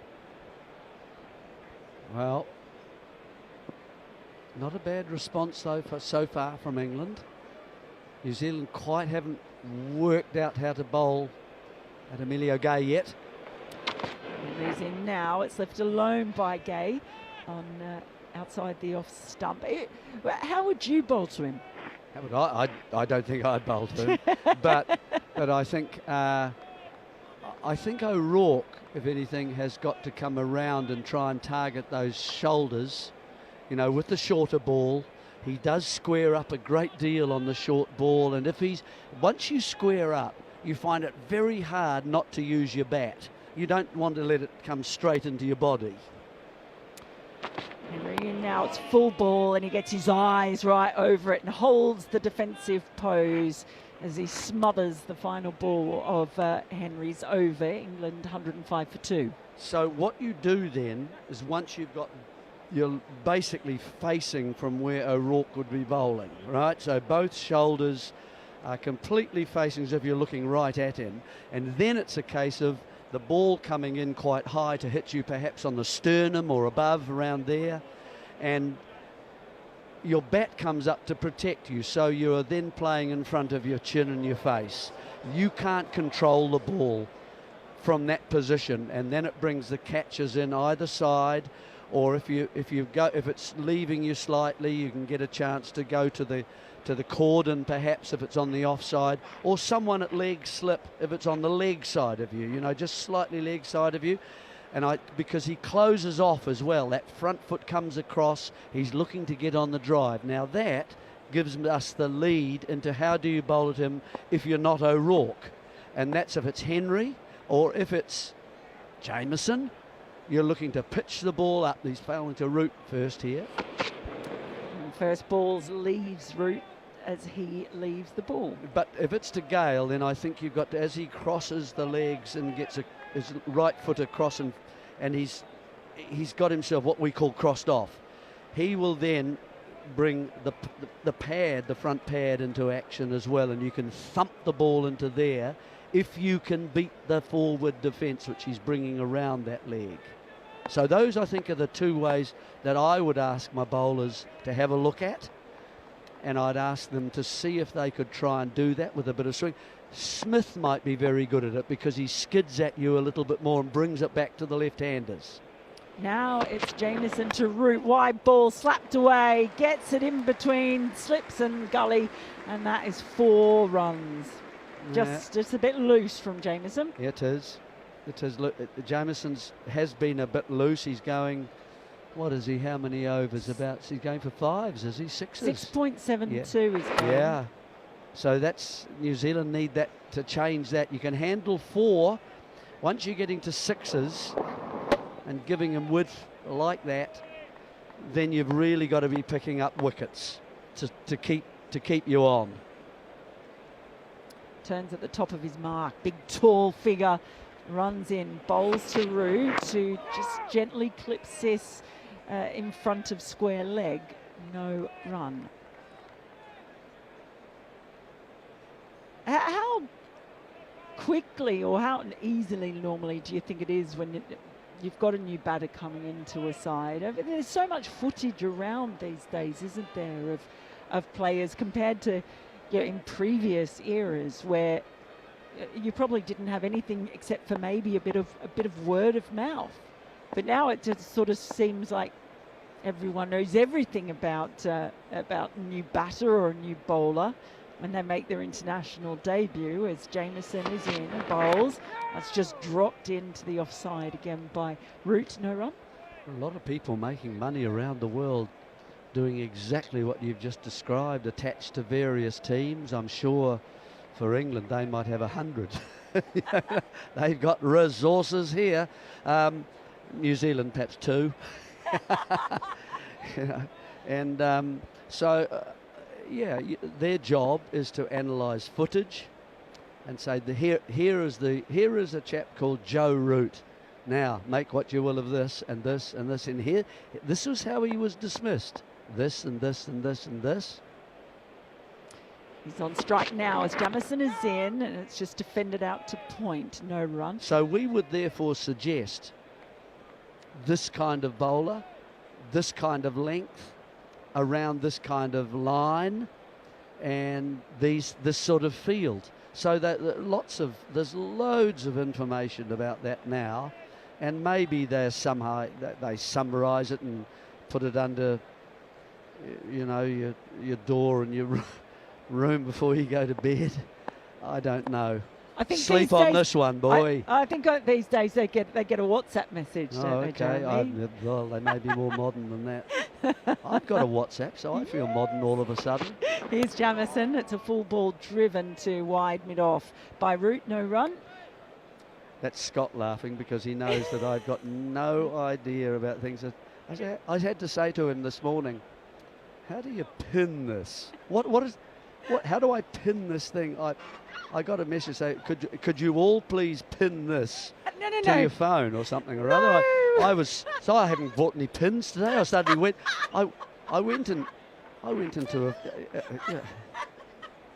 I was ridiculous.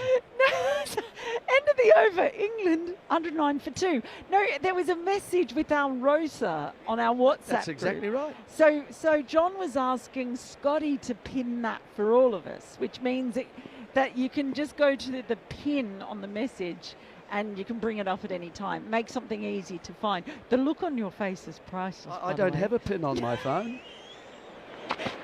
First ball of the next over. What, you expect me to do a bit of darning and things like that up there, the back row? I've got too much to do. There was no run on that previous ball, a dot ball. Yeah, it's Henry who started another over. No, it's a virtual pin, not a physical pin. So I don't have to worry if it's only a virtual one, is it? If it stabs you, it doesn't even hurt. Here's Henry bowls. Oh my goodness, that has fallen. Gay, it just got him, I think, in the stomach, and he crumpled like a pack of cards, ended up on the deck. But he's back up straight away and looks okay. I don't think that got him in the unmentionables, or he'd still be down. No, well, that's again just a bit short. You see, he's got an inside edge to that as it's gone into the pads. But you can see that if that was pitched up, he would have a chance. I mean, obviously, if he got an inside edge, it wouldn't be out LBW. But you can see the next ball is driven square just behind point, and they'll take a single. He's got a lot of pads because he does square up slightly and cross himself as well. That's the front leg business again, across the back leg. Oh, look, I'm getting caught up here. I need a pin. Or something to help me. But the LBW is what I'm talking about, and that's just was a little bit too short, wasn't it, to be able to worry him and get the LBW, which is what New Zealand kind of seek, I think, against him or the catch. 2 slips, a gully and a leg slip in for Root now as Henry is over the wicket, and he falls over as he turns that through square leg. They take a single. Not the most elegant shot that Root has played, but he's actually going at a reasonable clip, Root. He's 19 off 22 without looking like he's done anything particularly extravagant. England 111 for 2. Yeah, got a couple of fours early, didn't he, to get away. He managed to get them through the gully in the cordon there quite early on in his innings, so that it was a brisk start for him. It's a brisk wind blowing now as well. Grey skies. Nelson's up, everybody. 1-1-1. In comes Henry. Oh, and it squirts off the outside edge and through safe territory in between slips and gully, and Gay gets a boundary. Might have been a little bit streaky, but he kept it down. Sometimes he does open the blade on that stroke as well and kind of plays it deliberately through there. I think this one is more of an edge. Yep. It's the way his head Legitimate turned around, like as well. As soon as he hit it, his head whipped around as if to say, "Oh, where's that going?" But he played it down at least. He did kind of get on top of it. Moves on to 45. Henry in, bowls, and that is just nicely pushed behind point. Fielder running in from the deep. Just keep it to a single at Stephen Conway. He's out there. And England now 116 for 2. Gay on 46. Not looking in too much trouble either, you'd have to say. There are ways of getting these players out, of course, but they are managing this situation okay. We've got to tell you that there is complete coverage by cloud above us. The lights, as Mel was telling you, are on here at the Oval. There are some darker clouds coming across the sky as well. It's not particularly cold, I'd have to say. He in a jersey and a and a coat. I'm in a romper suit. Okay, well, that's fine. Good luck to you. You can wear your rompers if you want to. But it's supposed to, I mean, I think there are some showers due. Oh, Scott he's showing me the sign of the 4. So 4 o'clock, he's thinking.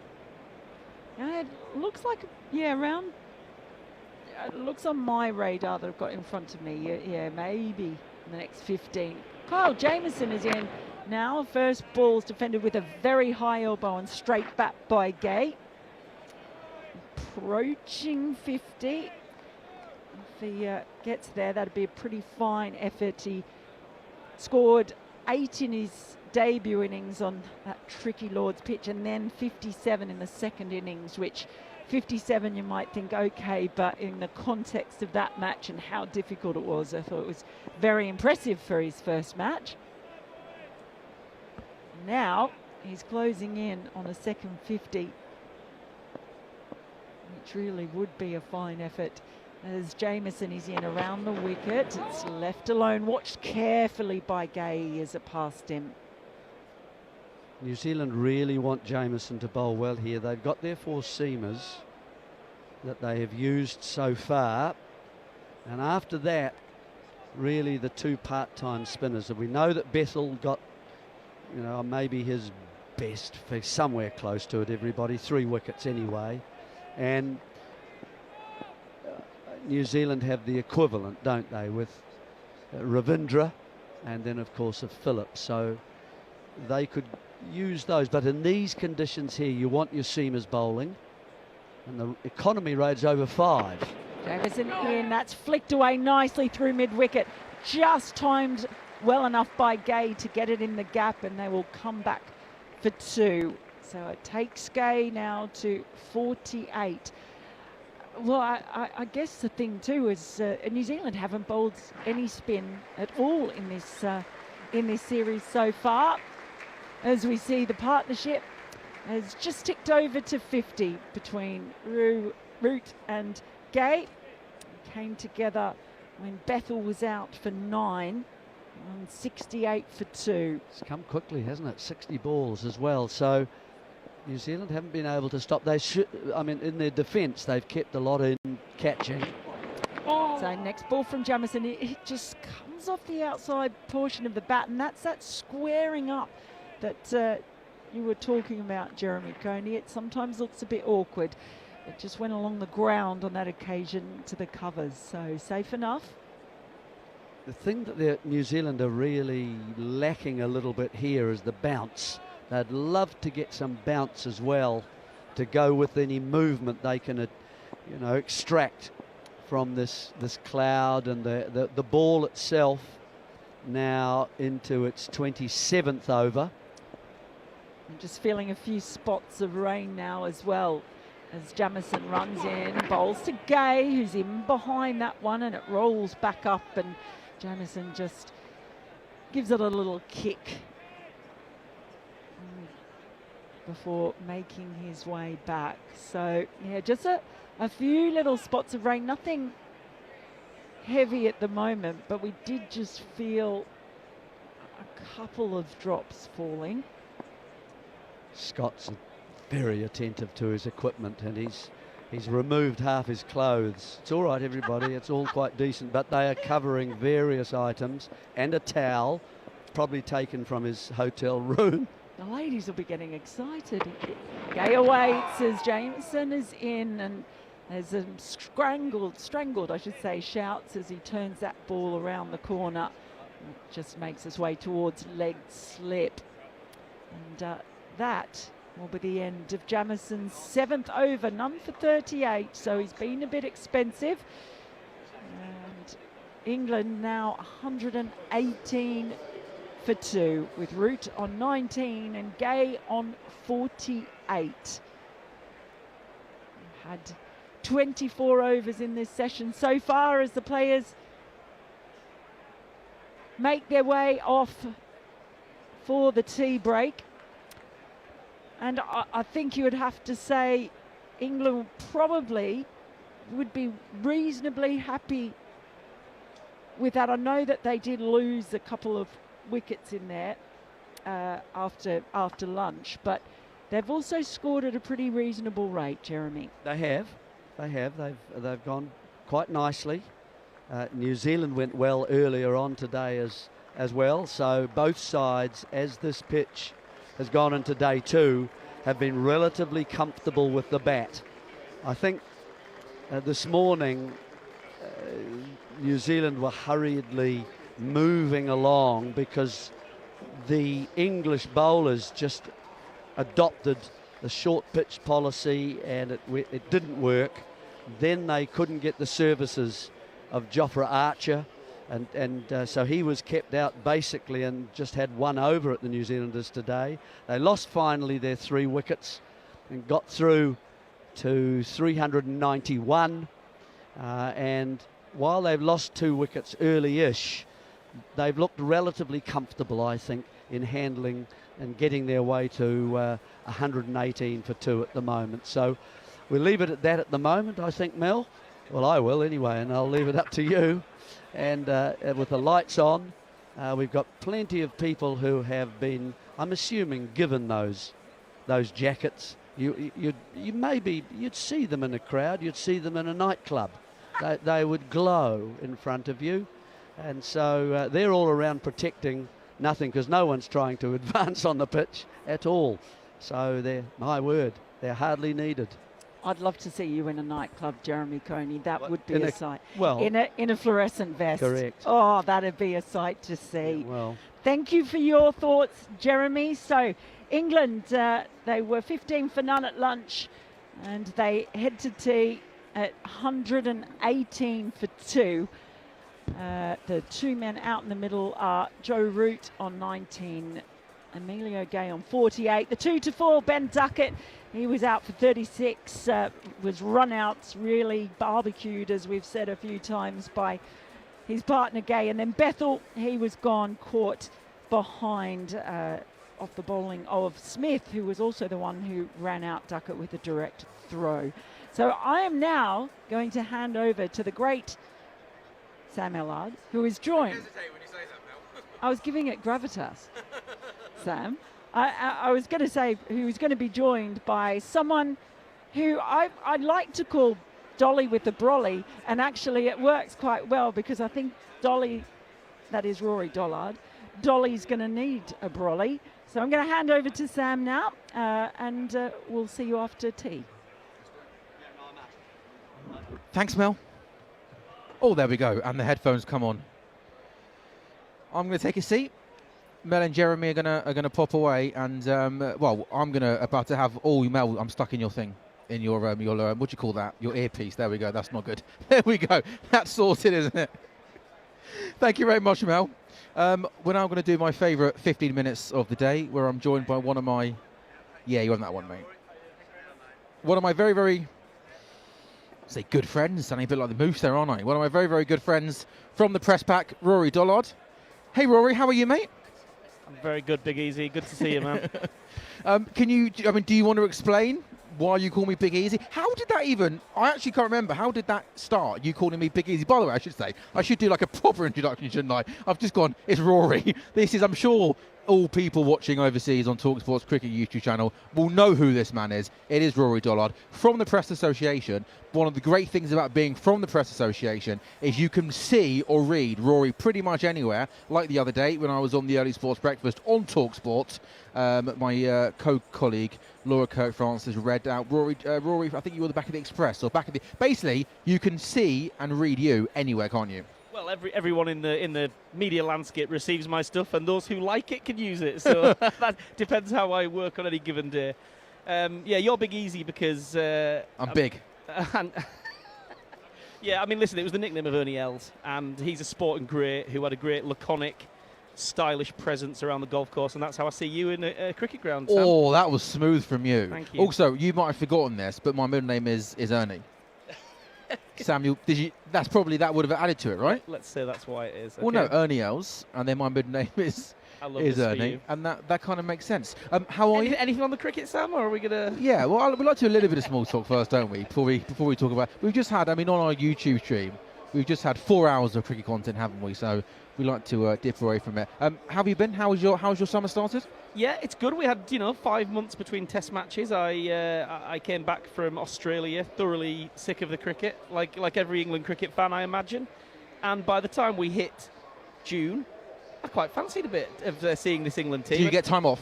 Yeah, I had a bit of time off. Yeah, I did a little bit of football as well, just to check back in with the faster paced sport.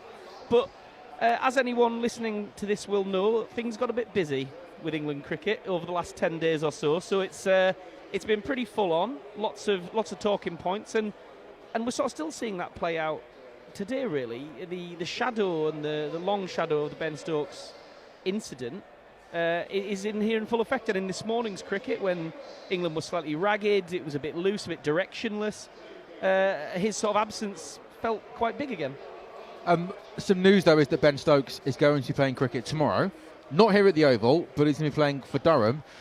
Again, he's named in the squad. I mean, it would be some story if he was named in the squad and then didn't make the 11. Because hey, Durham are going well, aren't they? At the top of the County Championship. They are. It's top of the table clash, so I'm sure they're quite pleased to have England's captain with them. What does Ben Stokes being included in the Durham squad, if anything, tell us about his England future? It hasn't moved the dial a huge amount today, because we got word about 48 hours ago that the ECB had made him available. So we had word that Ben was training and wanted to play. We had word that Durham were happy for him to play, but the last domino that had to fall was ECB, as a centrally contracted player, had to agree to that. So pretty much 48 hours ago we knew that was going to happen, and now it's over to him. I guess there'll be as many eyes on that game as there is tomorrow here at the Oval, because he's sort of the king over the water, isn't he? He's sort of very rare. I can't think of a comparable situation where a sitting England captain has been playing cricket at the same time as his England cricket team elsewhere. So listen, lots going on there. He will be absolutely desperate to put some runs on the board or get a couple of wickets and get himself back in this conversation, because I'm quite sure he's sick of reading about his night out in Chelsea, and he'd rather be talked about for some wickets at Chester Street. What conversations do you think, if you had to guess, are being had in and amongst Rob Key and people above him?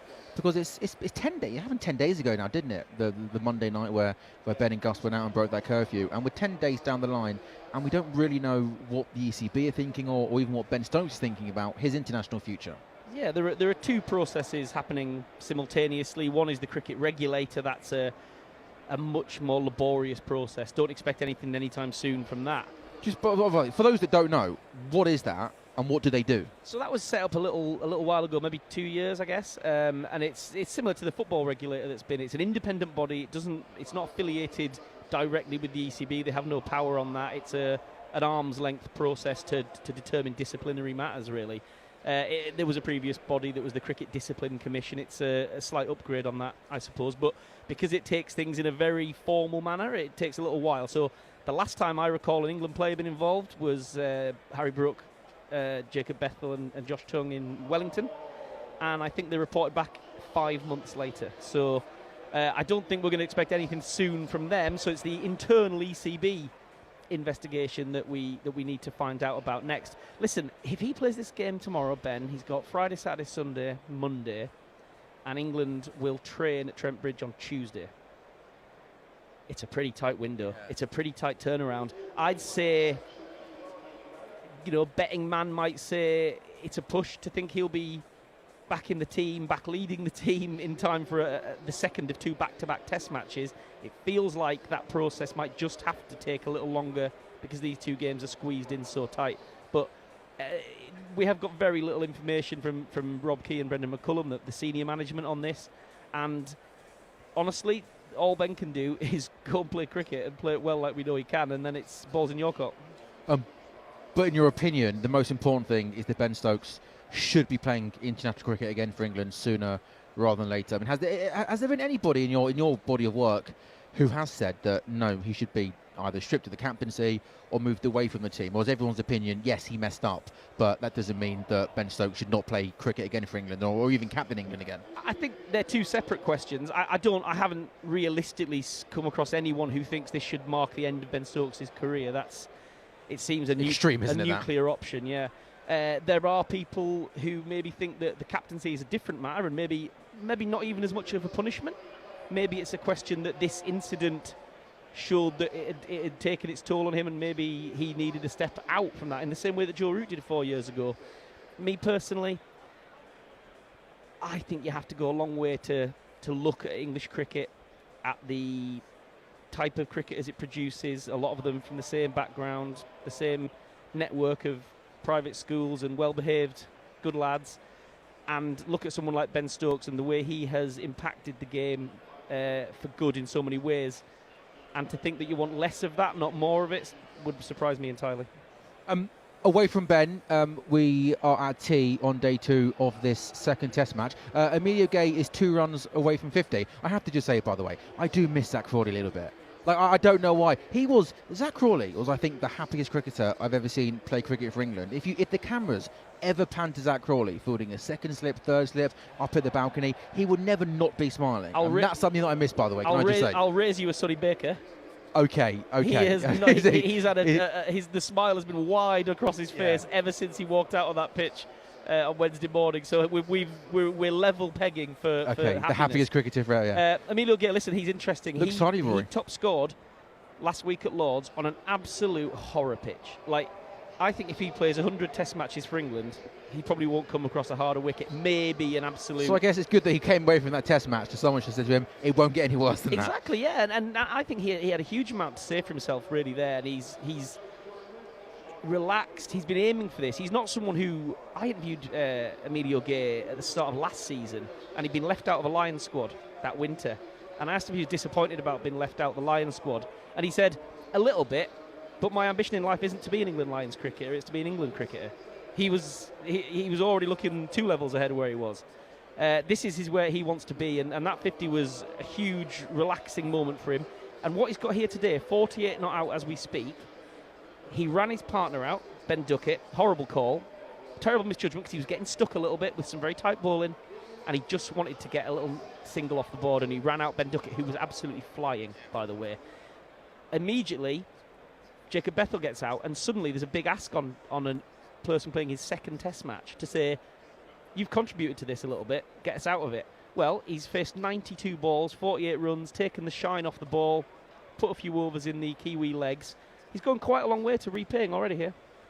Is the best thing about him, Rory, and this is probably maybe basic analysis from me, to be expected, obviously, on talkSPORT from me, that he just looks quite composed, quite compact. He looks quite a safe pair of hands at the top of the order. Yeah, I mean, there's the people who are technical wizards more than I am. Sam will tell you that front pad's a problem, and he plays around it a little bit. Especially after that video for that first Test match. Well, yeah, I thought people had written him off before he bowled a first ball. Yeah, I mean, so he's got bits to work out. I haven't seen an opening batter that I can remember who didn't have to make a couple of tweaks after 5 or 10 matches because their technique gets pored over, assessed. So listen, he will have to make some adjustments as he goes on this week, next week, and then he's got 2 months before the next series. I think 48 runs here. I think we expect to see him facing Pakistan already at the latter half of the summer. So he knows that's a good thing for him, that he's got a little bit of time that he can bank into playing. And actually, Sam, we are already, and we're in the Ashes is just in the rearview mirror, but it's also coming up quite close. The gap between a home and an away Ashes is not that big. England are looking not just to blood a player, look at a player, assess a couple of options. If he's opening the batting this summer, they're wanting to open the batting next summer in the Ashes. So this is what's on the table for someone like Emilio Gay. Imagine if he goes 3 figures here, just grinds it and gets a ton. He could basically write his name into an Ashes series. How good is that? That sounds pretty good to me. We are a couple of minutes away, Rory, from this evening session getting back underway. Why do you think Jofra Archer didn't bowl a ball? If he didn't bowl a ball this morning until, was it around an hour and 40 minutes into that morning session, while Glenn Phillips was piling on the runs? So actually, I'm not crazy surprised about that. I know it looked a bit unusual, but he bowled, I think, 19 overs yesterday. And it's quite a lot for someone who'd already been bowling 4 overs in the IPL. They were good 4 overs, though, weren't they? Yeah, sure. And listen, isn't he amazing when we watched him last night tearing up Glenn Phillips, ducking, diving, diving, it was a great passage of play, wasn't the deck. it? I mean, it really brought this place to life. And I think people who were sceptical about Jofra Archer's impact should be in the ground here last night. and see how he raised the temperature in this place by sheer virtue of bending his back. But, big factor, Joe Root knows fine well that he made a bit of a mistake bowling Jofra Archer for 42 overs in Mount. Is he still just scarred by that? Yeah, by I that, do. that one test match? I think he'll have looked last night and said, I've asked Jofra to bowl 19 overs, 8 of them in a row in the last session. He's earned a little easy one from me. So I think that will be in Joe's mind, that he didn't want to retread old mistakes. Rory, good stuff on the cricket, but I know you're a big Carlisle United fan, aren't you? What's more likely, Carlisle to get themselves back into the Football League next season, or England win the World Cup? How's that for a final question? If I was you, I would be backing the Blues. Really? I think the Cumbrians are going places. A little birdie tells me that you don't support the England football team. You support Gareth Southgate. And now there's no more Gareth Southgate. Have you given up on the England football team? Or is that harsh on me? Never give up, Sam. No. Never give up. But my heart belongs to Gareth Southgate. Unbelievable. And if Thomas Tuchel can win my head, fair enough. Yeah. Well, I'm sure when it comes home in a couple of weeks' time. Back the Blues, though. Back the Blues, yeah. What's happened to Carlisle? Brunton Park, tough place to go and get a result. It's not been that It tough. is, Scott, right? Scott, you know, are your team in the National League as well, or below that? Who's your team? Aldershot Town. There we go. Aldershot Town. The Rory and Scott Derby coming up next season, coming to a place near you. You should do a watch along, used to, on the talkSPORT Cricket YouTube channel. I think Rob Elliott, big project manager, Cumbrian. The former Newcastle goalkeeper. Absolutely right. Yeah. He's newly installed, and I'm sure all the talkSPORT Cricket listeners will be keen to find out how he gets on this year. Play's about to get underway, and I've got to do the bulletin on talkSPORT in about 2.5 minutes' time. Rory, thank you very much Big Easy. for joining us. We are back underway on the talkSPORT Cricket YouTube channel in a couple of minutes' time. England at tea on day 2, 118 for 2, trailing New Zealand by 273 runs.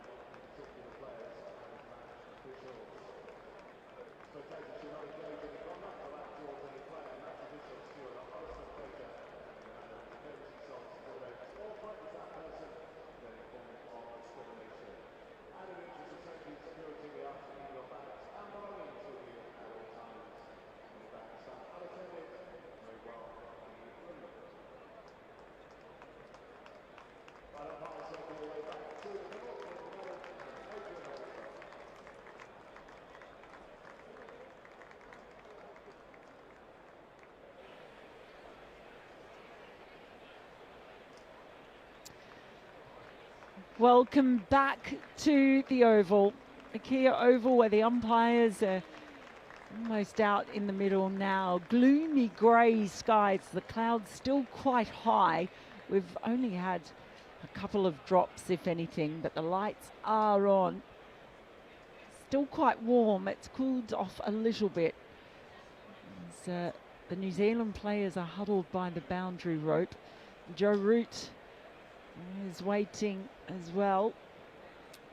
And waiting for Emilio Gay, just making his way out there now. The pair bump fists, do a bit of stretching on the rope. England 118 for 2. Root is on 19 and Gay is on 48. Been a really good day of cricket. 103 runs scored in the last session. 2 wickets to fall. That of Ben Duckett and Jacob Bethel.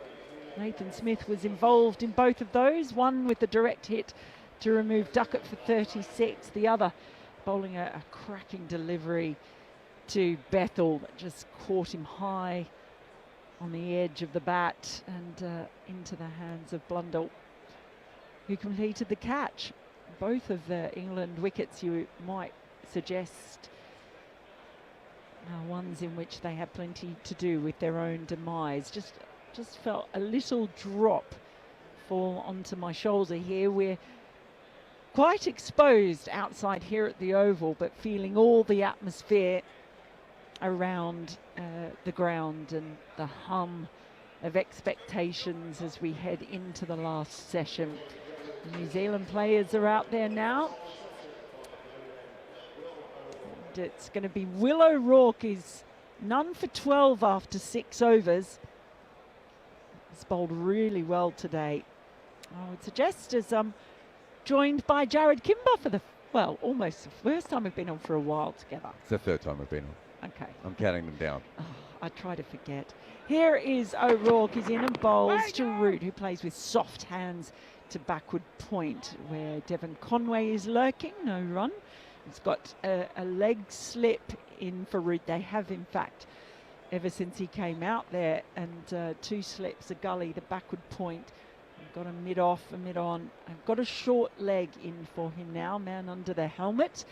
And I've also got a fine leg as well, quite a wide, fine leg. It's Nathan Smith out there on the boundary rope, just doing a few warm-ups himself. England 118 for 2. Here is O'Rourke. Over the wicket to Root, who is hurried, but he managed to squirt that one out into the offside. And they will scamper through for a single. Henry doing the fielding there. Thoughts on the second session, Jared? I thought England did well not to lose a wicket in that last half an hour as it got dark. I think we were on just as it was starting to get dark, and it really is quite dim at the moment. I don't know why I looked at you when I said that, but you know what I mean. It's not particularly bright. You looked at me again. Dull? Is that the way you would pronounce that? I think it is really hard for batting. So they've done well here, especially Emilio Gay's been struggling. He's on strike now.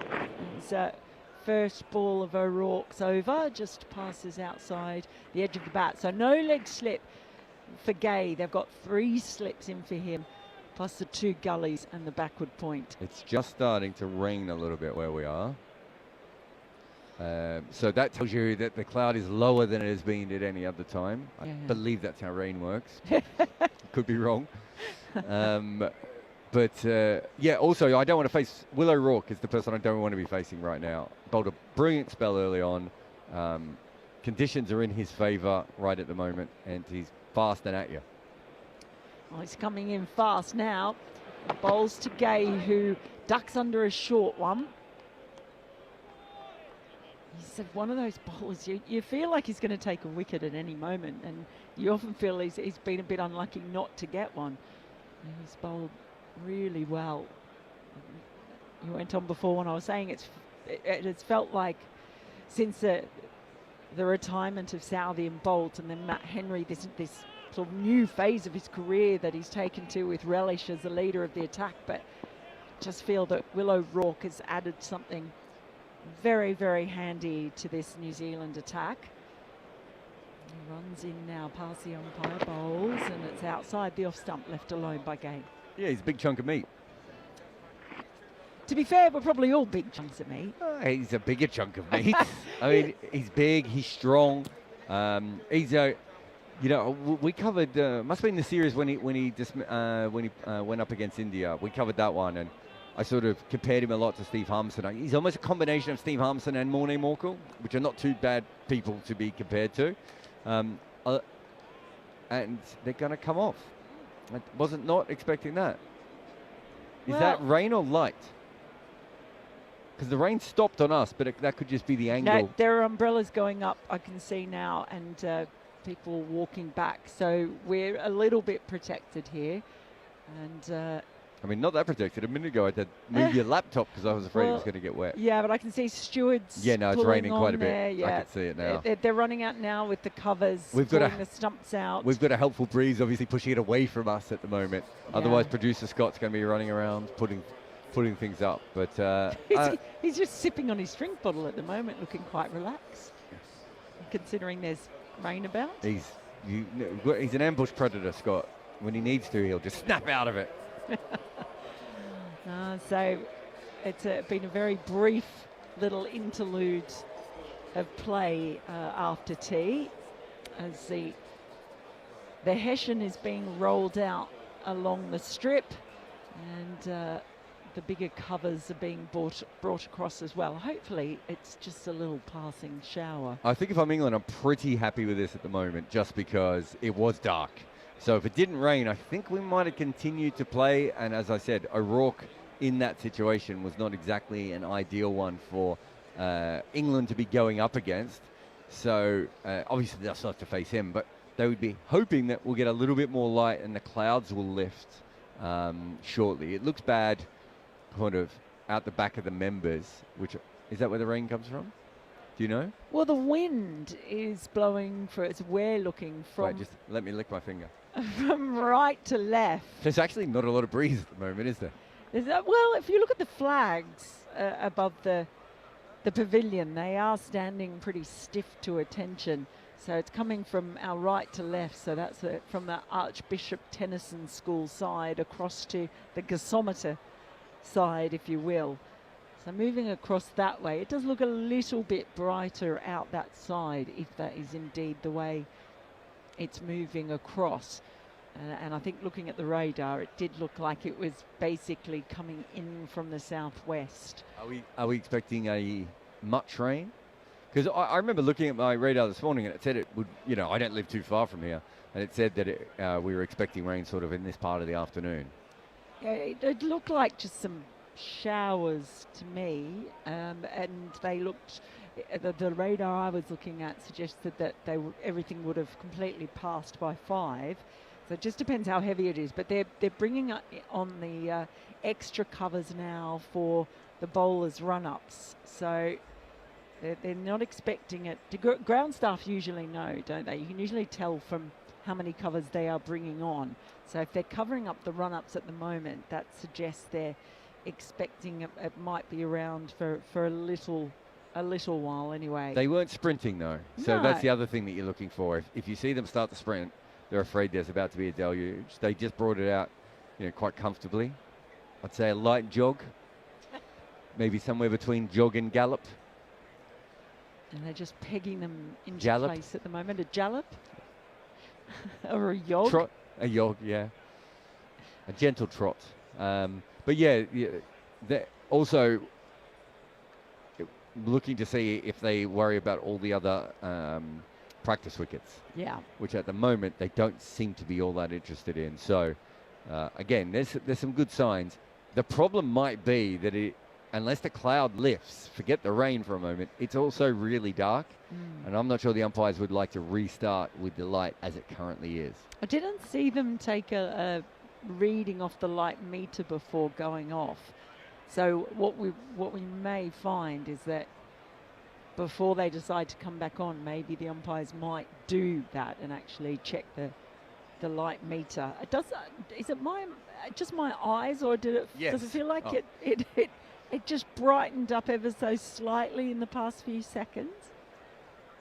It might just be it's raining right now. Yeah. I know what you mean. It's not quite as dark, but it's an upper Mizzle. Upper Mizzle. Yeah. Isn't that a village somewhere in Berkshire? I'm sure it is. Scott probably lived there. But it's pretty consistent rain, but there's not a lot of it. As you said, you could almost count the umbrellas if you wanted to. In fact, let's do that for the next 20 minutes. 1, 2, 3. It's not as if there's plenty of people who are happily out without any sort of umbrella up. I see a man who's hatless. I repeat, hatless. Yeah, it's mizzle. It's not even drizzle. It's Yeah. that just slightly misty mizzle.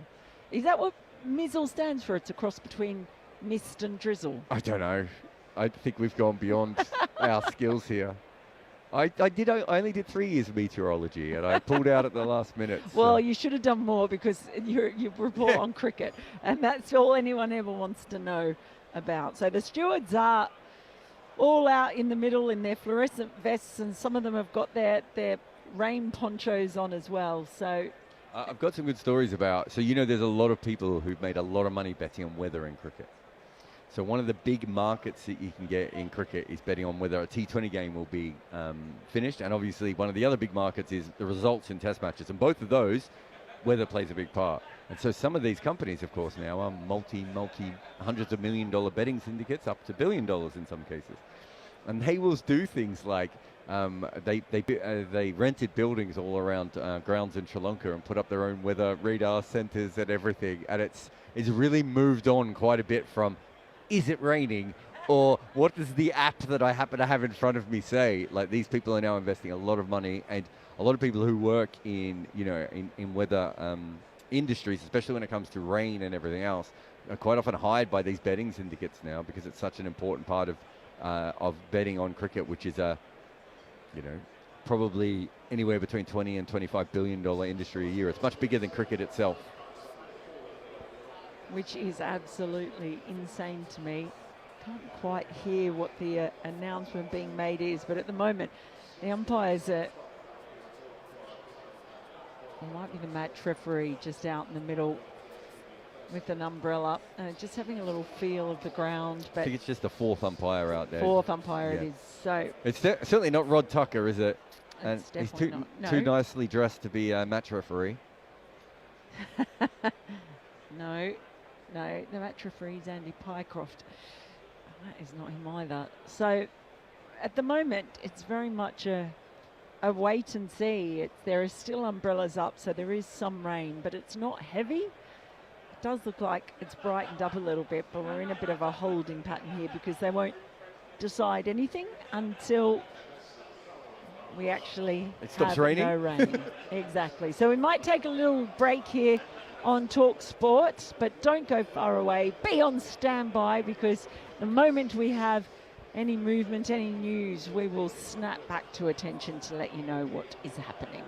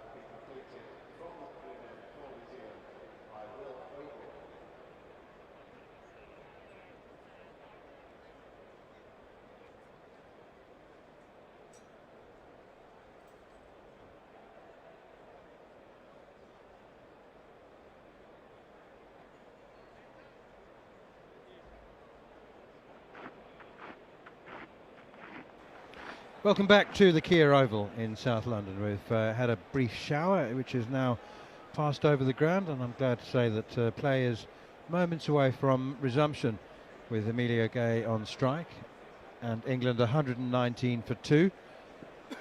New Zealand are going to have 3 slips and 2 gullies as Will O'Rourke continues from the pavilion end, and that's very wide, and Emilio Gay uncharacteristically was momentarily tempted by playing at that last ball of the over, as it turns out, when the players went off for that shower, and he tentatively felt for it very wide of the off stump before leaving it alone. The lights are still on, it is still overcast, and apologies to to those of you who heard me say a couple of hours ago that there was absolutely no chance of rain. That is actually what the forecast said, that there was no chance of rain during the hours of play, and that that strange front of rain that swept through the English Channel would miss London, and there might be a shower overnight. But anyway, we caught the edge of it, and it was literally just the edge of it. If you look at the weather map, it's Nathan Smith to continue, and Joe Root opens the face of the bat, steers it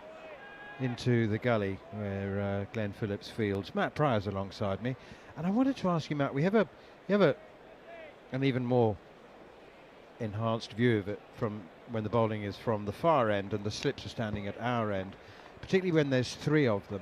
But I wondered whether you noticed it's the narrowest, tightest knit slip cordon I think I've ever seen in international cricket. They're almost overlapping, and when Jacob Bethell edged one to, basically it was heading straight to Daryl Mitchell at first slip, Tom Blundell took it in front of his chest. That one is steered away by Root again to backward point, fielded by Devon Conway. When there are 3 slips with Tom Latham at second and Henry Nicholls at third, they're really close. They're like standing next to each other, and I just thought, you know, with Bethel, if they all took not even half a step, like almost a full step to their left, they just could cover so much more ground. And I wondered whether there was a technical reason for that, or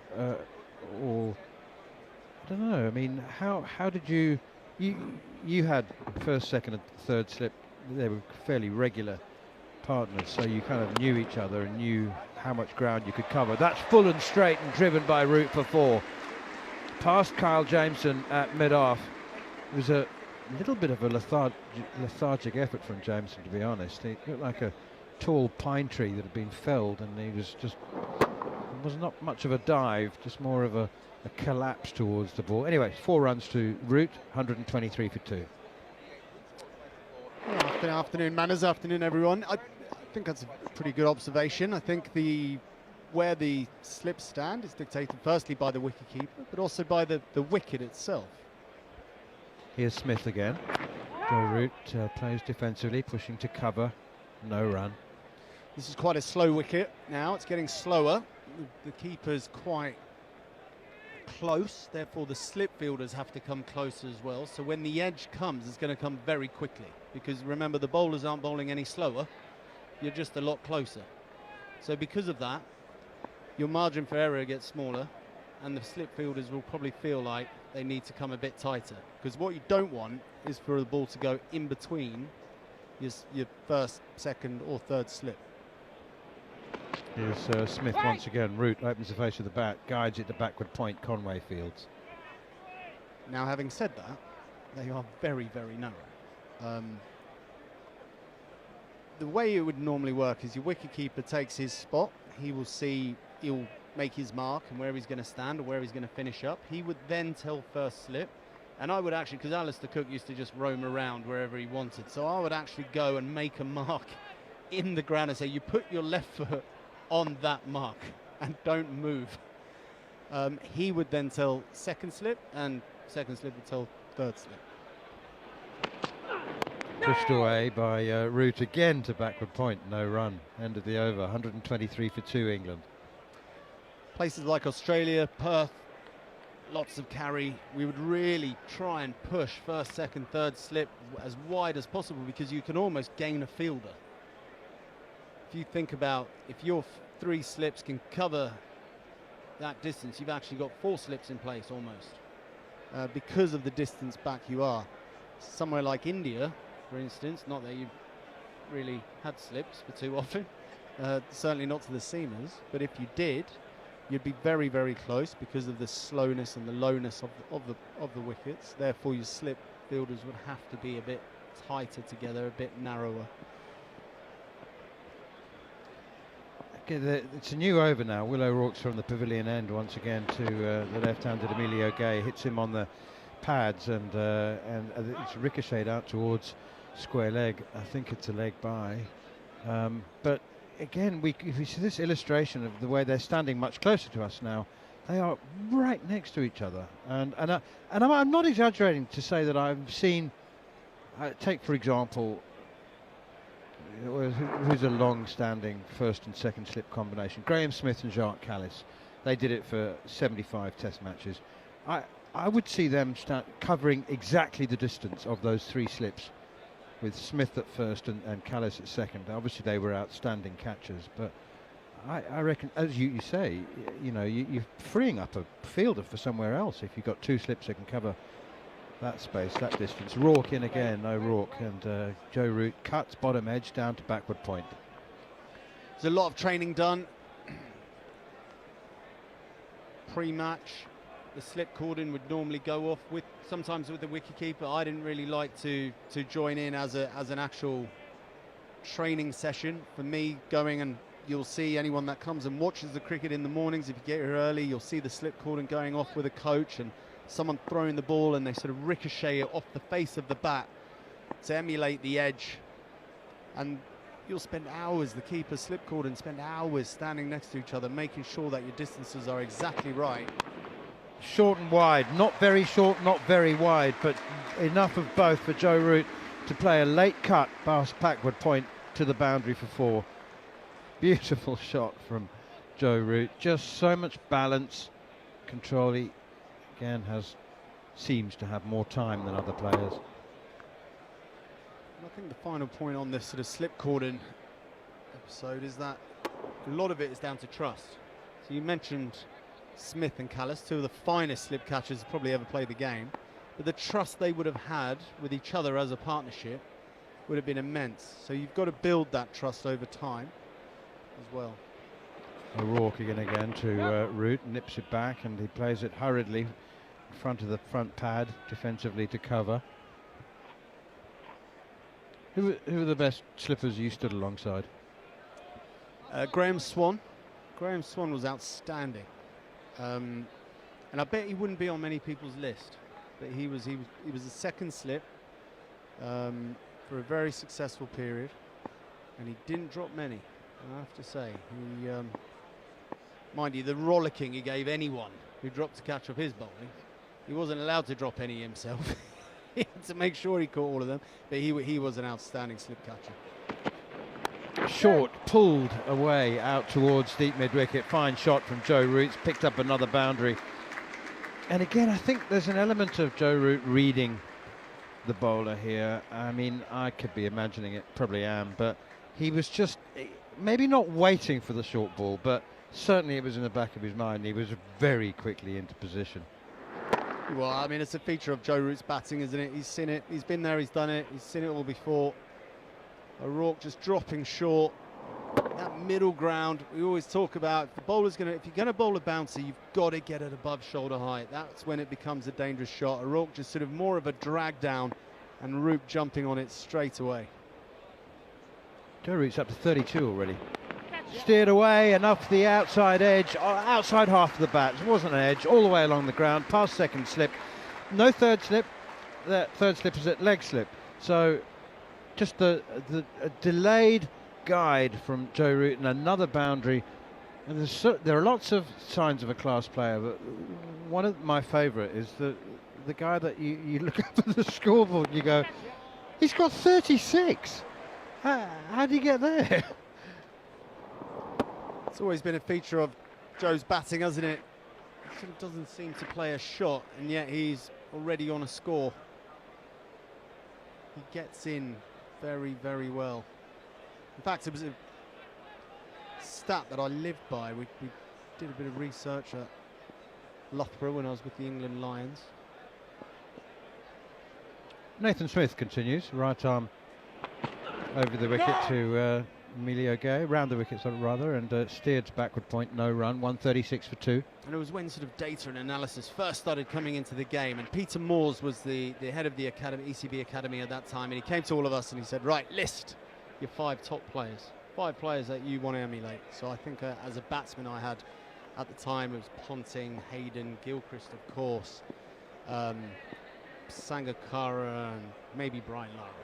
Let's say those 5 names. They seem fairly decent.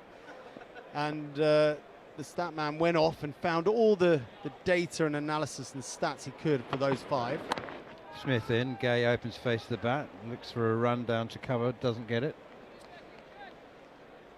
And the biggest piece of data which I used for the rest of my career was that they got not more hundreds, not more 200s, not more 70s or 80s or 90s, but they got to 20, 75% more often than the next best. Got to 20. They're very good at playing themselves in, playing low risk cricket. The most dangerous time to bat is early. They got in more often. You think of Joe Root. Defended now by Emilio Gay. He remains 136 for 2. He finds a way to get in. He finds a way to get himself to 20. And that was before every single innings. I walked out to bat. I wasn't looking for 50 or 100 or anything. I was looking to get to 20. That was it. And the minute I changed my mentality, my consistency in Test cricket from a batting perspective went through the roof. And that would change as well. So if I was on 15, let's say, and it was lunch, I would walk out to bat after lunch. The new target was 35. Because of course you have to get back to, you have to get in again, right? So as always, just get to 20. Here is Smith once again. Emilio Gay guides it to backward point again, and there's no run. So that was the start of every session. It was the first 20. Yeah, start of every time you had to start again, get back in. Start of every session, just get to 20. And you know, as we've just spoken about, Joe Root, how often have we looked up and you say, oh, he's on 20 already, you know, 36 today, gets in more often. And of course, if you get in, the more often you get in, I know it sounds mind-numbingly obvious, but you get in more often, you give yourself a better chance of going on and scoring runs. Here is Nathan Smith once again. Emilio Gay plays defensively, straight back to the bowler, and there's no run. So, on the list of things you shouldn't really say, we talk about regular slip fielders who's taken lots of catches, who've spent 50 plus test matches fielding at the slip. And inevitably they are great batsmen because they've played more than 50 test matches and they've obviously scored lots of runs and they spend a lot of time in the slips. But there are some very good slip catchers who've taken very good slip catches outside the off stump now from Smith. I'm just thinking suddenly of regular slippers who did drop quite a few. You mentioned Alistair Cook. I mean, he did shell a few, didn't he? Caught lots. I'm saying nothing. I tell you who had a terrible pair of hands. Michael Vaughan. He was. That was a running joke. I think was Vaughan ever in the slips though? I think he relegated himself. Yeah, he relegated himself when he became captain. But yeah, I mean, he ran around at cover. And for a long time he used to say, "Oh, I need to be by the bowler. I need to be with my bowler." It was absolute potluck whether he held on to it. And I tell you what, in the second half of his career, Kevin Peterson clanged a few as well. He used to field at Gunny, didn't he? But I don't know whether. That's my recollection. He dropped quite a few towards the end as Joe Root now pushes one wide of mid-off, scampers through for a quick single and makes it quite comfortably. The number 1 though, Ian Bell. Now he didn't field slip very often, and he was also an outstanding fielder. He was actually a great catcher in the gully. He dropped a few maybe. In the outfield, fantastic. Very athletic, brilliant short leg for Swanee, silly point. But you put him in the slips, and oh my goodness, his hands went to, I was going to say butter. That might. Look how narrow the slip cordon is. It's really distracting me. They're so close together. Here is O'Rourke again, beats Emilio Gay outside the off stump. So you're saying is it because they have to stand closer, I mean closer to the batsman, they therefore, in order to eliminate risk, need to be closer to each other as well? Because you're going to have literally less reaction time. You're closer to the stumps, you're closer to the batsman, but the ball is still coming at you at the same speed. Just because the pitch is slower, your reaction time is going to be less, right? Because you're closer. Therefore, you're going to have less time to cover distance, or enough distance. Around the wicket, O'Rourke, Emilio Gay forward. He's 49 not out, defends that one again to mid-off, and there's no run. If you're behind the stumps, slip cordon at somewhere like the Wacker or the Wanderers, the nick goes, and your slip fielder could almost take 3 steps before they have to catch it because you're so far back. Whereas here, with the pitch being slower, keeper and slip cordon being much closer, it's going to be a hugely reactionary movement. Nick, catch, you've got to go. So therefore you won't be able to physically cover as much distance. O'Rourke in again, Emilio Gay plays defensively. He's with O'Rourke, because of his height and the bounce he gets and the awkward angle, he's always going to have an impressive economy. Well, not always, but largely, so particularly in a situation like this, in the formative section of an innings, with wickets at a premium, O'Rourke is always going to be difficult to score off. 6 overs at a cost of 12 before tea, and now once again bowling lots of dot balls. But Emilio Gay's record at first class cricket tells us that he's a very good absorber of pressure and is unfazed by long sequence when he's scoreless. Has to play out a lot of dot balls. He doesn't mind doing that. Off the back foot now, guides it away to the straighter, the squarer of 2 gullies. Devon Conway does the fielding. Tell you he was another good dropper, Hashim Amla. He clanged quite a few. But the thing is, there's nowhere else really. There's no hiding place for a top order batter. I mean, they have to field really in the slip cordon in Test cricket. But he wasn't a massive fan. He didn't mind square leg, but that's normally where the junior player goes, isn't it? Square leg or short leg. Here's O'Rourke again down the leg side, and it's a leg glance and a miss from Emilio Gay. Tom Blundell knocks it on, but there's no bye conceded. Any sympathy for James? We did talk about James Rew yesterday, but you know, 53 extras equals the most England have conceded at the Oval. 22 byes. I mean, that no matter the reality that some of them should have been called wide, as a keeper on debut, that's going to be a bit of an uncomfortable look on the scorecard, isn't it? Well, I think I hold the record, don't I, for the most byes in an innings? Do you? I think so. Was that in India? Pretty bad day at Lord's. Here comes O'Rourke once again to Emilio Gay, and he thinks about a single as he pushes it straight to Ravindra at cover point, and there's no run. That's that late wobble.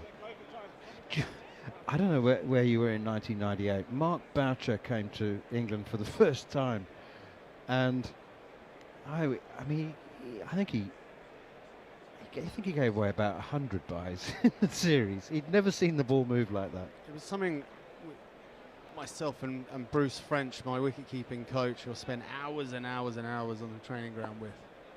Take quite a lot of pleasure in the overseas wicket-keeper at Lord's or Trent Bridge. Here's Nathan Smith into Joe Root, opens the face of the bat again. It's nicely cut off by Glenn Phillips, diving to his right. 138 for 2. England. Joe Root 37, Emilio Gay 49. Because it doesn't seem to do it anywhere else in the world. It seems to be only in England with the Duke's ball. And what we're talking about is when the ball is bowled, pitches, goes past the batsman, and once it goes past the batsman, it starts wobbling. It will literally dip and swing.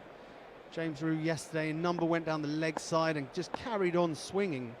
He had absolutely no chance, but unfortunately, 4 byes goes against his name.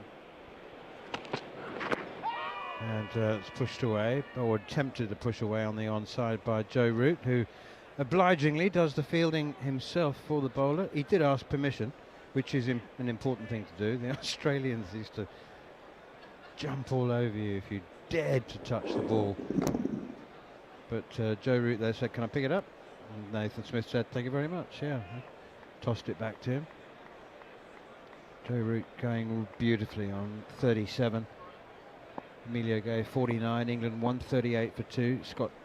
Producer Scott has found some piece of information which he regards as a bit of a nugget. Can you read it, Paddy Pryor? You're closer to him. Forward comes Joe Root once again to Nathan Smith. Talking about byes and the concession of byes in a test innings. Matty Pryor reckons that he holds the record. Is that the England No, record? good news. Can't be the Good news, Manners. It's not me that holds the record. It's Lorcan Tucker. Lorcan Tucker. Yeah, in a total of 250 and 58 overs, he let through 42 byes. Dear, oh dear, that's 20% of the runs. That's a bad day. Did he have gloves? But thank you, Lorcan, because I'm pretty certain I did have that record. Pushed away behind square on the offside to backward point. Devon Conway fields. That was a test match for Ireland against who? Zimbabwe, was it? Or Ireland versus Zimbabwe. goodness me, 42 byes. Oh, James Root hasn't had that Hold bad on, a day I then. think producer Scott's changed his mind now. It was actually the Zimbabwean. Oh, it wasn't Lorcan Tucker. No, it wasn't Lorcan. Sorry, Lorcan. No, it wasn't Lorcan. Clive Medanda. Was that in Ireland? Oh, well, I can imagine. You can just imagine what the ball was doing and how much experience Clive Medandi had in Irish conditions with the ball seaming around. That's pushed away on the onside, no run. Unfortunately for Clive, it gets worse. He then batted and got a first ball duck. And Zimbabwe lost that test, didn't they? Yeah. Yeah, there's a reason we haven't heard much of Clive Medandi since, isn't there? 42 byes, and as I say, that's close to 20% of the runs. Yeah, and actually it wasn't was it? It was 250. So I thought it was 210. Nope, 250, 42 byes. Here's Nathan Smith, and that's guided away, pushed up towards mid-off. I can imagine that it would have been keeping low and swinging around corners. It is also soul destroying. I must say, I will always have sympathy for a wicketkeeper when it's swinging around all over the place. I remember playing against India at Trent Bridge, and the superstar MS Dhoni had a day where the feet weren't quite moving and the ball was wobbling everywhere, and he actually gave up. He stopped diving down the legs. In the coolest way that only MS could do and get away with. He almost just didn't bother when it went down the leg side because it was just swinging away so much. You sort of saw him just shaking his head going, what is going on here? But it's only England that the ball wobbles like this. Duke's ball, English conditions, they are unique, aren't they? Here is Will O'Rourke bowling to Emilio Gay. I wonder whether Gary Morgan can actually tell us how many balls Emilio Gay has been on 49. I think it's possibly 2.5 overs. I reckon it's 12 to 15 balls that he's been on 49. And I have mentioned about the fact that he's well known for being unfazed by these periods, and which is unusual because, never mind the landmark, he's not bothered about 50, but players don't like to be trapped, top order bats don't like to be trapped at one end, particularly against a guy like Will O'Rourke for too long. That's again just back of a length, pushed away out towards mid-on, wideish mid-on. It's another dot ball, and the score remains 138 for 2. Gary's actually he's been busy. He's just telling us that most drops for England. I have to wait for Maddie Pryor to pay attention to this. Most drops for England. I think we should miss this. Here's O'Rourke, short, pulled away by Emilio Gay, and a lovely way to get to 50. 4 runs in front of square on the leg side. Oh, it's worth the wait, tell you what. Very much worth the wait, and I don't know, I can't see the difference between that and a dozen other deliveries that he's either left or defended. But on this occasion he decided to play the pull shot and has played it absolutely emphatically. He has. I think he's picking the length up very, very well. This was slightly shorter. Again, a little bit like a few overs earlier with Joe Root picked a pull shot up, or O'Rourke dropping short without actually bowling and committing to a bouncer. Gay lifts to about chest out and chest height, and Emilio Gay jumps all over it. Fantastic shot and bringing up another 50. So Will O'Rourke now decides to go over the wicket to the left-handed Emilio Gay, and that's defended in stoic fashion once again. You want to know, don't you? Most drops for England. You're dying to know, aren't you? I think we should talk about Emilio Gay. He's bringing up his second 50 in Test cricket. I think that's what everyone wants to hear. Well, you're not on the podium. Don't worry about that. You're not in the, but you're close. Alistair Cook 70. Wow. Joe Root 67. Jimmy Anderson 46. Ben Stokes 42. Matt Pryor 41. Kevin Peterson way down the list on 9. Here we go. You'd never had the record. Most byes conceded by an England keeper, 37. Les Ames against Australia at the Oval in 1934. But you were close. O'Rourke is in again, and that's left alone by Emilio Gay. But it was a really good short ball. Really good. And there's now a discussion amongst the New Zealand slip cordon about whether that might have touched something. There was a very tentative, speculative appeal. And Tom Latham he's gone for the review. That's interesting. I thought Emilio Gay just swayed out of the way of it and got everything out of the way, but somebody thought they heard something. Doesn't seem like great evidence to go for a review, does it? It doesn't. Usually a wicketkeeper would be pretty animated. I think they think it may have brushed a glove. He didn't quite get his hands down. Oh, is there a noise? There is a noise, but it didn't sound like an edge noise. But who knows? Here we go. Oh, hello. Hello. Looks like there's a spike. He's out. Emilio Gay's out. Who heard that? My goodness me. Somebody has heard or seen, maybe? Surely there wouldn't have been visual evidence. It had to be the sound. It had to be the noise. And someone has said, Tom, skipper, I think we should review it. You going for Henry Nicholls? Do you reckon he's at third slip? Well, they're all giving him a big hug. I tell you what, he's not going to feature in the wickets column, Henry Nicholls, but that's an assist.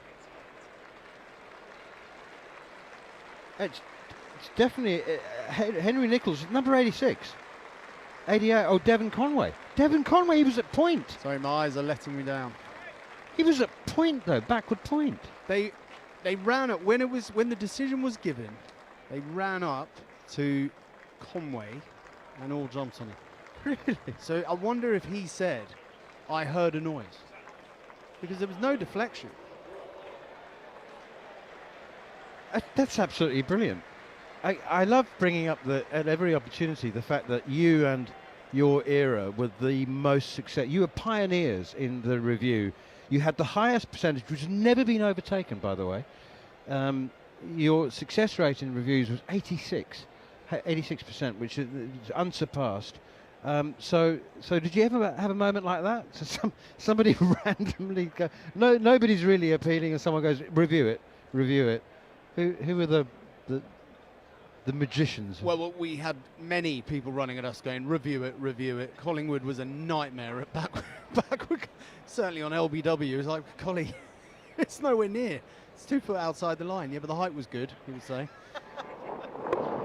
Broad obviously wanted everything reviewed. Swan, oh, there were a couple of times. And it was a conversation between, everyone would sort of give us their information, and then it would be between, and Strauss always trusted me, actually. He was like, right, it's on you. You're going to make the final decision. And there were a couple of times I said no to a Swanee appeal, and I was absolutely panicking watching the replay on the big screen,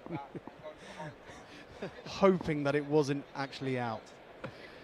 Here is O'Rourke again, and Joe Root opens the face of the back, guides it a backward point, and they scamper through for a single as Conway fields. Did it ever happen? Was there ever a review turned down that would have been out that you can remember? Not that I can remember. You've erased it from I think so. memory. Well, there must have been, because 86% we could have just been wrong for the ones we reviewed, right? Not for the ones we didn't. I can't remember, and I feel that the way Swanee would have reacted, I feel like it would have been etched in my mind forever.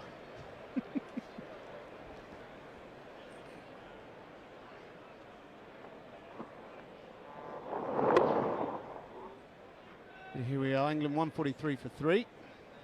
Brooke, the new man in. Off the mark straight away. 1 from 1. And Smith is waiting to go at him. Harry Brooke going through his routine, taking guard. Going to scratch around, tapping the gloves a few times. Such a pro, Matt Pryor. Brooke waits as in comes Smith over the wicket. Played very late, but with soft hands, and it bounces before it reaches gully. And we just have been a very strange little period there with Emilio Gay getting to his 50, and then it was I know you've just been talking about reviews, but they almost didn't review. It was all very odd. There was no real celebration. There was kind of nothing, and then it was a big old fat nick. And a good nick as well. It was a big noise, wasn't it? Yeah. It was a big noise. It was. There's Smith. He's in and bowls down the leg side. Brooke turns it down to deep backward square leg, and they'll come through for another single. Well, it was one thing that I know Jeremy Coney and Jared Kimber were talking about, that New Zealand needed to work out the right way to bowl to Emilio Gay, and it was something that they seemed to be searching for. And I think Jeremy Coney was the one who suggested it would be the well-directed short ball from Will O'Rourke might be their best option, and so it turns out. He knows a bit about cricket, Jeremy Coney. Funny that, isn't it? Yeah. He's a very wise man, Jeremy. He is indeed. Root now on strike as Smith is in, and that leaps on him a little bit, but he plays it down into the ground, into the gully region, no run. That sky, by the way, is now turning much, much bluer, so we should be set for the rest of the evening for as long as the light holds out. We're only a few days away from the longest, 3 days away, aren't we? Or 3 or 4 from the longest day of the year. Oh, don't say that. It means winter's coming. Oh, you sound like a Stark and not the Mitchell variety. Smith over the wicket. Root turns that around to square leg. It's played off the pads. And I'll take another single. 145 for 3. But O'Rourke again, he really bowled a great spell to Emilio Gay. He was stuck on. Let's say stuck. Emilio Gay didn't look affected by the fact he was on 49. He wasn't panicking. He was playing nicely, but he couldn't get off the mark. He couldn't get to that 50, and then he did with a fantastic shot. And I wonder if he just switched off a little bit. But interestingly, O'Rourke went from around the wicket, which is bowled out Amelia Gay predominantly, to over the wicket. And that change of angle really upset him. Next ball from Smith is played into the ground by Brooke, straight to gully, no run. And Phillips is hovering in there. It's the 2 slips in for Brooke early on.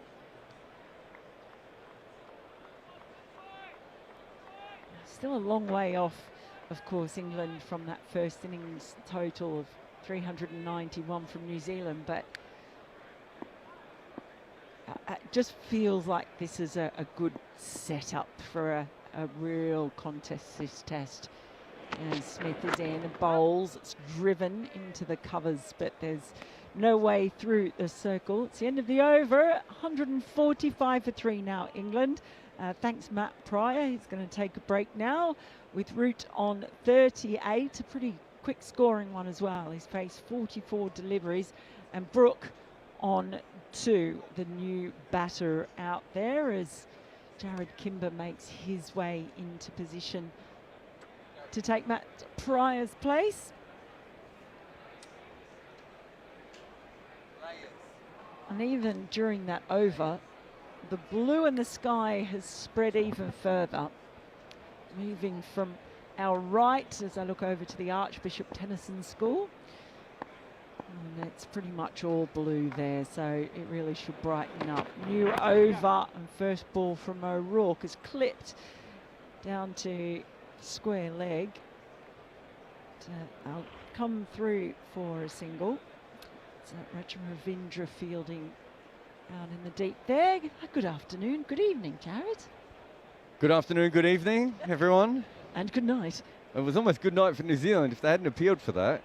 I think I said to you straight away, we were both sitting next to each other off mic, and I said, did he not hit that? And I don't think you had that earwig in, did you? So I was then looking around for someone who had the earwig in, because I thought I was hallucinating. It was such a batty noise. Not Gareth Batty.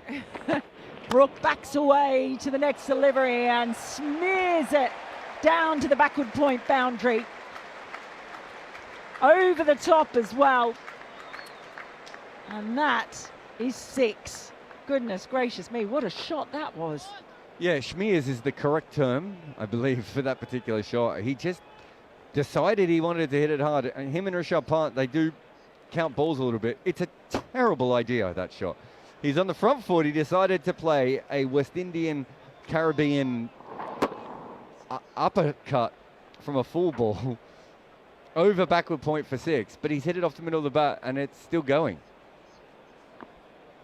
It's brought up the 150 for England. Crazy shot. So O'Rourke is in again. It's a full ball once more, and this time it's just played out to point. But my mind's still discombobulated from that last shot. From the schmear. The schmear. I will say this. I think Joe Root is sick and tired of having to say no after the last bat he was with was Emilio Gay, who just says yes every time. And he had to keep saying no. Now Harry Brooks just done it. Harry Brooks just hit that straight to point and went yes. And Root went, no. You just hit a 6. Just stand there for a minute. But when he played that, I was just watching the replay again. It was almost like he was off balance, falling backwards. Oh, no, it was a terrible shot off the middle of his bat for 6. Right. I don't know how. There's no better way of explaining it. It was not a good idea. Well, next ball is ducked under by Brooke, a short ball, and it really is getting much, much brighter now. Yeah, it's not a bad time to bat now, considering it's late in the afternoon. It was terrible to bat earlier, and England really fought their way through. So what have we got? Hour and a half to go. They really don't want to be in a situation here where they lose or, give any advantage back to New Zealand on what is a flat pitch. So they got through the tough bit. Emilio Gay got a good ball. Will O'Rourke deserved a wicket at one stage today, but now England should be using the best of the conditions. They are good conditions now. As O'Rourke is in, it's a wide ball that's really slashed at by Brooke. He doesn't make any connection. And it's a skipper, Tom Latham, took that and fell on his bottom. can't tell if Joe Root was laughing at the non-strikers then or cringing a little bit as he threw everything at this shot again, got the bottom edge, maybe even the toe, and it hit slip, didn't it, Tom Latham? He didn't really field it, he fielded him.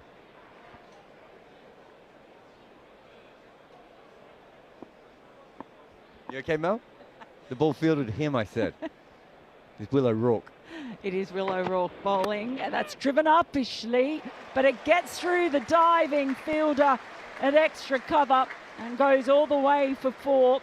Yeah, Matt Henry, it was a good effort out there. Him and Nathan Smith at mid-off and mid-on have fielded a lot of balls at times that have been hit at them very hard. That looked like it was in the air for a moment. Well, I mean, because it was, but not quite close enough to the fielder. So he's hit a 6 that really should be stricken from the record. He's got an under edge that's hit slip, and now he's not gone far away from being caught by mid-off. So he's stretching it, but Glenn Phillips scored at a similar rate. I would say that Glenn Phillips' counter-attacking innings is a little bit more sensible. Smith is bowling, Blundell's up at the stumps to Joe Root. Yes, so interesting tactic as Smith is in and bowls and just squirts out to point, and they come through for a quick single to Root. He moves on to 40. It feels like it's become a lot more in vogue in recent times. I feel like I've seen a lot more of keepers up to the stumps generally. Yeah, it started with Bazball because England were batting out of their crease and sometimes walking down the crease. But then Pakistan started doing it. Daryl Mitchell started doing it. And I think it was Blundell who actually started the fad, and then obviously Alex Carey's taken it to another level. They're just trying to keep batters in their crease for as long as possible. Brooke is there as he plays and misses at 1 from Smith, and Blundell is right there hovering, whips the bails off just to make sure Brooke knows he's there, and Brooke goes for a walk down the pitch and just has a good old prod with his bat. Yeah, really good delivery. He bowls wide, Smith. That angle's in, moved away, and Blundell has taken it beautifully at 84 miles an hour and taken the bail off all in one go. It's great cricket. Not out, though. Come on in, Ace. Come on, boy. And it wasn't like he was overbalancing. Blundell just did it because it looks good for the cameras, and frankly, that's what we're here for. That's a fine bit of keeping. Here's Smith over the wicket, and it's on the front foot defending Brooke. Ball rolls up to mid-off, no run. I'm going to assume you've never wicket kept to a seamer up at the stumps, Mel. Let me think about that for a moment, Just Jared. go through the diary. Do an AI search on your emails. Yeah. No, I have not. I admire it. I love it when I see it. There's something about it that when you take the ball, you kind of just want to take the bails off more than you do to a spinner, because you're used to it with a spinner. The ball comes through. But when you're at it with a quick, it's like, hey, look what I can do. He's there waiting as in comes Smith, and again, high elbow. Eyes over the ball. Defender just drops it in front of him, Brooke. I played indoor cricket a few years ago where obviously you're always keeping up with the stumps. And it was a couple of guys who were like semi-professional cricketers from South Africa, big Afrikaners boys who bowled very, very fast. And every time I took the ball, I took the bails off. So about 1 in 5. What happened for the other 4? I got hit. They hit the back net. Occasionally they just bowled someone and I hadn't noticed. They were a little bit too quick to be up at the stumps for. Well, Smith is quick and he's running in now. Bowls. And then it's bowled a thick edge and it's fallen just short, I think, of first slip. Just for a second, it looked a little bit ropey from Brooke. Yeah, I think it was second slip, wasn't it? Was it Latham who took that one again? So 2 balls have gone to him. He is standing so close you could barely see Mitchell. In fact, if they swapped, you wouldn't be able to see because Mitchell would block out Latham if he was at second slip. But yeah, it was well short in the end. But you're right, not a particularly good shot from Brooke, sort of forcing his hands through the ball. You can see he really wants to hit the ball, which is very similar to how Phillips batted on this surface, and he made 100. So I can understand the theory. Crouches and waits. As Smith is in, bowls, and this time he tries to hoik it And he does hoik it, but only as far as the fielder down at long leg. And that is the end of what's felt like a bit of an eventful over, and it always does when the keeper's up to the stump. But England now 158 for 3 with Root on 40 and Brook on 15. But I mean, it is a common tactic to keep the batter in the crease, particularly when you feel the ball is swinging. But in Brook's case, it feels like it's not just as about the ball swinging as it is about stopping Brook from just wandering wherever the hell he wants out there and then depositing the ball wherever he wants. Yeah, so what the wobble ball has done is given batters a full ball that is very consistently pitching on the same spot over and over again. And so what they did, whether it be, as I said, Mitchell with his giant step, or whether it be Ollie Pope with the little baseball shuffle down the wicket, or Babar Azam batting 2 meters out of the crease, they're basically saying you can't bowl that length anymore. O'Rourke is in now, bowls, and it's just turned into mid-wicket by Brook. They take off for a single. It'll be a comfortable one in the end. Because the wobble ball isn't just dangerous. It is slightly more dangerous than a normal seaming delivery, but it isn't that much more dangerous than a seaming delivery. But it was actually matched then with the fact that bowlers started bowling it to hit the top of the stumps. Whereas before, if you look at the old West Indian bowlers, they're usually bowling the ball when it's going well over the stumps. Glenn McGrath would usually go over the stumps. So they're bowling fuller. So the batters went, okay, well, we know you're going to bowl fuller, so we're going to meet the ball. Root is ready to meet the ball as O'Rourke is in and bowls, and he whips through the pull, a low pull shot that goes all the way along the carpet down to deep mid-wicket. And they will take another single. See, Root's doing a similar thing, but what he's done there is, on that ball, he went back. And why Root is a very different, so I mentioned a couple, Mitchell, Ollie Pope, Babar Azam. They basically pick one spot, and they try and replicate that over and over again. What happens with Root is he bats a little bit more like Javed Miandad, where sometimes he'll bat 2 meters out of his crease, sometimes he'll bat right back on his stumps, so you never know what your best length is to him.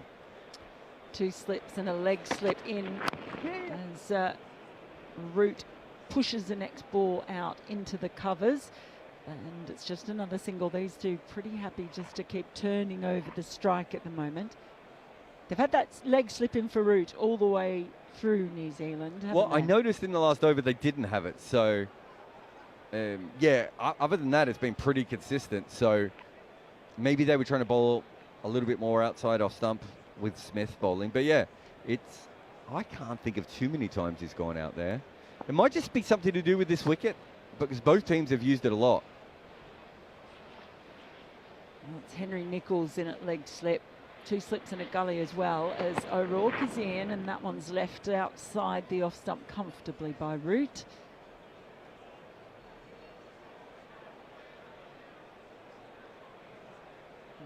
Great hum of a well-satisfied crowd here, who just had one interruption from rain, but that's the only thing that has disrupted, I'm sure, has been a very enjoyable day of cricket for them. I wonder what the sound of the hum would be if they were unsatisfied. Oh, you can tell. Oh, you can tell, okay. Yeah, come on. Humometer. That's what they can call tell. Farrell. You can tell the satisfaction or lack of as Root awaits. And O'Rourke delivers and Root pulls. There's protection out on that deep square leg boundary, although there was a little fumble out there. Rachin Ravinder, is it? No, that's no, he's Mitchell just here. Satner. No, Yeah. is that Mitch Satner? You out might be there? right. It's actually hard to tell. It's got really bright and everyone... I'm pretty sure that's think Mitch you're right, yeah. Satner out there. He's saying he didn't pick that up. To be fair, yeah, it is Santner. He's just come on. Untucked. Should have known that. He's a very untucked man.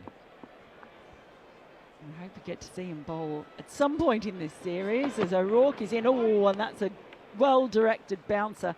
That has Brook limboing and finishing on his knees as he bends his back. It's the end of the over, 162 for 3 now. England with Root on 42 and Brook on 15. Do you know what happens when Root scores 6 more runs?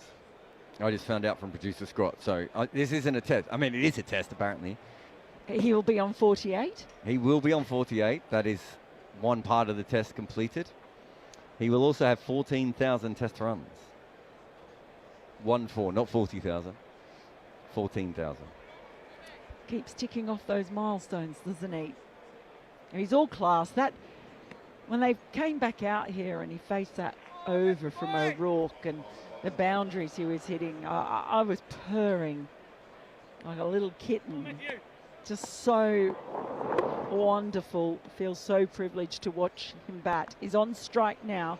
So we start another over. It's Matt Henry back in now. It's defended by Root out towards extra cover, no run. So Henry back for a spell from the Vauxhall end. So now bowled 9.1 overs, 2 maidens, none for 44. He was expensive early on. Ben Duckett really got after Henry when he bowled his opening spell, and he's running in now and just pulling up. I don't think it's a problem. Of course, he suffered those back spasms that really limited his contributions in the first test at Lord's. Yeah, he's had a disappointing series so far with the injury, and then he came back on and bowled medium pace, and he hasn't been as good as he should have been in this test match so far either. He's running in now, shadow stretching out, and oh no, he's pulled up again. Now, if he does this another 40 times, he'll be very, very similar to England's over rate. Cole Jamieson just going and having a word. He's fielding at mid-off, just having a little word with Henry. So twice he's pulled out, up in his run out. But he's in now and bowls. That's down the leg side and helped on its way. It's not going to go to the boundary. There wasn't really much on it from Root. I just had a look there to see how his run-up went. In fact, he didn't get anything on it. I think it was a bye, was it? Yeah. Well, we need some more. We haven't had enough in this innings. We need to catch England's total. I was just checking to see if there was a problem with his run-up. It looks fine. But I did have an international cricketer recently who contacted me because there was an issue with his bowling. With his bowling, he couldn't work out what it was. As Henry bowls and it's defended with a straight bat by Brooke into mid-wicket, no run. So you can imagine I got in, did all this fancy stuff. And then one day I was looking at the video and I went, he's changed the foot he starts his run up with. So it used to be his left and he'd gone to his right, and it had completely changed the pattern of which he'd unfurled his body. And so he was going too slow and then too fast in his run up to try and catch up with it, not knowing why he was doing that. Henry's in over the wicket, and it's a clip to straight mid-wicket by Brooke. No run, still can't get through the infield. So he knew that it was the run-up that was wrong, and he couldn't work it out. And that's where I was getting caught too, because I was like, he's slow in his run-up here, and then he's fast in his run-up here. How is that possible in the same run-up? And it was all just that, he was going off his wrong foot. So shows you how a really simple thing can really affect you. Smith up to the stumps as in comes Henry, and it's played down into gully by Brooke. You might have seen this. Was it Kim Garth in the one of the Australian games? Did she open the bowling or bowl first change? I'm trying to remember when she was bowling. But it was early on in the game, and she suddenly couldn't work out where her... Actually, it might have been one of the practice games. She couldn't work out where her mark was. And there was all these green squiggles everywhere, and she obviously couldn't work it out. And then even when she worked it out, she didn't feel comfortable, you could tell. Henry bowls, and it's played late by Brooke, but can't get it past the diving Glenn Phillips. Or does go past him, but he got a hand on it and stopped its momentum, prevented the run. It's the end of the over. England 164 for 3 with Root on 42, Brooke on 16. It's like watching a doctor look at their notes and not trust their own handwriting. You could just see her looking at it going, I know I wrote this, but is it correct? Is this actually where I'm supposed to come from? It went on for quite a while. It went on for about 15 seconds. So little things like that happen. Sunil Gavaskar used to swear that when he bowled a bouncer, Michael Holding would start his run up off a different step, and then he noticed it, I've gone through so many Michael Holding spells, I can't see it. So it might have been very early on before we had as much footage on Michael Holding. But feet matter, Mel. Put that on a T-shirt. Feet do matter, Jared Kimber. And I guess it just goes down there when you talk about the likes of Kim Garth. Or when we talk so much about bowlers being in or out of rhythm. And so just the smallest thing can put them off. Here's another bowler, actually. It's Kyle Jamieson back into the attack. First ball, it's a good length delivery left outside the off stump by Brooke. I don't think I would be able to tell you what step I take off, like what step I start my run-up from, unless I'm standing at the top of my run-up.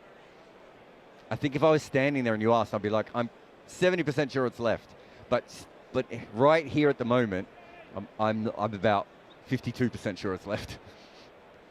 So there is a psychological aspect to it. And I coach a lot of young kids in cricket now, and little things like that really affect them. One of my favorite things is watch a young fast bowler, Mel. I reckon Sonny Baker was doing it yesterday. As Jamieson runs in over the wicket to Brooke, who clips that through mid-wicket. They'll just get the single, though. Jamieson very clearly is breathing as he runs in, right? Baker, I'm sure he is. No, but Baker, have a look. Baker takes a big breath before he bowls, and I'm not as sure he's breathing as he's running in. I think he's holding his breath.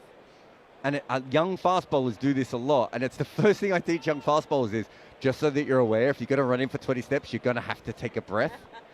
And it's a thing that they teach boxers, because boxers will quite often try and hold their breath, and it's like, no, you have to be breathing the entire time, not just when the other person's laying on the canvas. Jamieson bowls to Root, who just flicks that in that little gap between the slips and the gully. And that area down at fine deep third that is so productive to him. It's like threading a needle. He'd be a wonderful seamstress, wouldn't he, Joe Root? So many people have said that. They're very good soft hands here. You described that very well. He knew what he was doing. There was always runs there. Have you seen Virat Kohli's new shoe brand?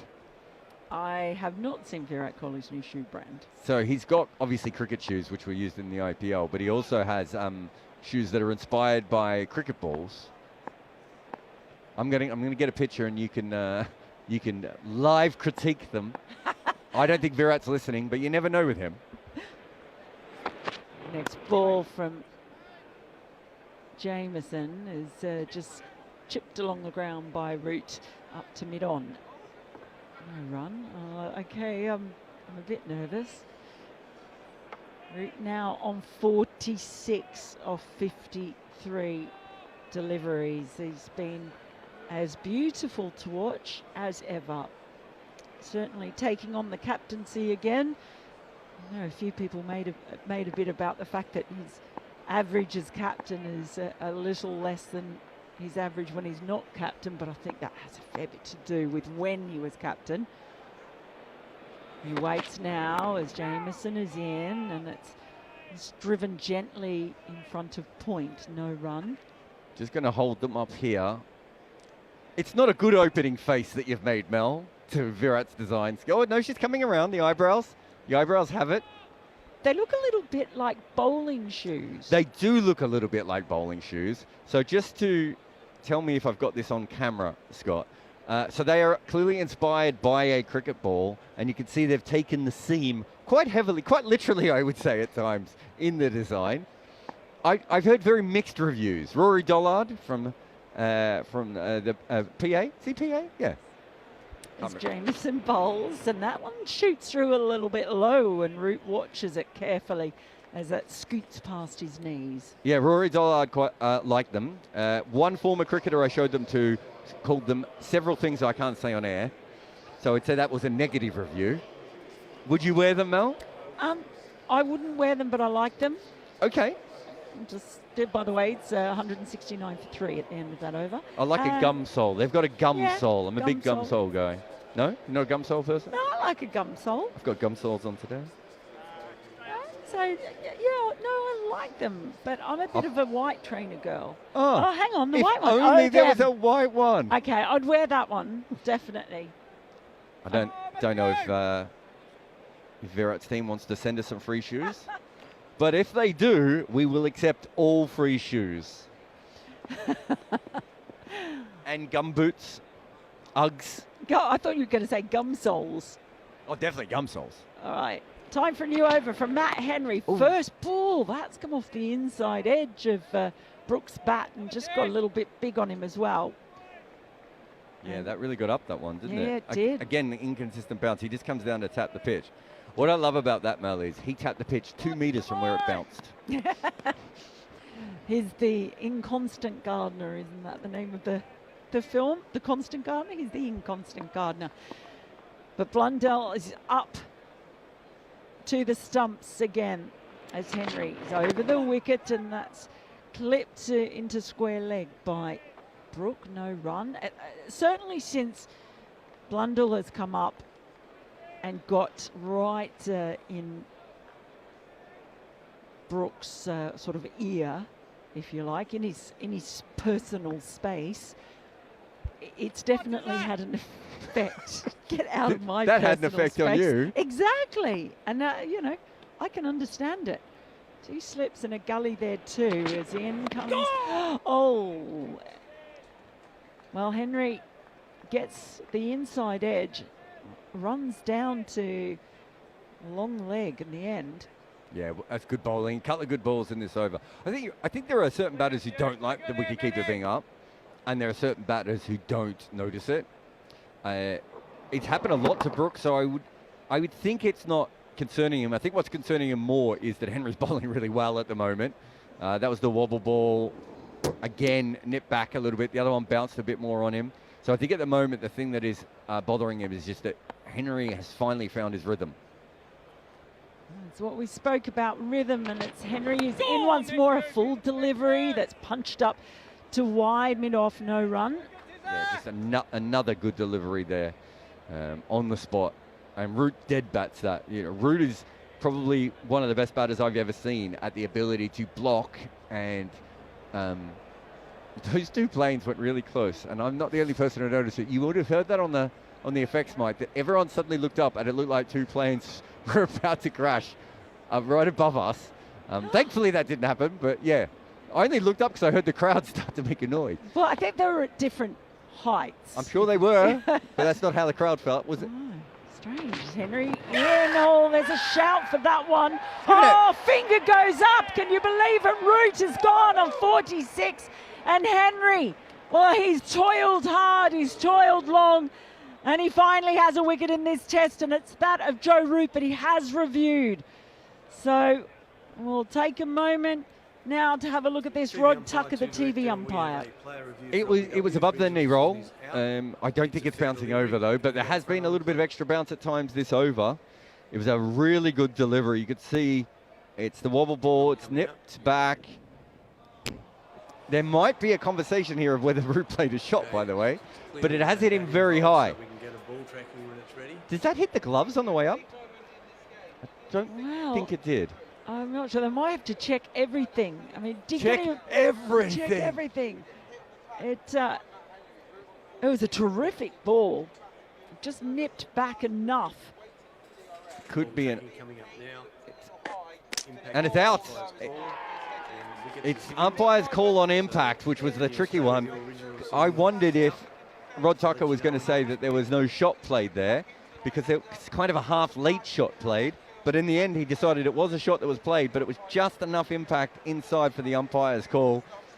I think it was a pretty good ball, Mel. It takes a lot to get rid of Joe Root. That really came back. He was defending that. It seemed back, and it beat him for pace as well, didn't it? Rhythm. Well, it almost, as it seemed, it almost skidded. If you know what I mean, it seemed to pick up pace as it came off the pitch. Which is what Henry does at his best, right? If you listen to batters and when they talk about facing him, it's not just that he gets the lateral movement, it's that he doesn't seem to lose pace off the wicket, so you're constantly pushing at it. And that was a perfect example of a little bit of lateral movement, a really good delivery, and then beat him for pace as well. So huge wicket there, and Joe Root now has 13,998 test runs. So remember that for the next knock. Okay, well, it just has to get 2, doesn't it? England, 174 for 4, as we see James Roux coming out to bat in an England shirt for the first time. And I know a lot of people, not just in Somerset, will be very excited for this moment. Well, if it sounded like a low boo, I think they had decided that they were going to roo him as he came out. I think that was the noise that they made. Well, it's like the root. Yeah, I think, did you not hear that from this wing? Oh, yeah. I say that this wing, even though we've got headphones on. Could have been anywhere. We could have put it in as a sound effect. Maybe Scott was just doing it last night in his room. Roo. Roo. Just overlaying it. Well, if it's consistent, isn't it? If they're going to make that sound for Joe Root, why not for James Root? The Somerset boy. Half a Roots, isn't it? He's actually, Phonetically. I'm disappointed. I want his nickname to be Kanga, and apparently it's not. Oh, okay. Maybe his brothers. No, apparently not either. Well, I was disappointed. We found out that Darryl Mitchell's nickname is Moose because his dad was Moose, but I think Son of Moose would be better. Well, you'll be thinking about that for a while. The left-hander, Somerset, on first ball. He plays into the ground and it balloons up off the pitch and lands in the right hand of Henry. Good over from him, the end of which England 174, having lost the wicket of Joe Root, who was out for 46 or 57 deliveries. LBW Henry, lovely little nip backer. It had to be good to get rid of one of the finest batters that the game has ever seen. But now, James Roux coming out, one of two brothers who have watched a bit of James and Thomas. Very, very... Who's your favourite? Wow, don't do it's not that. Sophie's choice. It is Sophie's choice. I'm going to reserve judgment on that, but I do love watching both of them bat. I'm going to go and enjoy James batting from my seat and leave you with manners. Jamieson coming in, and that's a good ball. He just keeps his out, does Harry Brook. It's on the leg side. They'll take a single, but it was good, straight delivery at the stumps. That last wicket, I think, is, as Mel has completely destroyed what's left of our studio behind me, under me. Very, very good delivery there at the stumps and just kept out. They just look like they've got a little bit more energy now, New Zealand. They hung in for a while. I thought they did the right thing. And now, with a new batter who's on debut, they'll be thinking, cheeky little wicket here, and they're in. Talking about cheeky little wickets, it's Neil Manthorp. There's Jordan Cox to come as well. And then there is a lengthy tail, isn't there? Here's Carl Jameson back into the attack and clipped away very nicely indeed down towards long leg. First run in for Test his cricket? first run in Test cricket to James Roux. Batting in a sleeveless sweater. Prolific run scorer, of course, for Somerset. And King's College Taunton before that. And England A and England under-19s. Has he played for anyone else? He's played for the Sharjah, what are they called? Warriors? Is that in the T10? Or is that in the Emirates? In the ILT20. IL, sorry. Yeah. Right. Here we go. It's Carl Jameson bowling to Harry Brook. 2 slips and a gully. There's a man at deep backward point and deep square leg as Brook comes forward and plays defensively, guiding it out towards extra cover. I like the deep backward point on the boundary, because for Harry Brook and for not many other players in world cricket, he's there for the catch. Yeah, catching deep backward point. Well, I mean, that 6 he hit over there, that's exactly where he was. He hit it. That was an extraordinary shot. And how extraordinary would it be if he was caught there in this situation at this time of day? He's actually, they've started bowling better, and he's reined it back in a little bit since the excitable start. Mid on and mid off for giving him a single, which is I find interesting, and I'm not against it. Oh, that's a very fine leg glance, and I mean that in both senses of the word.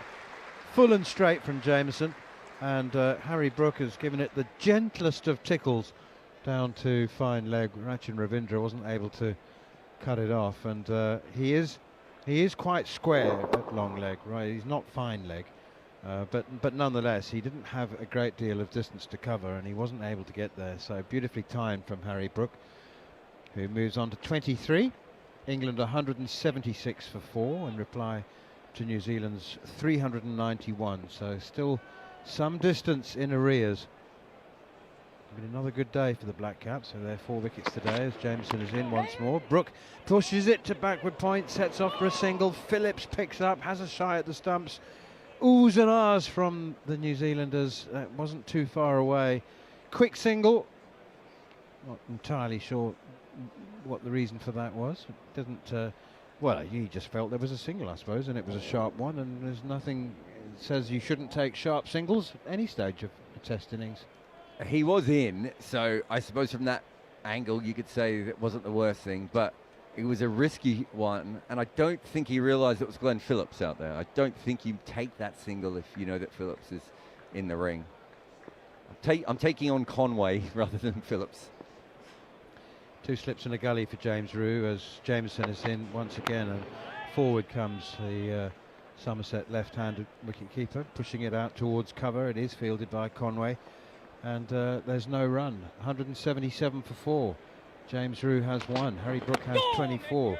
Joe Root, the last to go. LBW to Matt Henry for 46. As you said, Jared, just 2 runs short of 14,000 in Test cricket. What's your thought on players of a certain stature and status just automatically having the right to burn a review? I mean, he's not the only one by any means. He didn't burn it. They retained the review. I thought it was a fair call. It was high. It hit him high, and it had to be close to the off stump. You didn't think it was a fair thing to review? I thought it was out, and I would have probably given it, but I didn't think it was a bad review. Okay. It was more. It wasn't specifically about that. It was a general question. Oh, there's another appeal for leg before wicket and out. Given out. Harry Brook is walking. He knows he's been done. Matt Henry has got his second in this spell, and he's got the big 2. Joe Root and Harry Brook, and Brook's just walking. He knows he's absolutely been done there. Matt Henry bowling a sensational spell with the keeper standing up, and that is undoubtedly, I think, having an effect. England are 177 for 5, and Brook has gone for 23. Yeah, I think the keeper is a little bit in his mind, but he's just completely changed his rhythm, and he's beaten him for pace again. That's the second world-class player that Matt Henry has beaten for pace. So there was a little bit of seam movement. It wasn't quite as much from what I could tell there as the Joe Root one. But Brook just seemed a little bit late, and he went absolutely turned around and left the minute he was given. He didn't even have a conversation with Root. Beautiful little spell. I don't know if you saw this, but he was struggling with his run-up an over or two ago. And whatever he's done, he's completely worked it out, because he seems to be bowling a yard quicker, and suddenly he's all over everyone. Well, England are not only 5 down, they've got 2 debutants at the crease together in James Roux and Jordan Cox. Double debutant. It's a perilous position, is it not? This is when you said before they've got Jordan Cox to come. I was thinking it more from the perspective of if they can get Jordan Cox in, even if he bats very well, he still has to start again tomorrow. And it's the same with Root. So I think New Zealand, forget the 5 wickets and the massive lead. Even within that, I think there's another small victory here. If they don't get another wicket tonight, these 2 still have to start again tomorrow. And I can tell you one thing that New Zealand won't do tomorrow, Manners. They won't spray around a bunch of bouncers and bring on their part-time spinner. They will attack the top of off stump. They will do whatever their plans are. They will be patient, and they will not waste an hour and a half or whatever it was that England wasted this morning with absolute nonsense. So it's going to be tough. If these 2 survive this session, it's going to be just as tough tomorrow morning. You know, apart from the fact that England set a slog field with men on the boundary from the very first ball of play this morning, it's the easy runs that they give away, because if players like Carl Jameson decide not to slog and carve one up into the air to deep cover or deep mid-wicket, and where all these exotic places that England had fielders right from the start of play this morning, it's if they decide to play properly, then there are so many gaps in the infield. You just take singles, play yourself in, and suddenly you start building a lead or a total that is way beyond what conditions merit. I mean, it was really, really strange. So Jordan Cox joins James Root. Cox batting at number 7 on his Test debut. He's a top order player, remember. He's opened more than he's batted 7 because he's never batted 7, but he has opened a lot. Anyway, he's got to put all of that out of his mind. Right now, it's just him and the bowler and the next ball. Don't worry about where you're batting, what the scoreboard says. Beautiful sunshine now. It's the brightest light of the day, actually, apart from the very start. But nothing but a few wispy white clouds high in the sky, alto cirrus. And here is Matt Henry, the keeper, still standing up to Jordan Cox, and he plays defensively off the back foot, guides it out towards extra cover, and there's no run. 177 for 5. Must be weird for Cox after being a professional fielder in the IPL for a couple of months. Didn't play a single game, did he? Not one. Did he play not one? play one? I don't know. He certainly fielded a lot for them. Well, right now, England haven't saved the follow-on. I mean, I don't think that it would be enforced, even if they did lose 5 for 13. They trail by 214. That's driven up towards mid-on and straight to mid-on. Nathan Smith, the impressive, persevering, persistent Nathan Smith. Not just that, but highly skillful as well, and excellent in the field. Produced the run-out that got rid of Ben Duckett. England 177 for 5, and things were looking rather different at 142 for 2. But a couple of wickets for Matt Henry. And here comes Henry once again in a very, very good spell. Pushed away on the offside once again by Jordan Cox. Tell me why, was there a particular moment, a particular reason with a particular batsman that Henry asked the keeper to stand up, or was it Tom Blundell's initiative? I missed the moment that he decided to stand up, but he was standing up to Smith. Yeah. And then Henry came on and he stayed up. Okay. So I think he's just quite comfortable with it now. Here comes Henry once again, and that's pushed away defensively. My guess is that it's Joe Root related, because Joe Root bats out of his crease, then in his crease, then out of his crease, and in his crease, a bit like what Javed me and Dad used to do, and they were just like, we don't want that.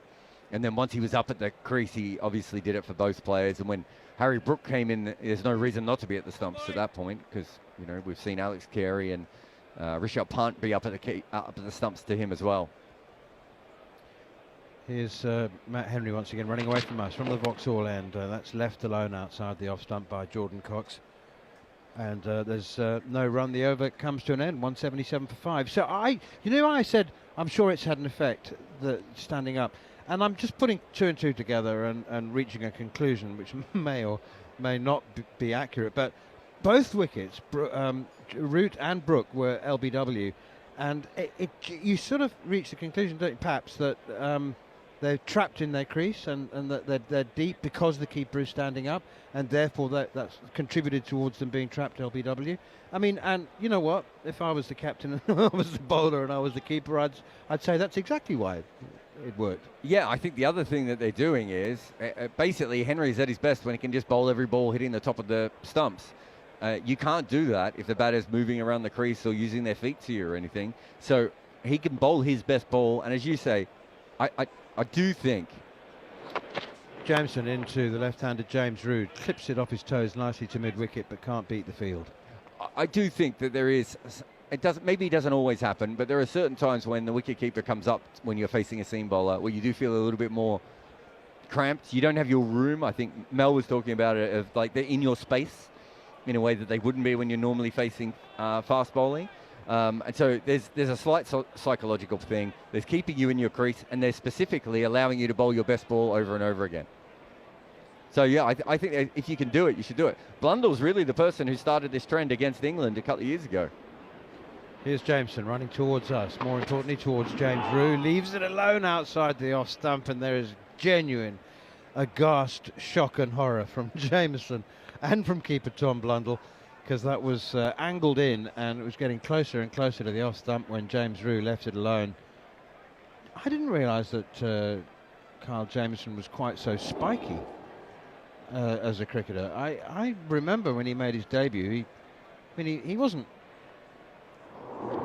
you know, boo to a goose man, but he wasn't quite as needly and as he appears to have become now. I think if you've got a bowling average in the teens, at a certain point, you want to live that lifestyle, don't you? Do you remember when he had a go at Vaibhav Suryavanshi in the IPL? Here is Jameson again, nudged away nicely off his pads by James Rew. He's played that so late that Jameson thinks it was a false shot, and he's again oohing and ahhing and running his fingers through his hair and hands on his knees. But it was like a very late, confident tuck off his pads for a single. So he got him. I'm not 100% sure. I think that was at the top of off stump, and he played it with an angle bat to fine leg. He did hit off the middle, so I'll give him that. But I haven't seen a replay, but I can see why New Zealand. I think New Zealand is going for the top of off stump here over and over again, and it's a really good battle, especially for these two younger players. Here is Jameson again, bowls to the right-handed Jordan Cox, pushing it out to extra cover, straight to the fielder, and there's no run. So when Emilio Gay is it's a rewind 2 hours. Emilio Gay is in trouble against Carl Jameson. Jameson's all over him for 2.5 overs. He's beaten the edge 3 times.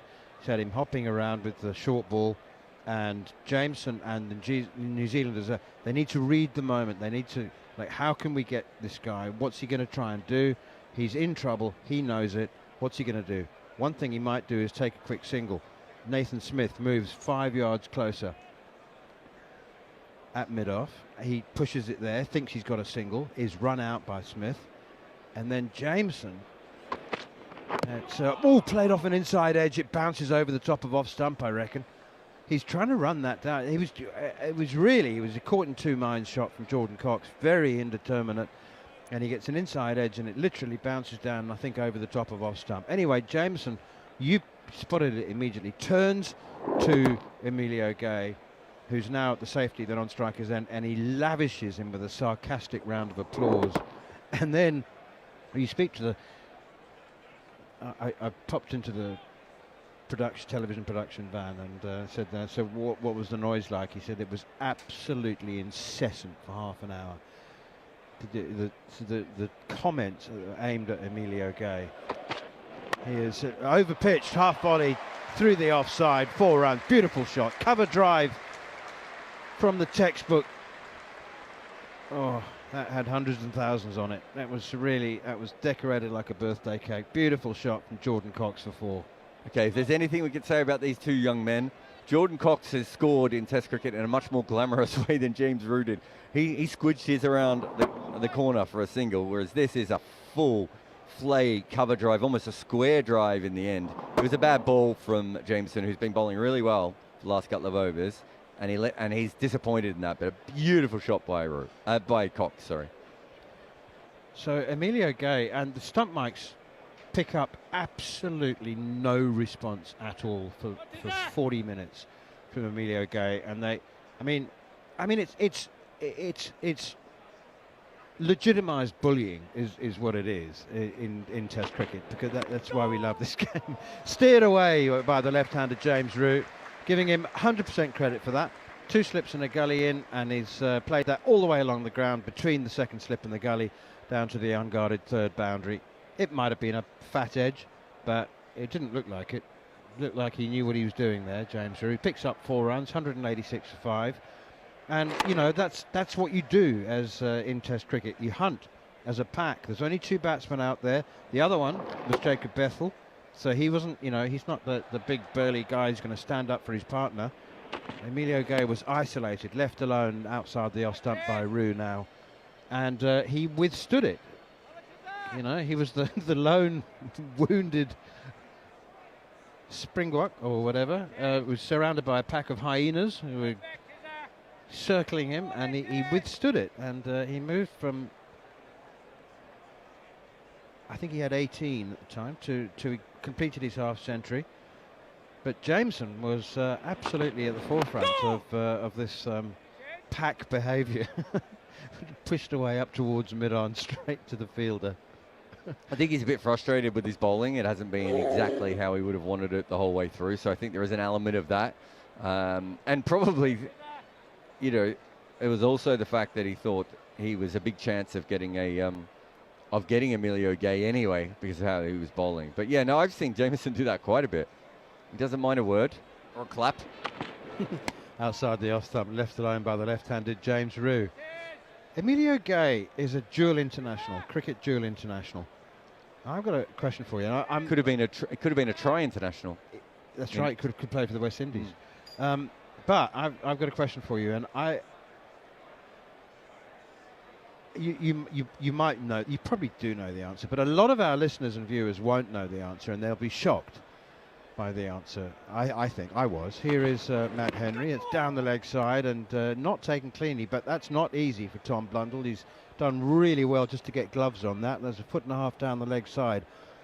How many cricket dual internationals have there been? We all know a couple of, Kepler Vessels, and we can all kind of think of a couple of obvious ones. Do you want me to say some obvious ones? Yeah, go on. So yeah. Dirk Nannes. Yeah. Here is Henry once again, and pushed away out on the offside. There's the New Zealand, Hong Kong and New Zealand. Mark Chapman. Gary Ballance. Gary Ballance, Zimbabwe and England. So there are quite a lot. Tim Garth, the Irish bowler who plays for Australia now. Yep. My question is, at the end of the over, by the way, England are now still in trouble at 186 for 5. What number dual international was Emilio Gay? He's the latest. So how many have there been? So Ireland's had, 4 or 5 on their own, haven't they? Ireland and England. Gavin Hamilton. Scotland and England. Who was the other Scottish player played for England? Dougie Brown? Mike Dennis. Did Dougie Brown play an international for? He may well have done. Okay. First delivery the next over from Jameson outside the off stump, left alone by Cox. I am going to assume 34th. Emilio Gay is the 34th dual international. And you've deliberately gone high there, haven't you? Because there's a lot in associate cricket that, as I said, there's 4 or 5 with Ireland there. So yes, I've gone high, and I'm still well under, aren't I? Yeah. Yeah.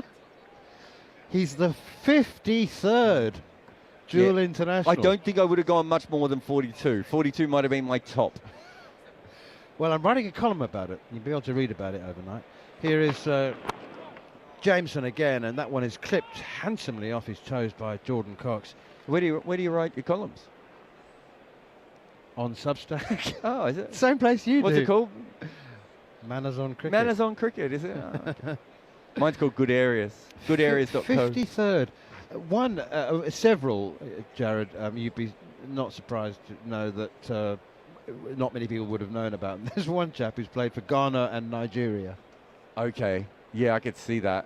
Does that count also East Africa? If you played for East Africa, then you played for your national team? No, there's none on my list. None on your list, okay. No. That's not a country, is it? Down the leg side. Neither's the West Indies? Taken by Tom Blundell left-handed. What was that? Neither's the West Indies. Neither's the Ireland cricket team. Neither is technically the England and Wales cricket board. There's been 4 or 5 who played for the West Indies and the Americas, Canada or America. Yeah, that is true. Hayden Walsh Jr. would be the latest one I would have thought. He's on there. Trying to think of some others on that list. Yeah. Well, if you played for your island in the West Indies and then played in America or Canada, you would add another 50 to that. Guys like Dylan Hailiger and all those sorts of people. Well, he played for Barbados and then, left alone outside the off stump by Jordan Cox, 186 for 5. If we still had a Welsh cricket team, we could, if we had a legitimate Welsh team that played consistently, you would add a few more, another 5 or 10. Why are Wales so good at over 50s cricket? Are they? Of all the things I thought you were going to ask me, in fact, I've got the rankings here. But you look at the over 50s World Cups, and Wales are always there, and they do well. Cribbing their ages, is that what you're saying? Age fraud. It's called age fraud, yeah. Neil Manthorp, you've heard it here first. He is not believing the Welsh over 50s team. No, I do. I've seen them. They are old men. They look like me. Short. Oh, and Jordan Cox goes into position to pull, and then Hansen really swiftly and cleverly drops his hands and lets it go. That's hard to do that when you seem committed to the pull shot, and it's so late. You're actually in position to play the pull and then just drop the hands and let it go through to the keeper. It's tough to do, and Jordan Cox done it very well. 186 for 5. Just a reminder that New Zealand made exactly 100 runs for the last 3 wickets this morning. They resumed at 291 for 7. They were bowled out for 391 with a maiden Test century for Glenn Phillips. He's made exactly 100, batting at number 7. Very, very fine innings. Courageous and skillful in equal measure. 41 from Kyle Jameson. And the pick of the bowlers, bizarrely, was Jacob Bethel with 3 for 26. Not bowling Jaffers, was he? And England have lost Ben Duckett for 36, Emilio Gay for 53, Joe Root for 46, Harry Brook for 24. They're in a bit of trouble at 186 for 5. More from Jared Kimber. And then it'll be Melinda Farrell to take us through to 6:30. Well, Manners is leaving, so he'll never be able to answer my question, but I will read Manners on Cricket later to find out, did Jade Dernbach play a game for Italy? I know he did a training camp with them, but I don't know if he played a game. He did, yeah. He did, there we go. There's another good one. We are at the Oval, where I've seen Jade bowl quite a lot. He's obviously done a lot for talkSPORT as well. It's Matt Henry coming around the wicket. Keeper's up at the stumps. You hear the noise of the keeper, Tom Blundell there.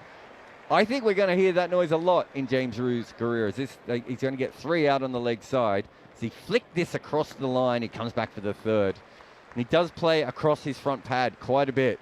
And so far, New Zealand have got excited at absolutely every one of them. But he has found bat. So a 3 gets him off strike. He moves to 9. Cox is 4. Melinda Farrell is whatever she wants to be. A dual international. That's what I am. A dual international like yourself, Jared Kimber. Yeah, I don't know if I would qualify to play for England now. I suppose I do. No, because you don't need a passport. You just need to live here for a while now, don't you? Henry over the wicket to Cox, who plays with a very high elbow, defensive on the back foot into the covers.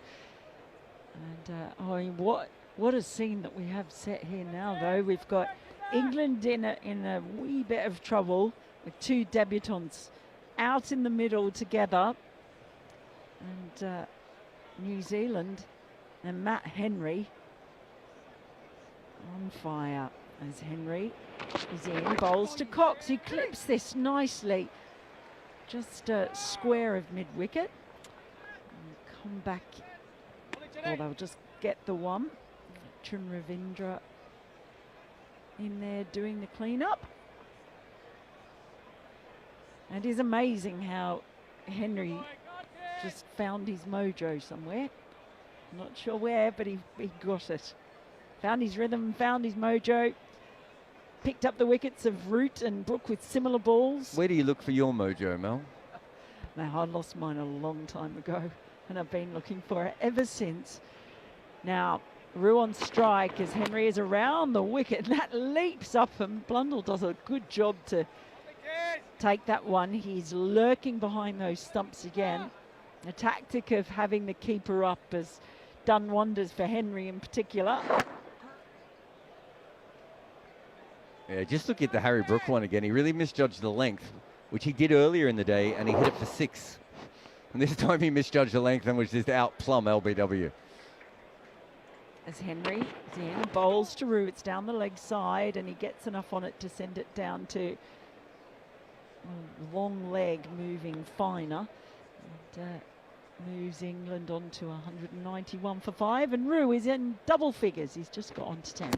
So for those who haven't seen Rue play all that much, I've seen little bits of highlights, and I think there is the player I would compare him to the most in technical skill is probably Graham Smith. There's not a ball that Rue faces he doesn't want to hit to backward square leg. So he does play across that front pad quite a lot. It's Cox, though, now that ball straying well down the leg side. Blundell takes it, and that finishes off the over from Henry, with England 191 for 5 as the shadow from the JM Finn stand is about 2/3 of the way to the stumps now, lengthening evening shadows. This is going to be a really tricky period. What a welcome this is for the two newbies. Yeah, I mean, Rue, it's just been outstanding for Somerset. Look at 1200s already at the age of 22 in first-class cricket. But interestingly enough, the average isn't that high. So he makes a lot of big scores. I wonder if he struggles with his starts. New over from Jamison around the wickets, and Rue just presses forward in defence, straight back to Jamison. His average in first-class cricket is 41.71. 1750s in there as well. The highest score of 221. Yeah, I'm going to assume, looking at that record, without, although I have sent it to a friend, that he has a low median score. So Ollie Pope was someone with a low median score, and it generally means that players are not particularly good at starts, but once they get in, they make runs. Jamison in, bowls defended out up towards mid-on, no run. You have worked, I think extensively, I'm going to say extensively, with someone who had one of the highest median test scores in the history of the game. You've never given me that look before. That's Median Mel's face. Who's that then? Chris Rogers. Ah. Yeah, so Yeah. Ollie Okay. Pope has one of the lowest medians, and Chris Rogers has one of the highest. Ken Barrington as well, who is from the Ovals, another one with a very high one. So it's just players who are very good at getting starts every time. That's basically what it means. 2 slips and a gully in for Rue as Jamison is in around the wicket and he's forward in defence once more. So I actually interviewed James Rue about a month ago when I was down in Taunton for a Somerset game. And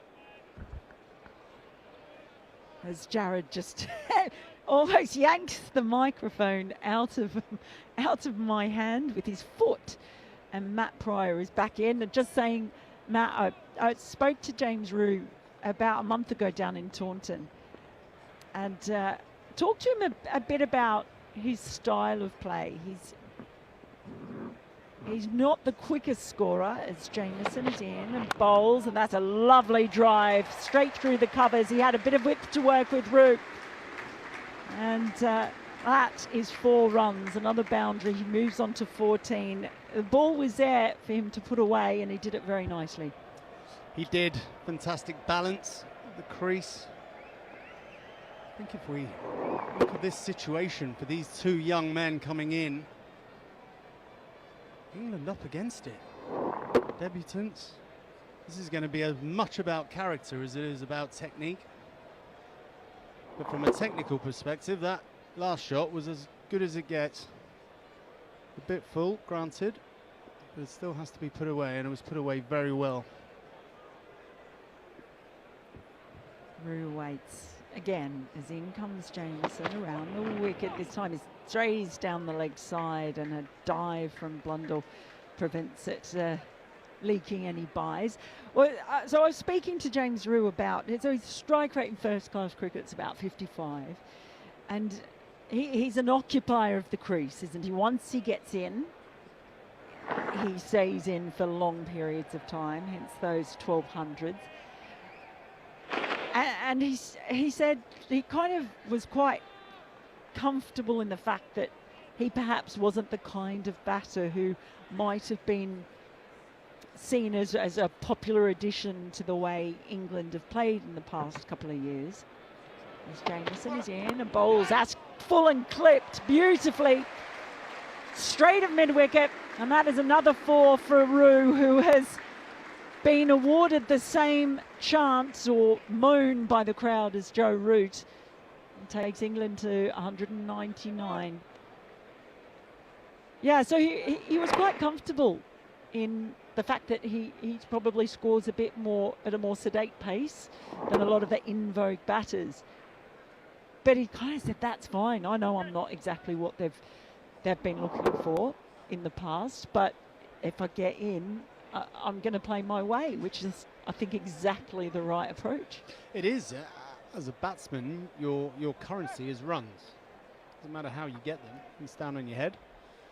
You can do whatever you need to do, but as long as you're scoring runs, and he has scored an incredible amount of runs, but also an incredible amount of hundreds, which bodes very, very well.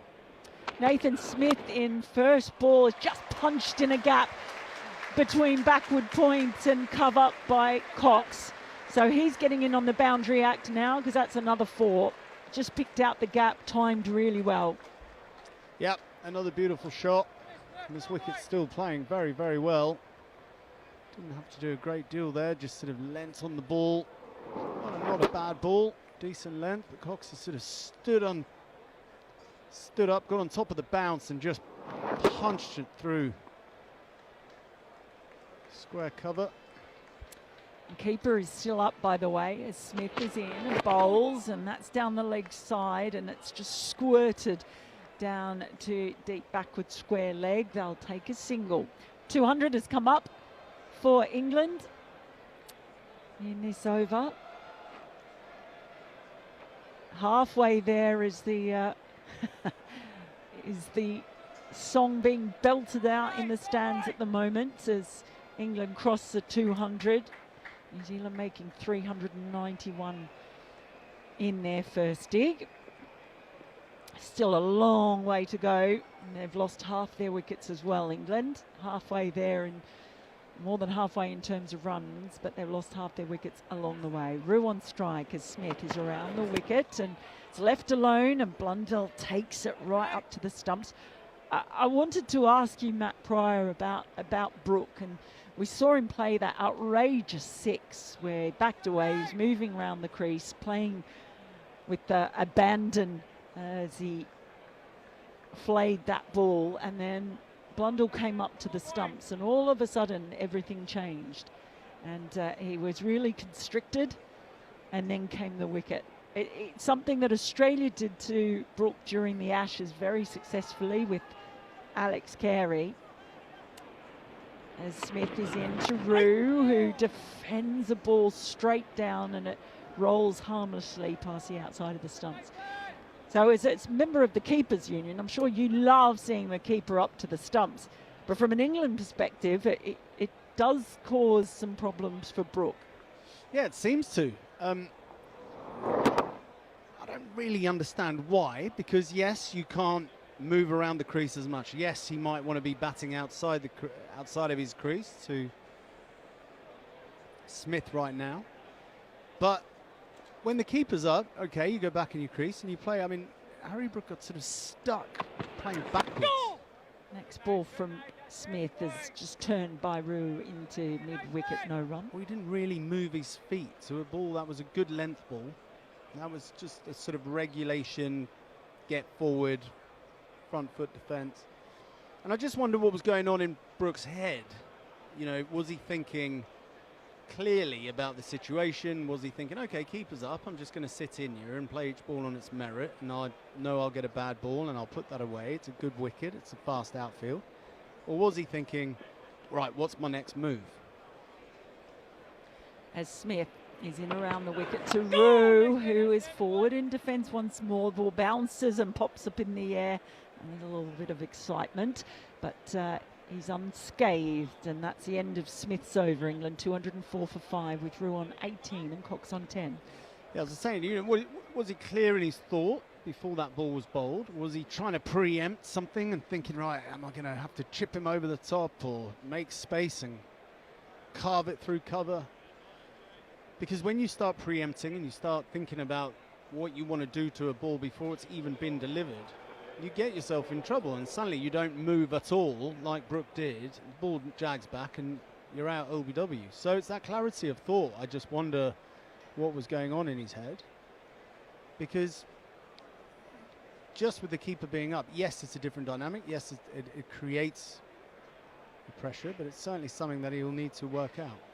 Will O'Rourke is back. He's running in, bowling over the wicket to Cox, and it's a short ball Nice, nasty little bumper first up that Cox almost falls over as he ducks under. Could it be something as simple as he knows it's got him out and it's been successful, and it's become one of those things that just that in itself is enough to just put a few little gremlins in his brain? Yeah, I think that's a fair point. It does happen.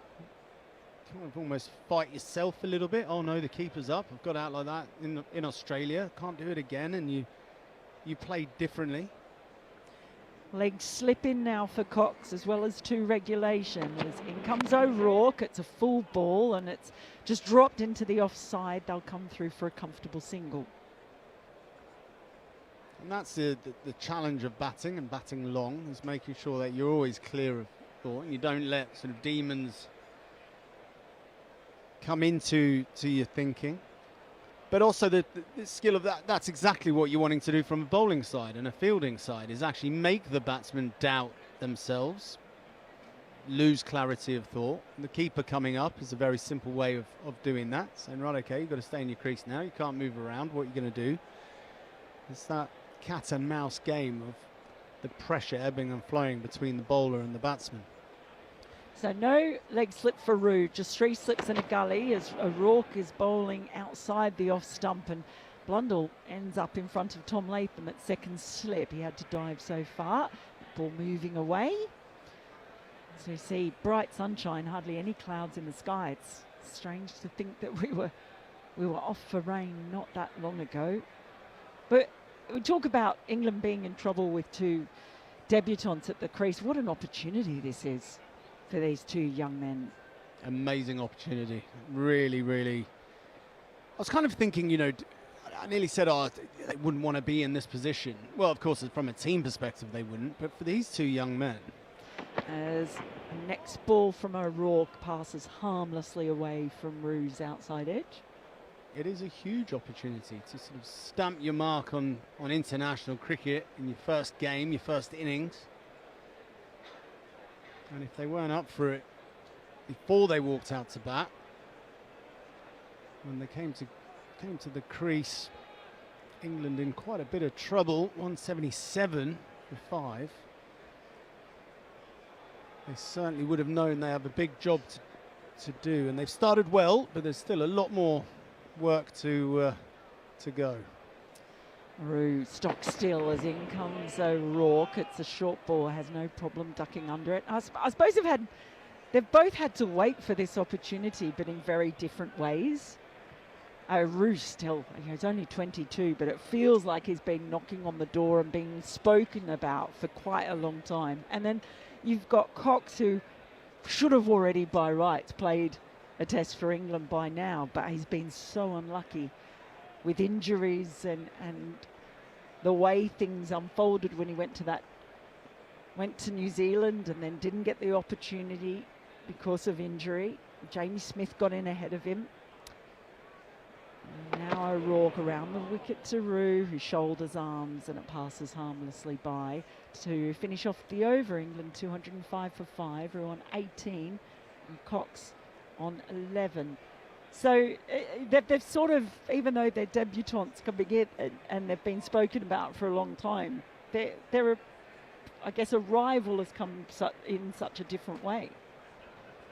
Yeah, it has, and I think you look at, I think a really good example for me, I mean, these guys are much younger, of course, but someone like Graham Swan, who sort of had an early opportunity, then went away from international cricket, then had to go and play a lot of county cricket, take a lot of wickets to get selected again a few years later, quite a few years later. But by the time he came into the team, he was so clear on how he played. He was so clear on how he bowled. He was so clear on his game plans that actually nothing changed for him. First ball from the next over. Smith just is punched out into the offside by Cox. No run. And it's a very different conversation to sort of a Bethel, for example, who is, you know, just very clearly a huge talent, but when he first was selected, he hadn't scored a first-class 100. And everyone can say, well, you know, how's he been selected? He hasn't even scored 100 for his county. Well, these guys have scored a lot of runs and a lot of hundreds. And they've been selected based on that, not just a hunch or a show of talent, but actually a lot of runs. Smith over the wicket to Cox. Oh, that's a lovely drive again. No chance for the fielders, except a good chase in the end from Matt Fisher. Sorry, Matt Fisher. I was looking down. It's the number 75. That's got me wrong. It's 74, actually. It's Santner, isn't it? Santner. It is Santner. That's what's got me. Mitch Santner is been on for a while as a subfielder. He reels it in, so they get a couple. But that was another lovely shot from Cox. It was. He gets in a very good position again. It wasn't a full delivery. Good length delivery, but he's just leant on it, opened the face to steer it in between the gap. Or into the gap, should I say, in between the fielders. In comes Smith, and this time it's a little bit of a hack down to long leg. Stroll through for a single. I guess the other thing that I noticed, people were getting upset when the team was originally announced and Jamie Smith was in it. And Jordan Cox was in it and James Rew wasn't. I noticed a lot of people saying, well, why has Cox now gone back in over Rew in the pecking order when he's, been over, not been playing a lot of first-class cricket. He's only played one first-class game this year. He did score 204 off 201 in that first-class game. That was for Essex against Leicester. Rew now on strike as Smith is in. It's defended back to the bowler. So it sort of was ironic for me in the end that Jamie Smith can't play, and the two of them end up out here together when people were feeling that maybe one deserved it more than another, or how did it work? And all wicket keepers. And that's the other challenge. The one thing I do feel was a bit odd is that Rew in this match has got the gloves. He is the wicket keeper, and he's walked out about at 6. And Cox has come in at 7. I would have thought, give Rew the extra bit of time just out of the game to be able to relax in the dressing room. Come in at 7. Cox playing in the out-and-out batsman. Rew now on strike, defending again back to the bowler Smith.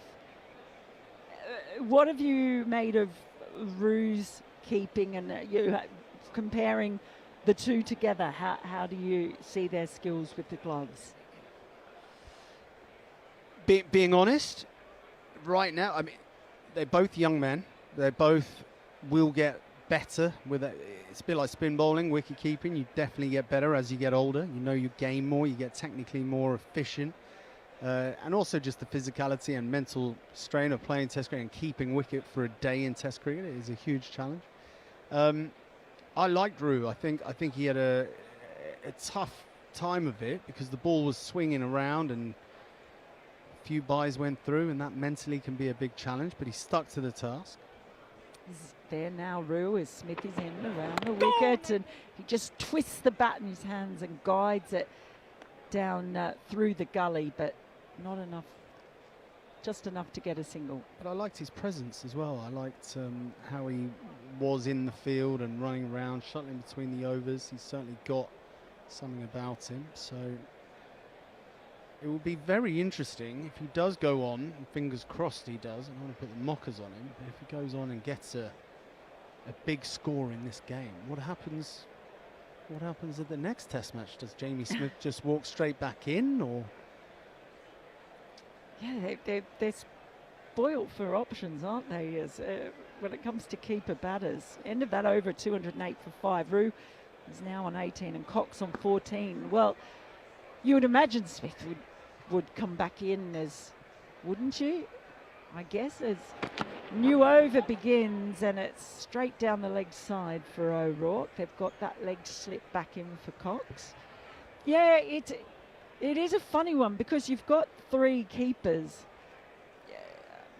So I certainly think with Rew is someone who they look at as in the future someone who could play as a batter only in general. That's certainly been the impression that you get, right? Because his batting has been so good. And then you've got his brother as well, lurking down there in Somerset, Thomas. Well, he's meant to be even better, isn't he? He's pretty good. The rumour. Well, I have watched him. He's very good. Cox awaits, and next ball just tangles him up a little bit. The ball ends up just dropping to his feet. I watched Thomas, I watched him down at Somerset, but also at the Under-19s World Cup earlier this year, a semi-final against Australia in Harare. Oh my goodness, did he play an innings and a half? Yeah, he is outstanding as well. Very talented family, but yeah, quite what they do when they've got 3 keeper batters. Who plays as a batter only? They want to swap one of them for a spinner. Yeah, it's a good point actually. In comes O'Rourke, and Cox has a flash at that one. Doesn't get any of it though. Just goes for a little walk to settle his mind. Yeah, it's not a good shot, this one. It's a loose one.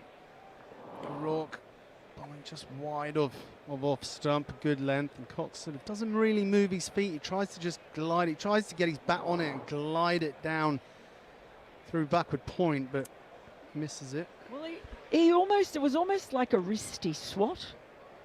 He just turned his wrists on that one again, and almost lost his shape a little bit. He does his little shoulder shimmy, and the next ball is driven square, almost half drive, half cut. I'll take a single. It stopped at backward point.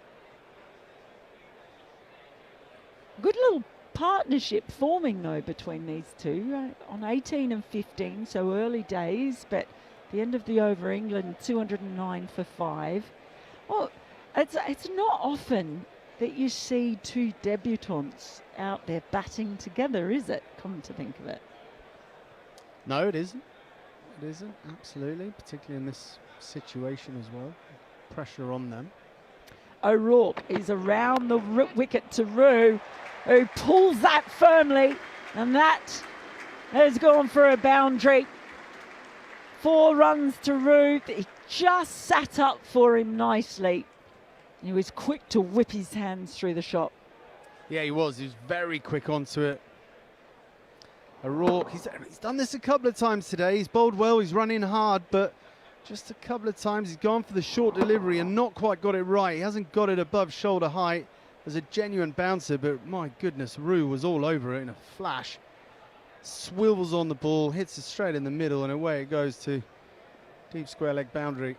Oh, they've just moved a fielder out to deep backward square now, as in comes O'Rourke. And what does he do? He just turns it into the same space, but with softer hands, and they will take a single. I don't mind that either. He forced the change, and then he hit the ball there, and it's almost a bit like, yep, I'm in charge. And at the end of the over, England 214 for 5. Rue has moved on to 23 off 34 deliveries. Cox on 15 off 28. And that is something that I think about Rue. You speak to him, it's hard to believe in the way he speaks that he's only 22. He is so confident and at home in talking to people about his career, even though he has got a bit of a baby face. And so he is, I do think he just maybe having heard, people talk about him, but also having the confidence in his own abilities down there at Somerset. He just oozes confidence. Certainly had a lot of control, hasn't he? He hasn't looked rushed at any points. Very controlled. He's on strike now as Smith is in, and he just plays that straight into the ground. It rolls out into the covers. No run. He's left the ball well. He's made good decisions. And then he's attacked when the opportunity has been there. He's put the ball away, but it's very, very simple batting. Keep the good ball out and put the bad ball away. He just seems unflustered, doesn't he? There's nothing nervy about it. Early days, of course, even within this game. He's still a long way behind England on 214. That lot of runs scored today by New Zealand as Smith is in around the wicket, and once more it's just calmly pushed into the ground and out to backward point by Rue. A shadow from the stand that we're in now is getting rather close to the stumps. 6:30 local time. Of course, they can play until 7. I always think, though, it must be tricky here for the batter too, when that shadow gets really close to the stumps and you've got bowlers running in and coming from the shadow to the light. Is that the case? Yeah, it can do. Obviously, the effects and a bit darker. In comes Smith, and that's just played into mid-wicket by Rue, quite calmly, patiently. Tell you what is awkward is when the pitches are slightly the other way around and there's shadows sort of in front of you on the pitch. Actually running across the pitch, if there's a fielder, sometimes a spin bowler on, you've got a silly point or a short leg and their shadow actually goes across. That can be quite off-putting. A couple of times fielders asked to stay very still because if they're suddenly moving their arms or whatever as the bowler's running in, it can deviate your attention. Rue taps his bat. Waits as Smith is in and clipped to short mid-wicket. There's no run. That's Latham who's moved into that position now. Just crouching at short mid-wicket. It's been good for New Zealand today, though. They have had a very good day. Have added 100 runs this morning before being bowled out, and I've probably been quite patient with the ball as well. And Smith runs in, bowls to Rue. Yet again, he keeps defending the ball straight into the ground and it pops up, and Blundell getting a bit excited.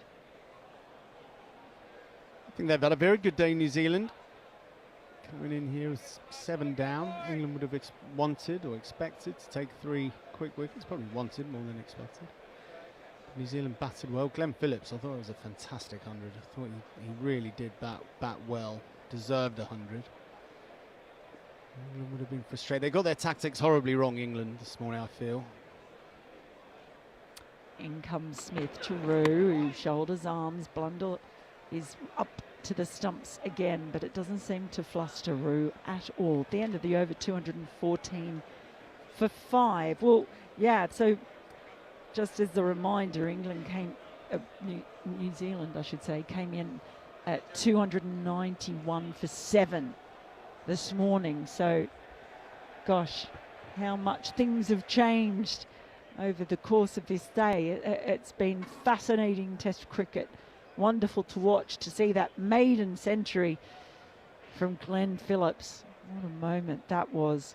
And we're seeing the debutants in action all around. We've seen New Zealand show some real patience with the ball. Matt Henry getting his rhythm back, his mojo back as we start a new over from O'Rourke. And it bowls to Cox, who just plays it out into the offside, and they'll take a single. Brings Rue back onto strike and also back on strike in just a moment. And it's going to be Jeremy Coney, who is joining me once more, furiously making notes. He's got some thoughts, I imagine, has Mr. Coney. Good evening. Hi, Mel. Okay, so a partnership of 38 between these two new lads. Rue and Cox. O'Rourke over the wicket, short ball, pulled, it's in the air, could be out, oh, it's dropped. Can you believe it? Oh, it's Racha Ravindra. He was running in, the ball coming from sunlight into shade. He dived forwards and he's just spilled it. And that is a real let-off. Well, I don't know what to say, really. He certainly was late moving, and there was that change of light, as you imagine, but he's got there coming forward. He's gone late, so he's had to dive at the last moment. It's a catch that should have been held, really. It was in the air for a long time, and it's just, it's hit his hands quite hard. Not the easiest outfield catch, but it should still have been held. Next ball to Cox is left alone outside the off stump. New Zealand badly needed that wicket. As I mentioned just a moment ago, the partnership is starting to develop. They need a 6th wicket to get to Archer, the next man in the line. But Ravindra's been unreliable in the field. That's the 3rd catch in a row. He got both hands to it, and I'm afraid once again he's been unreliable. He's thrown his head backwards because he knows, but things are not going well for him in the park. It was costly for New Zealand in the first test. Cox awaits as O'Rourke is there, and he almost chops on. Not for the first time. That's bounced over the stumps as he tried to push forward in defence. But yeah, at first I thought that when he hit the ground that it had dislodged it, but watching it back, it actually popped out of his hands before he hit the ground. Correct. And so both hands had the catch in the hand, but he hasn't been able to hold the momentum to hold it as he's come forward, and it's dropped out. Not because of his hitting the ground as you normally would think, but because he just didn't catch the ball. It's hit the hard part of the hands, the heel of the hands, if you like. Next ball is a bouncer that's left alone by Cox. Well, and that's it, because he also wasn't diving at full stretch. He was almost down on his knees and then falling forward into the catch. It's a problem, isn't it? And you can see the stress and disappointment on his face. Yeah, well, he just moved too late, really. He just was waiting to see where that catch is, and then he thought he had to move a lot more quickly to it. So Cox on strike again as in comes Rourke. It's a full ball that's just punched up to short mid-on and no run to finish off the over. The over that could have seen the end of Roo on 23.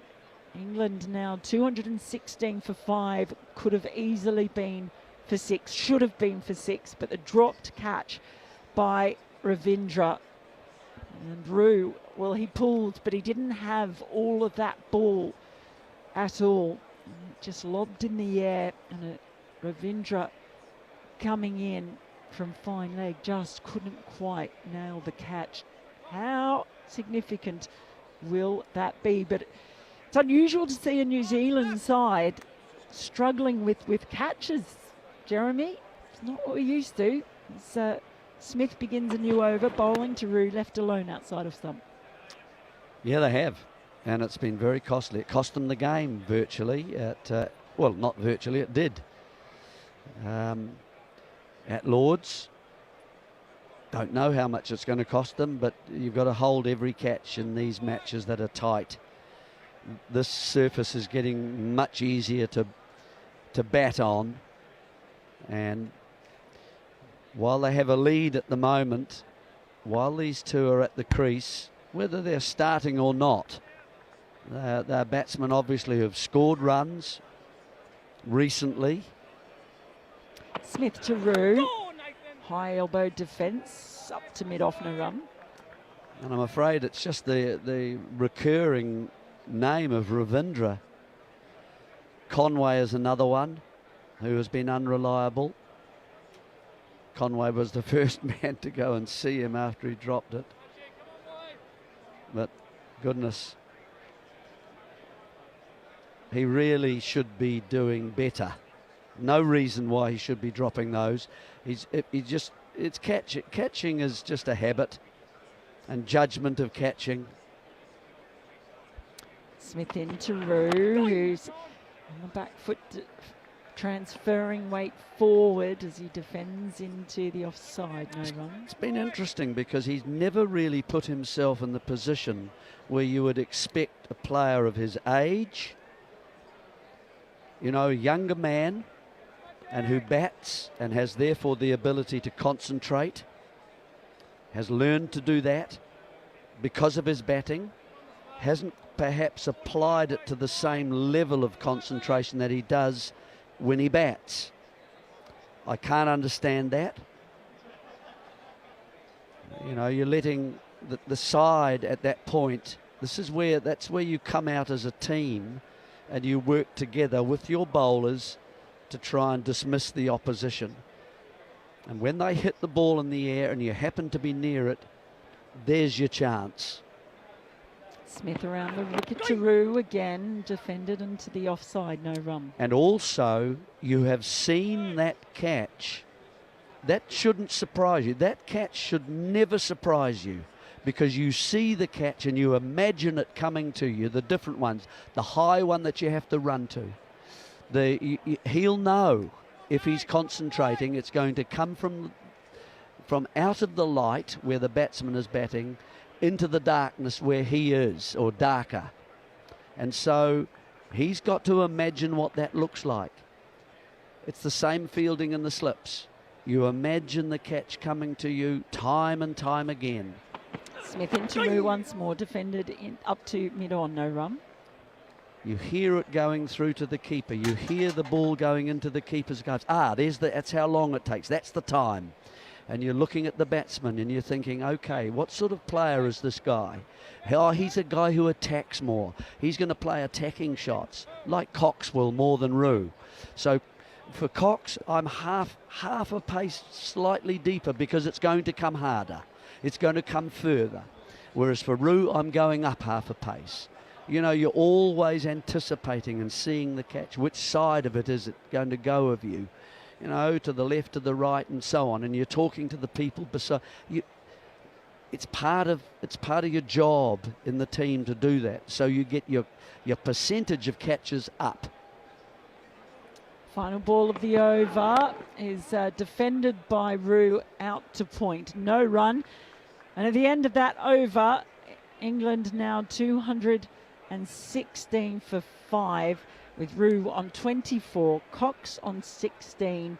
A lovely little partnership building, but it should have been cut short. And on that note, I'm going to leave you for the evening and your thoughts on where we are now in this match, Jeremy Coney, and make way for Neil Manthorp. Yeah, well, New Zealand is still, because the tail is waiting to come out slightly ahead, because they've claimed those 2 wickets of Root and Brook from deliveries from Matt Henry.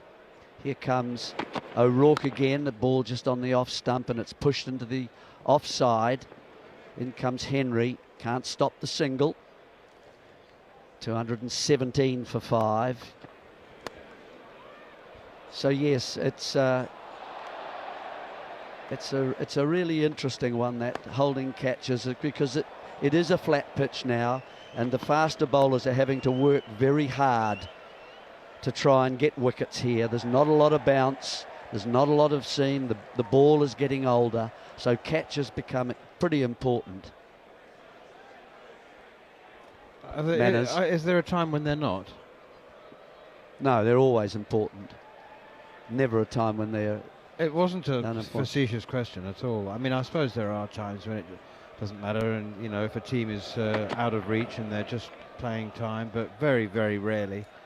That's a bouncer from O'Rourke, and it's left alone by James Roo. Sorry, that was a drop by Ravindra. Yes, it was. That was his third of the series. Yes, it was. Right.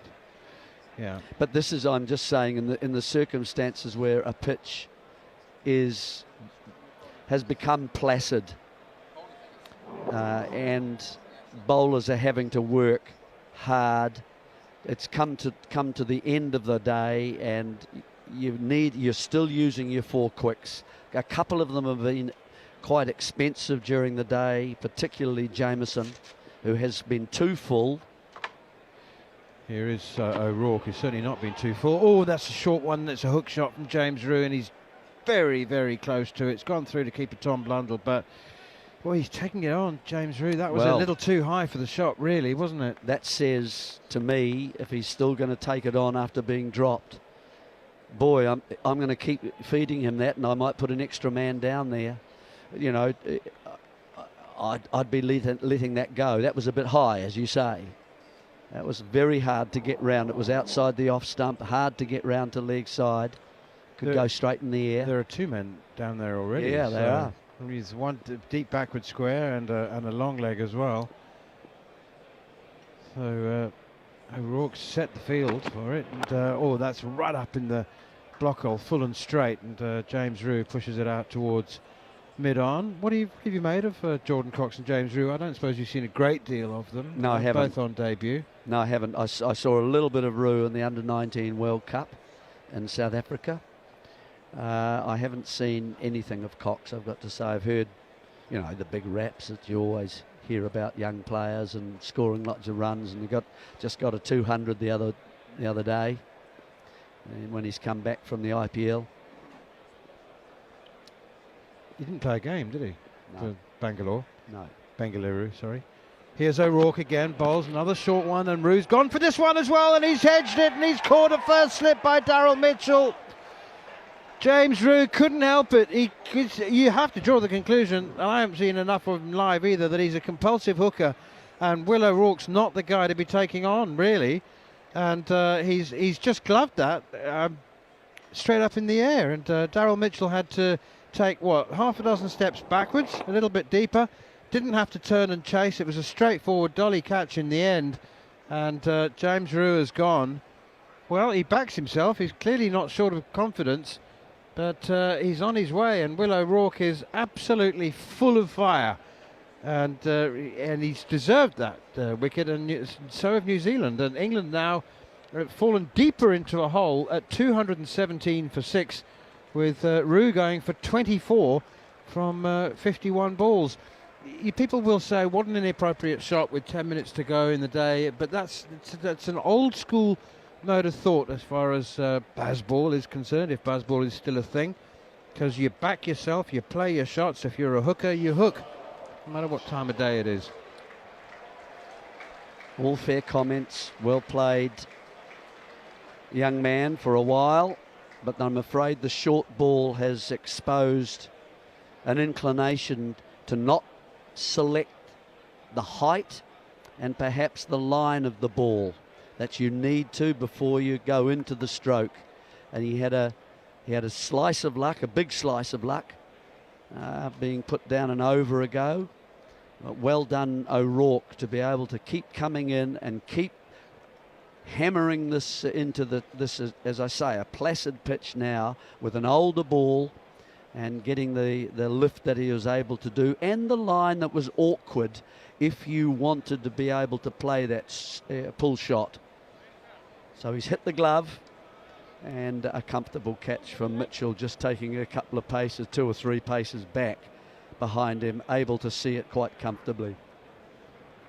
Jofra Archer comes to the crease, and he's a spot higher than he would ordinarily be, maybe 2 at number 8, but 2 slips, leg slip, gully, catching mid-off, deep mid-wicket. That's interesting. Here's O'Rourke, bowls to Archer down the leg side. He tries to play a leg glance, and I think it just brushed the pad as it lands in the gloves of Tom Blundell. 217 for 6. I did say, I don't want to be wise after the event, but I did say that New Zealand were, possibly even 100 runs higher than what would be a good score on this pitch, and I thought the bowlers would be very good. England haven't done themselves any favours, but those 2 wickets from Matt Henry, Joe Root and Harry Brook, with the keeper standing up, both trapped LBW. They're the big ones, and that's got nothing to do with batting error, I don't think. It's good bowling. They were beaten. Root, first of all, playing very nicely until Henry got a nip backer into the pad, beat the inside edge of the bat of Joe Root, and he reviewed it, but it was palpably LBW. It was given out on the field first. And here's Henry now. Looking for a third, clipped away nicely off his pads by Jordan Cox. So single off the first ball, and you don't really want to be in the business of protecting the number 8, do you? I mean, maybe given the time, 8 minutes to go till the close of play, but it's a bit futile really when you're 173 behind. Just take the runs, I think, really, don't you? I mean, yes, you do. You take all the runs you can. 2 slips in a gully, backward point, extra cover, mid-off, mid-on, mid-wicket rather than square leg. Henry's in once again, and that's pushed out towards extra cover, straight to the fielder. Is that Glenn Phillips there? It is. Well, Phillips may well be saying some things to Archer. he had to spend a bit of time on the ground last night at about this time of the day. But an excellent delivery from Henry to get rid of Root. Root looked dangerous today. I thought he was playing beautifully, really, playing it under his eyes and running it down to third.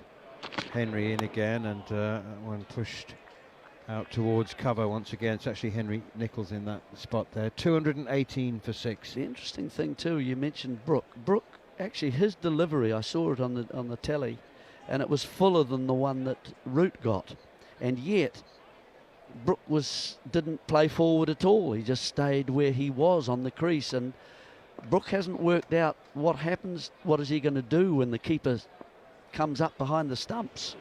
Henry in again, and Jofra Archer on the back foot punches quite elegantly, but only as far as cover, straight to the fielder. 218 for 6. The deficit's 173. When the keeper comes up behind you, as Blundell has done, he's gone back now, but when he comes up behind the stumps, you know, you normally go back, don't you, into your crease, and you, as a batsman, I think you don't feel comfortable about batting out of your crease when the keeper's up behind you. Here's Henry again, and Jofra Archer.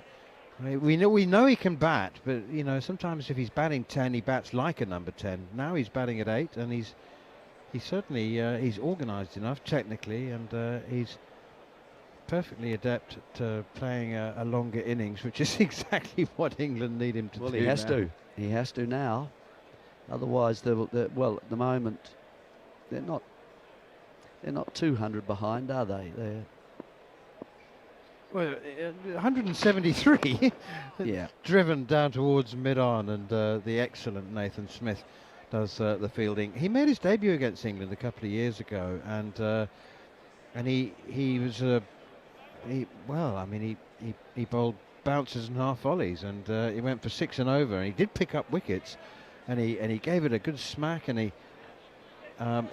just didn't look quite the quality and class of cricketer that he evidently is. You know, he's had very solid performances on the county circuit, briefly for Surrey and for Worcestershire. But I didn't realise that he was quite such an athlete in the field. I mean, his run out. Yeah, he's very quick. He is an athlete in the field, covers the ground. Clipped away by Jordan Cox. That's a beautiful piece of timing out towards deep mid-wicket. It's full over pitched from Willow Rourke, but they'll come back for the second run quite easily. 220 for 6 now. England in a hole, because you've got Jofra Archer at the crease at number 8, and well, Josh Tongue, Matt Fisher and Sonny Baker, 9, 10 and 11. Well, if they're going to get anywhere near New Zealand's total, if they're going to reduce the arrears to double figures, they're going to need something really substantial from Jordan Cox, and some doughty 20s from the tail enders. That's a bouncer from Willow Rourke outside the off stump, and it's left alone by Jordan Cox. So whereas you saw an innings of largely missed opportunities with New Zealand, apart from Glenn Phillips's wonderful, courageous and highly skillful maiden Test 100, I saw doughty fight backs. Yeah, I know. We saw it from the other side, didn't we? That's okay. We can agree to disagree on those things. So I'm looking at that scorecard and thinking, but hang on. What about the last 3 wickets? How did they fall today? I don't mind. They scored 100. Yeah, they added 100. Yes, they did. They might driven out towards mid-on. You always want a bit more. What about 150? That would have been good too. So I see what's missed. We just look at it slightly different. You see what's there.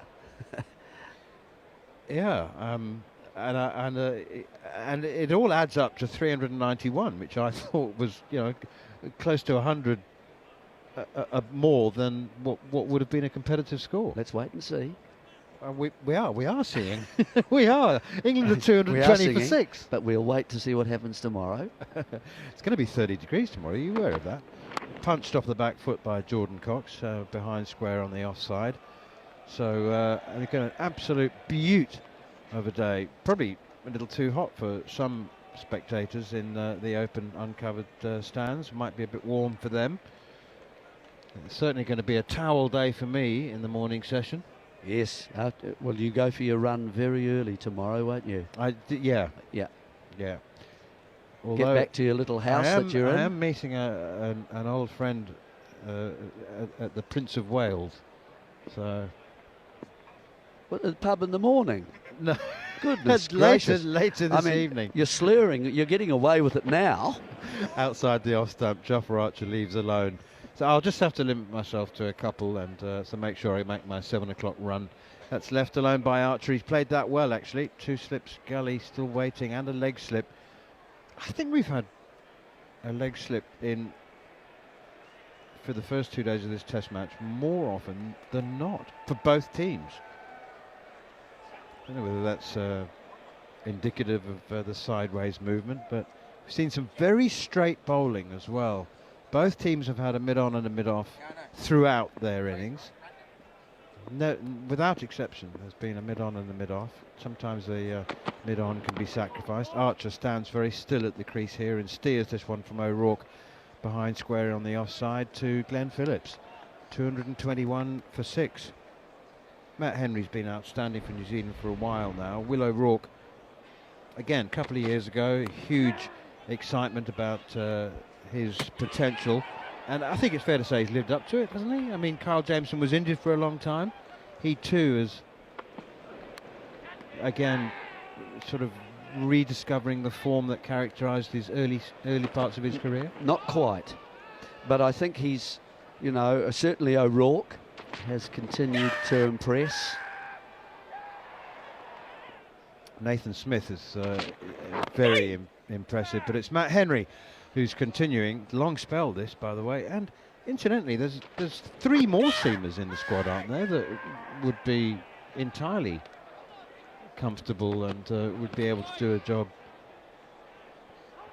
Duffy's not here, is he? No, Duffy's he's not at home. here. Yeah. No, Tickner has been doing his running through in the mornings, doing his sprinting and so on. He's getting back to full fitness.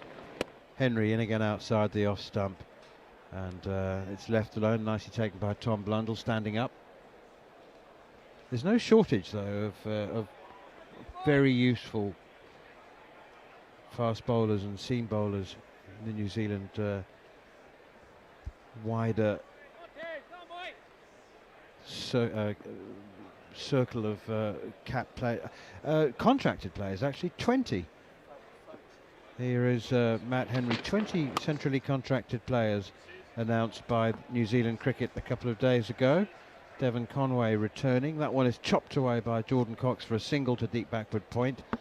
Interesting that, I mean, genuinely interesting, and I'm not going to cast judgment, but Devon Conway for the last 2 years opted out of a central contract in order to maximise his earning potential on the franchise circuit. There were opportunities he wanted to take which might have he might have been unable to take if he had been centrally contracted, but they've now fallen away. That's guided by Jofra Archer down into the ground, and I think it's fielded at second slip by Tom Latham, diving away to his right. It is bounced well in front of him, but I think I mean, in New Zealand cricket have been more forward thinking as a national board. I know that they've had their problems at the moment with the Super Smash and the privatisation of that, and been a few resignations, so maybe the board haven't covered themselves in glory in very most recent terms, but as far as players and central contracts are concerned, they've been more forward thinking and liberal and open-minded than most other boards. That one is steered away by Archer again into the slip cordon, and so they said to Devon Conway, okay, fair enough, yeah, we won't give you can have a casual contract, you can play when you're available and when we select you. But now he doesn't have an IPL contract, and those opportunities have started to disappear. he said, actually, I will have a central contract now, thanks. I'd like to play for New Zealand, and that's the last ball of the over, and indeed the last ball of the day, and it's blocked defensively by Jofra Archer, and there's no run. The bails have been removed by umpires, by the umpire, standing umpire Nitin Menon, and the stewards in their lycra yellow tops have come onto the field, and a very, very good day for New Zealand has come to an end, with England on 222 for 6. So they're 169 runs in arrears.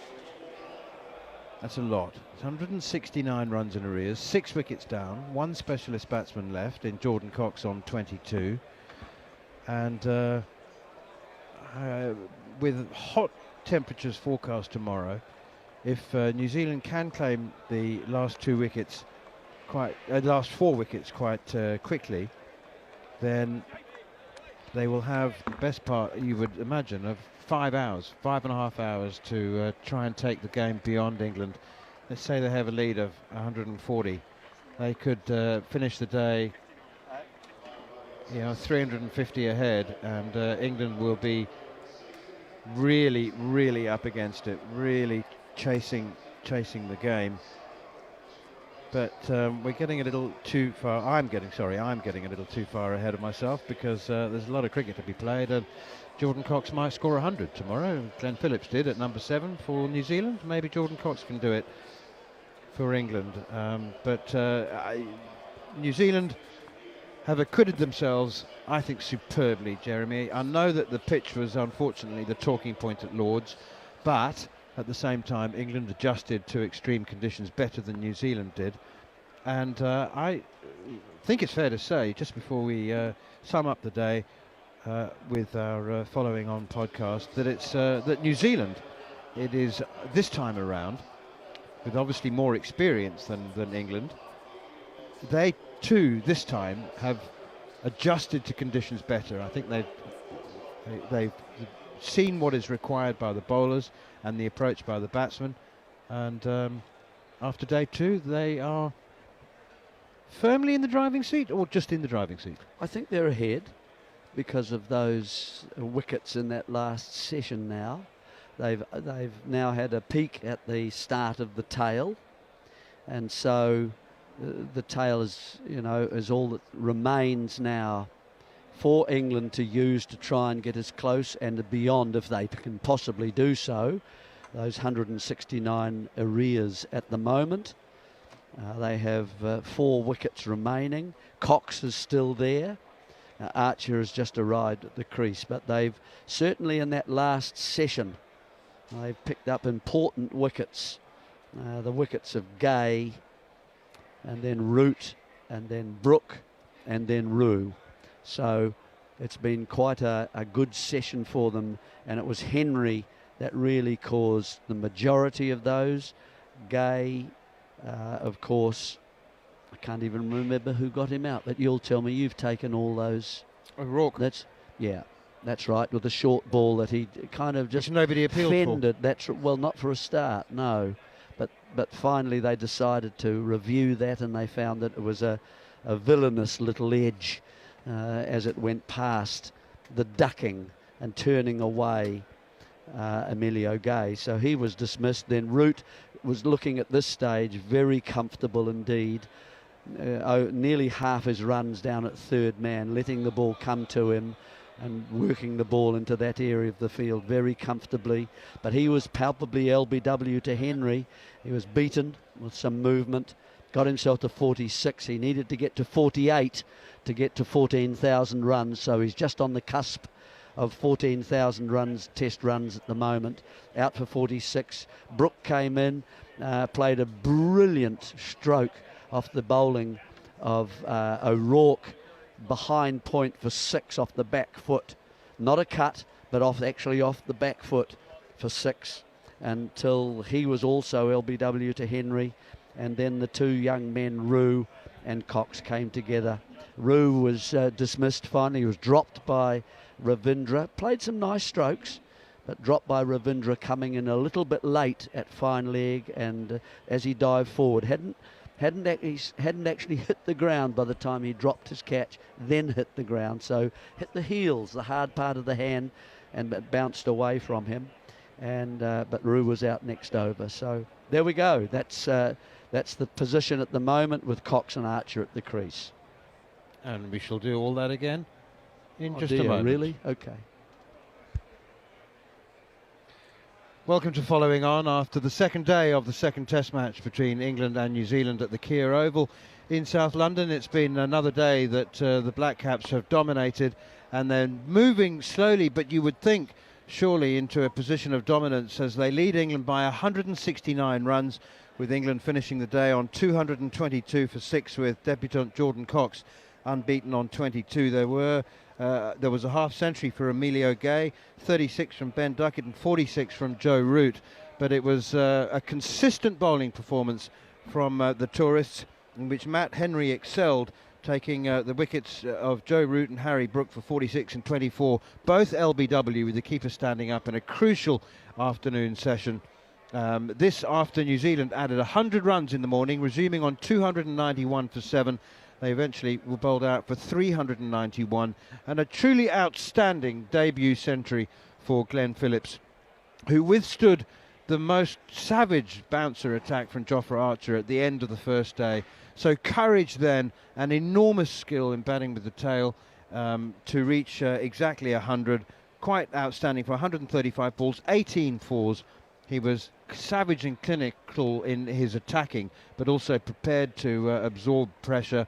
And as far as England are concerned, the best of the bowlers was Jacob Bethell, who was hardly bowling Jaffers, but his part-time left-arm spin brought him figures of 3 for 26.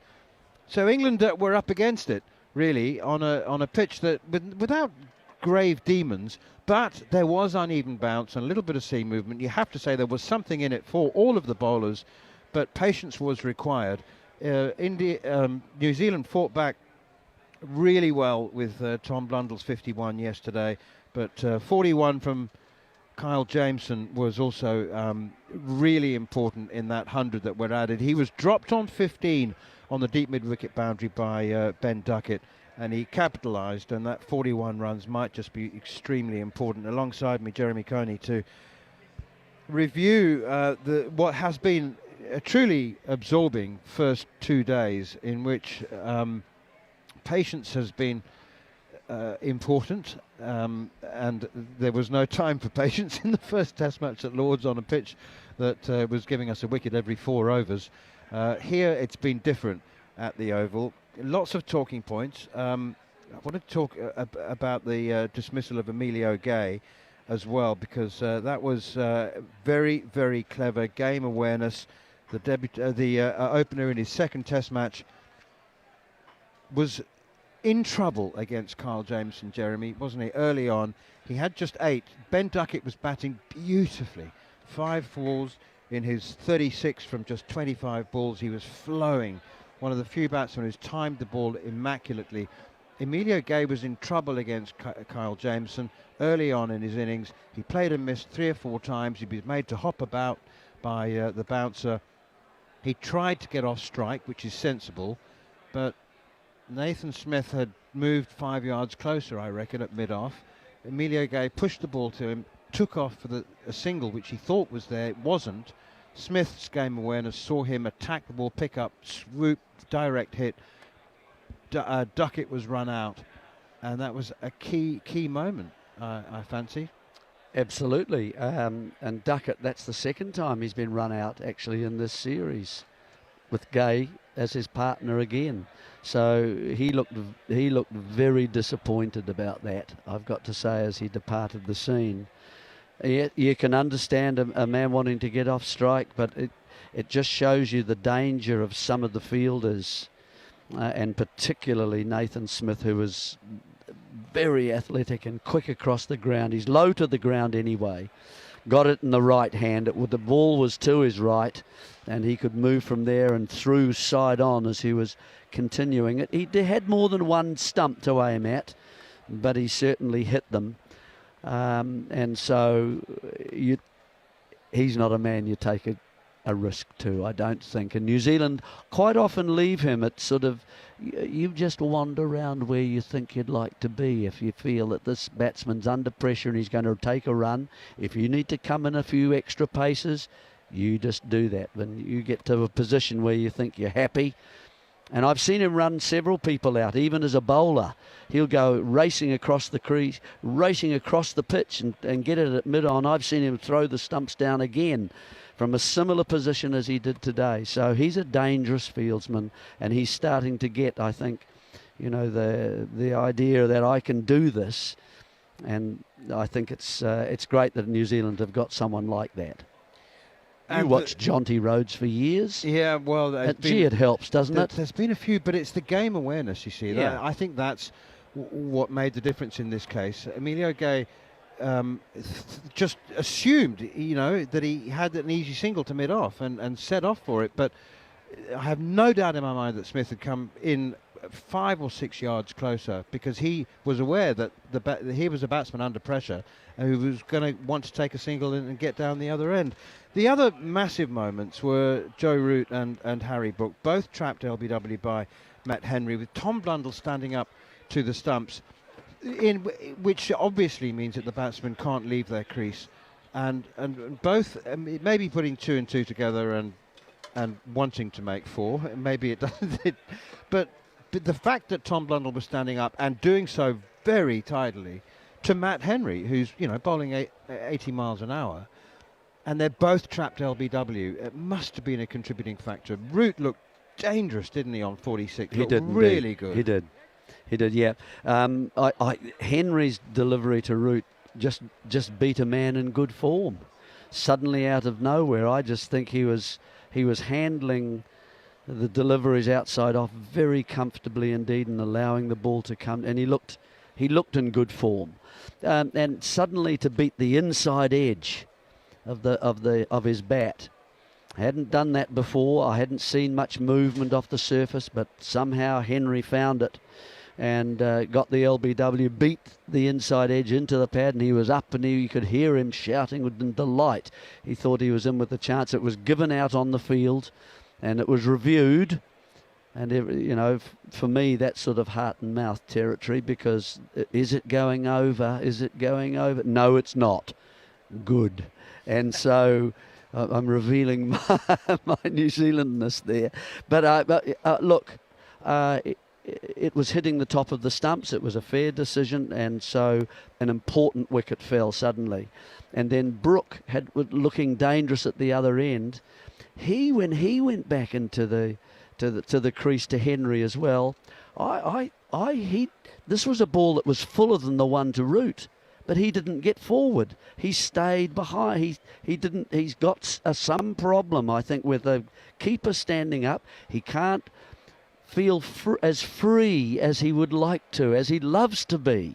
Look how he was playing the strokes to O'Rourke, moving away to the leg side and smashing a 6 very early on in his innings. But to get out of his crease, he doesn't want to do that with the keeper up. It's something he has to solve, I think, in the future. So excellent work to get rid of those 2 key players. Can we just rewind to the very start of the day? And the ball is 77 overs old, and Joe Root starts the very first over of the day. So it's 3 overs to go to the new ball, and he starts with a slog field. He starts with no slips and men out in slog positions, you know, cover boundary, deep mid-wicket, a fly slip, those kind of things. And you've got 2 new batsmen. One of whom is Glenn Phillips, who was certainly in and playing incredibly well yesterday, but it's the start of the day. And he took advantage of the gaps and played himself in. And Kyle Jameson similarly. He did play a couple of wild slogs, but then he figured out that actually with so many men on the boundary there were lots of gaps, and then he decided to play properly. He was given that life on 15, and it just seemed peculiar that England would start on the premise that Phillips and Jameson would be slogging and hitting the ball in the air. Yes, it was a bit odd, wasn't it? And certainly you would have thought that that's the natural kind of thing, that you would start with your proper field let the bowler get into it, and if that's not working, then you use it as a second option, don't you? That's what you do normally. You don't start an innings by setting them 6 fielders, 7 fielders on the onside. So I had a little question mark in my mind about it. What the reaction from the New Zealanders was different too, actually. I thought straight away, instead of letting the ball go, which we had seen from Phillips particularly, he started having a little crack at it, didn't he? He got some leg buys. The first one came part of his body, and then he got a top edge that went over the keeper as well, both for boundaries. And so it was clear they were going to have it on, and certainly Jamieson was going to be prepared to do that as well. And so 3 overs went for about 30, I think.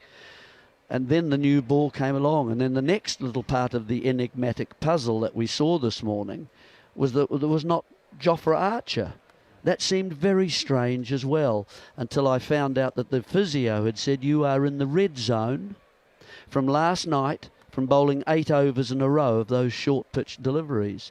And I've never heard a physio make bowling changes, but that's what actually, it was tantamount to that.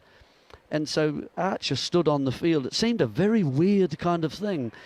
If you want to use Archer, you can warm up beforehand, then you try it out, and then if you have to leave the field, you leave the field. But then because he actually came in and bowled after an hour and a half, didn't he? With 1 wicket remaining, and he claimed it. And he claimed it in the so fourth ball. What are we doing? So it seemed weird to me. Are we heading towards a situation where the captain looks up to the change room and asks the physiotherapist whether he can make a bowling change? Yeah, well, that's silly, isn't it? Well, it is silly. But anyway, I mean, New Zealand handled that first, part of the day pretty well. I think if you'd have said, will they get another 100 with those 3 wickets, with the new ball coming in 3 overs, I think most people would have said, gee, that's pushing it a wee bit. You'd have taken 50, actually. Oh, yes. Well, I mean, it was an excellent... Jameson's 41 could be really important. Let's throw it forward now. It's a 169-run lead that New Zealand enjoy. Temperatures forecast to reach 30 degrees on day 3. It's going to be an absolute belter, and if New Zealand can take the last 4 wickets, remember Jofra Archer is at the crease. He's yet to score. He's with Jordan Cox, but that's quite a tale with Josh Tongue, Matt Fisher and Sonny Baker to come. You have to, I think, you have to assume that England will have a significant deficit. I mean, at this stage, if they get it down to double figures, that might be a result for them. Maybe Jordan Cox can score 100, as Glenn Phillips did at number 7 for New Zealand. But it's been a very, very good day for New Zealand. One thing we do know about the Black Caps and New Zealanders in general is they won't get ahead of themselves, will they? They'll be taking it one step at a time, but they will be deeply satisfied with their first 2 days' work. They certainly will, because they will say to themselves, we can bat better in the second innings. You don't agree with that, I know. No, I do. Nevertheless, look, let's look at it from the point of view of 169. The runs in the match, the way we're looking at, 291 yesterday, between 80 and 90. So, 2 sessions, that's equal to 2 sessions. New Zealand are going to be bowling at this stage to the tail predominantly. We've seen 16 wickets in the game so far, and that would mean 8 on average per day. There are 3 days left, so that's 24, 3 lots of 8, which makes 40. Exactly the number required for a result. My word. Everything very good, really. We should, I think, we should finish on Glenn Phillips and about the difficulties of playing as a specialist batsman. I know he bowls very useful part-time off spin, but he's a batsman, and he's played 21 Test matches, which is a significant. Higher score of 87 before today, and he looked absolutely nerveless, into the 90s for the first time, and he drove Jacob Bethel over the top of extra cover for a brave 4. It was exactly the kind of innings I assume that New Zealand have been hoping for and have needed a couple of times in the past from him. And I don't want to focus too much on the courage that he showed against Archer in that spell towards the end of the first day, because when you say it's a brave innings, it tends to deflect from the skill. He batted beautifully. His decision making was so precise. It was as precise as as the power with which he hit the ball. A very good mixture of attack and defence, wasn't it? And when he knew very carefully, I think, and thoughtfully in his mind, if the ball is here, I'm going to attack it. And he did so. He didn't question that at all. He didn't hold back from it at all. He hit when he attacked. He attacked hard, and I think that's quite a brave thing to do sometimes. And a lot of the rest of his innings, he was defending. And then, as you say, there's that part in the probably quite a long, almost an hour, where he had that encounter with Jofra Archer. And it wasn't easy. He decided that I'm not going to attack this. A lot of players nowadays can't do that. That's unusual for them to do that, especially if you're a white ball player, as mainly he is. But he showed the determination, got into some very awkward situations, got hit, handled it. And he'll grow from that experience, I think. And today, as he grew closer, he must have been nervous about this. But he didn't show it, did he? He just kept going and worked with the tail. Jamieson helped him and so on. So a fabulous innings from him. He'll become a more mature player because of it. And can he get himself to a point where he's not 7? That he can suddenly say, nah, I'm going to be 6 now. And that may be the question that New Zealand might start to debate internally. One man who couldn't resist the hook shot was James Rew today. He was dropped, mistiming a hook shot against Will O'Rourke at deep backward square leg, and was then dismissed playing the hook shot for 24, the prolific Somerset top order batsman who's batting 6 today and keeping wicket. But he'll learn from that. It looked a bit compulsive, I must be honest, with 10 minutes to go out to the hook shot, but he backs himself. Nonetheless, it's been New Zealand's day. They are in a very strong position. 391 all out. England are 222 for 6, trailing still by 169. Hope you've enjoyed our commentary. If you've been listening to our overseas listeners and viewers, every ball by ball, of course, on the talkSPORT Cricket YouTube channel. And we'll be back for day 3 at 11 a.m. Hope you can join us wherever you're listening or watching.